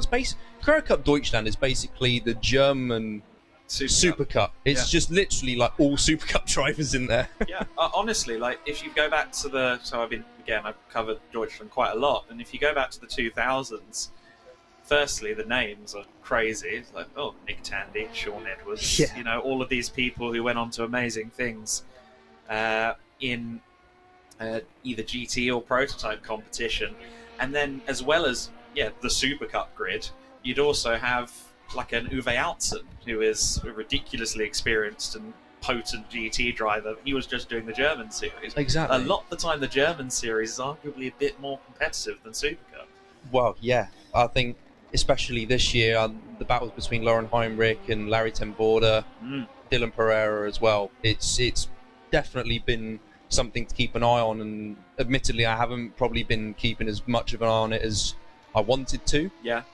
But yeah, Carrera Cup Deutschland is definitely, if it's not Carrera Cup GB, it's definitely Deutschland that's something that appeals to me. But obviously, it's the cost of getting over there and the accommodation. It's just Carrera Cup GB times by 2. Right. So, excuse me. In terms of budget, Carrera Cup Deutschland is out of the question for us, unfortunately. Right. Benelux, there is a possibility, but again, I'm not too sure on the ins and outs of costs on that. Again, it's going to be down to hotels, and flights. Like, it'll be mainly travel based. Yes. The budget rather than actually racing itself. So yeah, we're exploring options, but I have a feeling that if it's going to be anything, it's going to be Carrera Cup GB. I was interested. It's something I always like to pick the brains of the GT Masters drivers about, and it's interesting because you get varied answers, and then when you repeat other people's answers, they go, "What do you mean? Why would they do that?" in regards to ABS settings and stuff like that. I know that Zerkling, again, he was my sensei in Porsche Carrera Cup Germany's paddock. He just knows everything, so just pick at the brain all the time. He was talking about some of the ABS adjustments, like during a lap, like 2 or 3 adjustments per lap at the Sachsenring, for example. Which circuit on the UK scene is kind of the most active for you dealing with? Are we talking about bias or ABS here? Bias, sorry. Bias, yeah. I was going to say. ABS is only on the AM cars in Benelux. Oh, they're on AM cars in Benelux. There See, are. I'm learning things here as well. Yes. I'm forgetting myself because it's only Pro-Am and up in Germany, and then there's in Benelux there is an AM category, and they have ABS. I was told by avoid. I was told by Matty Graham, who did a round in Carrera Cup North America at Indianapolis. Yeah. The Carrera Cup cars over there run ABS. All of them. All of them. All of them do. There you go. So it was a different experience for him just to brake yeah. so late, going into the corners and then turning at the same time. Yes. Must be very odd, different sensation, especially for me, because obviously Carrera Cup GB, none of the cars run ABS, exactly. None of them run traction control. It is literally just you, your left foot, Yes. and your head, basically. I will say, my co-commentator, who's done Carrera Cup for a long time, he said that Benelux runs ABS. So if they don't, it wasn't me. It's all right. Directly. To be fair, it would make sense that way because of obviously there's less experience, and the Carrera Cup cars are notorious to lock an inside wheel when you're braking, especially if you mistakenly sort of turn the wheel slightly. So yeah, it can be very tricky to keep it in a straight line and to avoid the wheels locking. But when you do get it right, it is so rewarding. But so regarding the brake bias, then, which circuit have you found is the most? Sorry, yes, we completely missed the question. Magical mystery tour there. But which one's the most active on the UK for that? To be fair, it's very rare for me to adjust the brake bias. I mean, I've only done 3 rounds in the new car this year, so I haven't really had the mileage to say, yes, I do this and this works for me. I just sort of put it on one bias that that feels okay to me, and I just run with it. I just make do with what I've got rather than keep changing it, because as much as I want to adapt to the car around a lap, I just want to adapt to the car as it is and work with it. Yeah. Rather than trying to make it do things that it doesn't want to do. Right. So otherwise, I find that if you're changing bias, you're going to have it sort of unsettled into one corner but settled into another, and that means you've got to constantly change it. And it's just another thing to think about.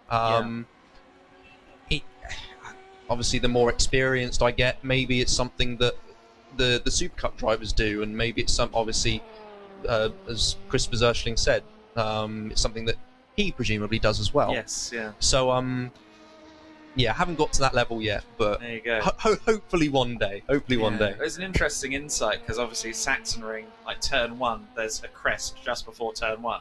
So say I have to change the bias for that, and then want a bit more to the front for some of the other corners, or a bit more to the rear for some of the other corners. Like, you know, it was breaking it down turn by turn, which is why I love Chris, because you'll ask him a question and he's off for 15 minutes. No. And that is where the experience pays dividends. Of course, I mean, obviously, I'm only 22. I'll be 23 in March, and I've been lucky enough to get onto the Carrera Cup grid as it is. Yeah. So having that sort of lack of experience, it's sort of making me grow as a driver. Yeah. And then once I've mastered that, I can then master constantly changing the bias around a lap, and therefore getting those vital 2 or 3 tenths that I seem to be missing in qualifying trim and possibly race trim as well. Yeah.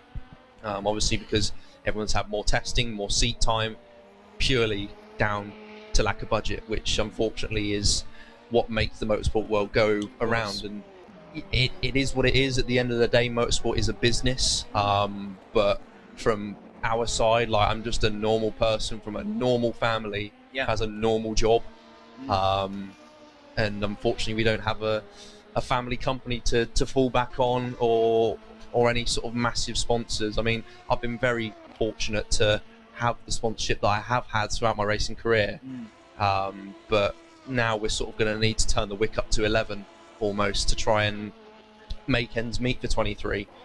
So, well, it's an ongoing thing, and hopefully we'll have better news come later on in the new year, and probably closer towards the deadline date, which is usually us, because it's always lastminute.com. But there you go. It's the way of the world. I hear that in every category around the world. So Yeah, it's certainly not unique to you or Terraria. no, and it's something that you'll find a lot of, and there's a lot of talent out there that will essentially be wasted purely because they don't have the budget. Yeah.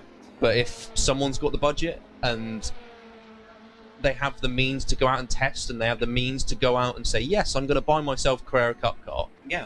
then good for them. But for us normal people, in inverted commas, Yeah. it's certainly not that easy. You've seen it time and time again. I mean, look at Lando Norris. I mean, Lando's a sensational talent, but anyone who's anyone knows that he was logging probably literally tens of thousands of kilometers worth of testing each and every year. He had some serious mileage under his belt. Absolutely. And we heard it earlier on today when we're speaking to Ollie Goethe. It's like, well, we don't know if in the future Ollie wants to do sports cars. So this year we entered him in a Lamborghini Gallardo that his dad owns in a historic race at the Le Mans Classic. It's just to make sure we got the mileage in case he ever needs it. Yeah. Because, it's a different world, isn't it? Yeah, absolutely. Yeah, it's hard to get your foot in the door, because I never came through conventional karting. No. I actually came through sim racing. So as a kid, I was always on the computer, like obviously as your typical kid would. Yeah.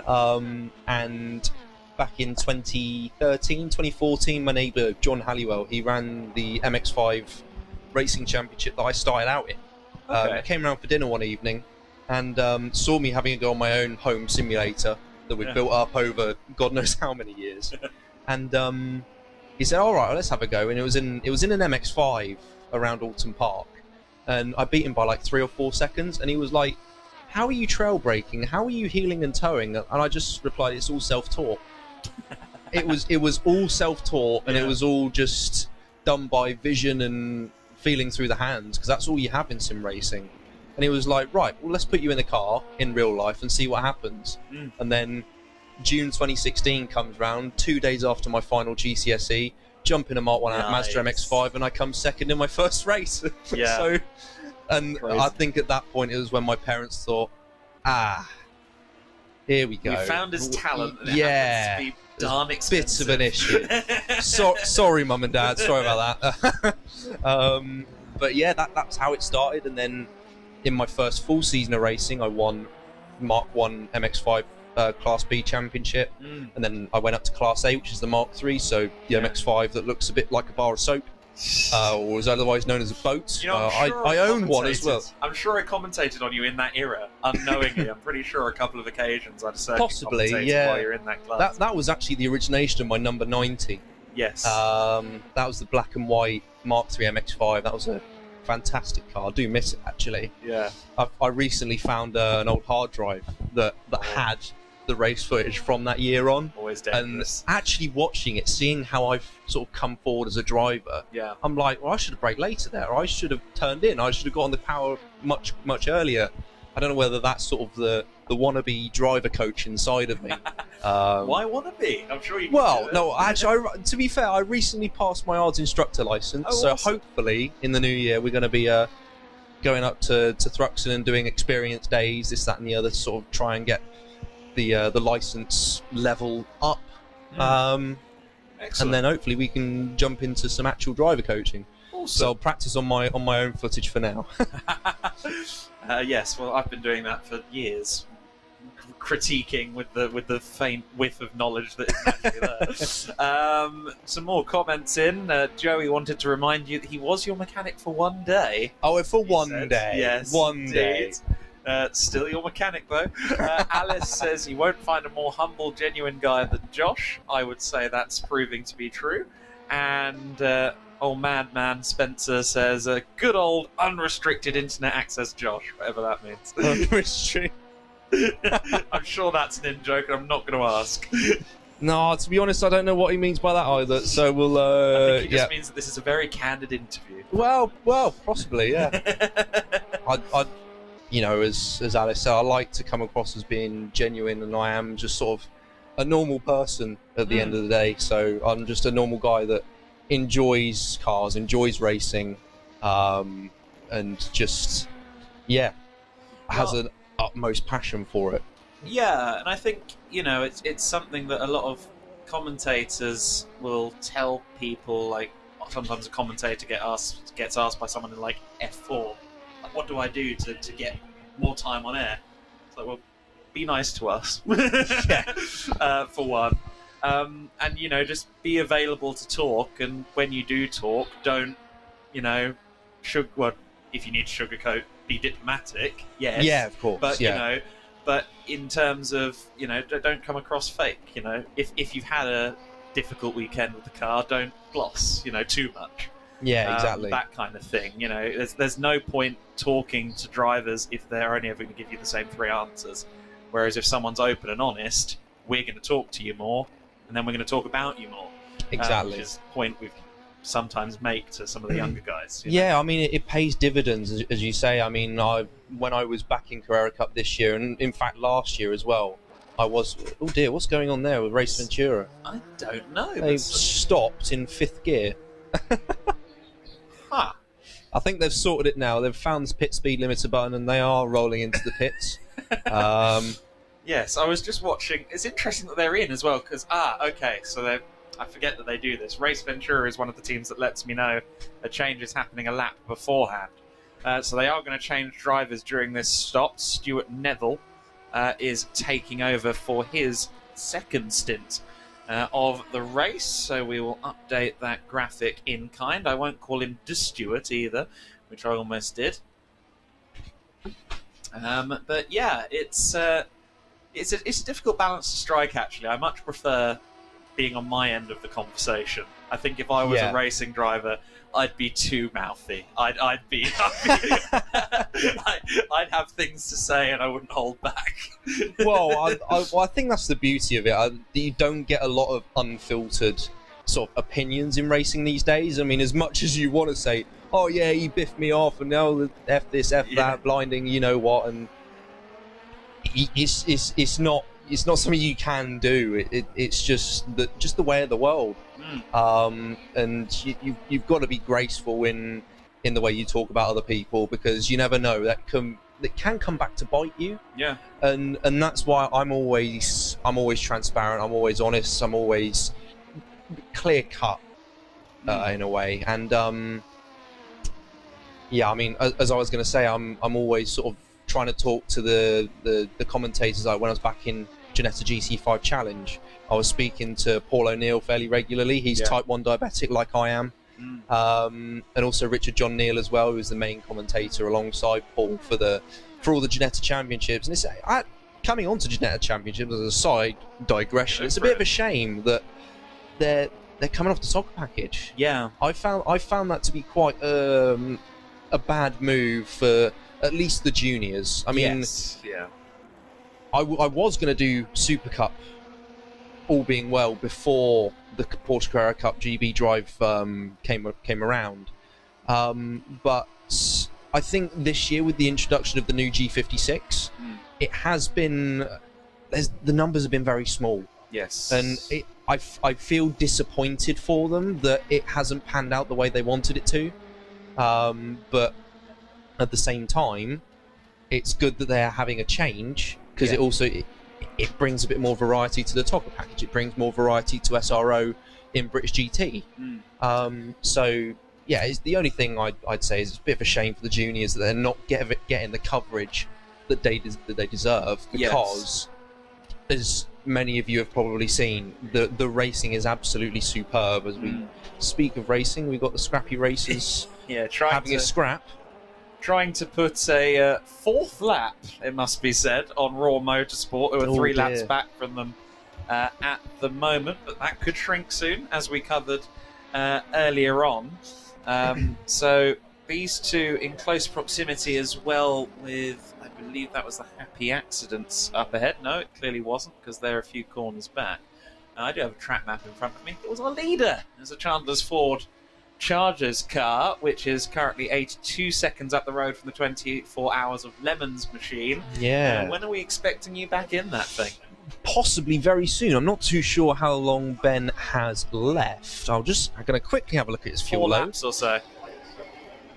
Yeah, about 22 litres of He's fuel done left. 12 laps, you've been doing 16. So. Oh, okay. Yeah, no, I haven't been counting. I've just been doing it by fuel, and so then as you're soon in as the light next. comes on, we've been told it just come in. Yeah, are you in next then? Yeah, I'll be in next, so I'll be in a few minutes. There you go. I can give you a pre-stint preview and then a post-stint post-view. Post-view, yeah. There you go, we're innovating. Play with language like you play with your food. Absolutely. But yeah, Like I mean, what? obviously, was it still daylight when you were in the car last time? If it wasn't still there, it was just starting in the transition. Did you get some practice in the dark here? I did. Yeah, Okay. I missed the final practice session, but yeah, we did get some night running in, and I'm fairly comfortable with where I am in the car now. Yep. It's a bit different to my setup at home, so I am having to adapt my driving style to suit this. So it's proving a bit tricky, but I'm getting more consistent. And it's just the problem is that the Chandler's Ford Chargers are, well, obviously Ollie and Ethan work here. They are residents of the race centre, so yeah, it's going to be interesting. But I'd like to think I can at least shave a little bit of time off while I'm in the car.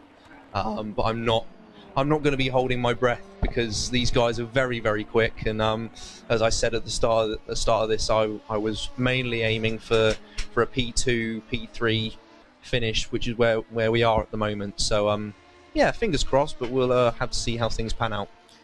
There you go. I think that's our fourth racing driver interviewed in this broadcast. 3 of them have been younger than me. Doesn't depress me in the slightest.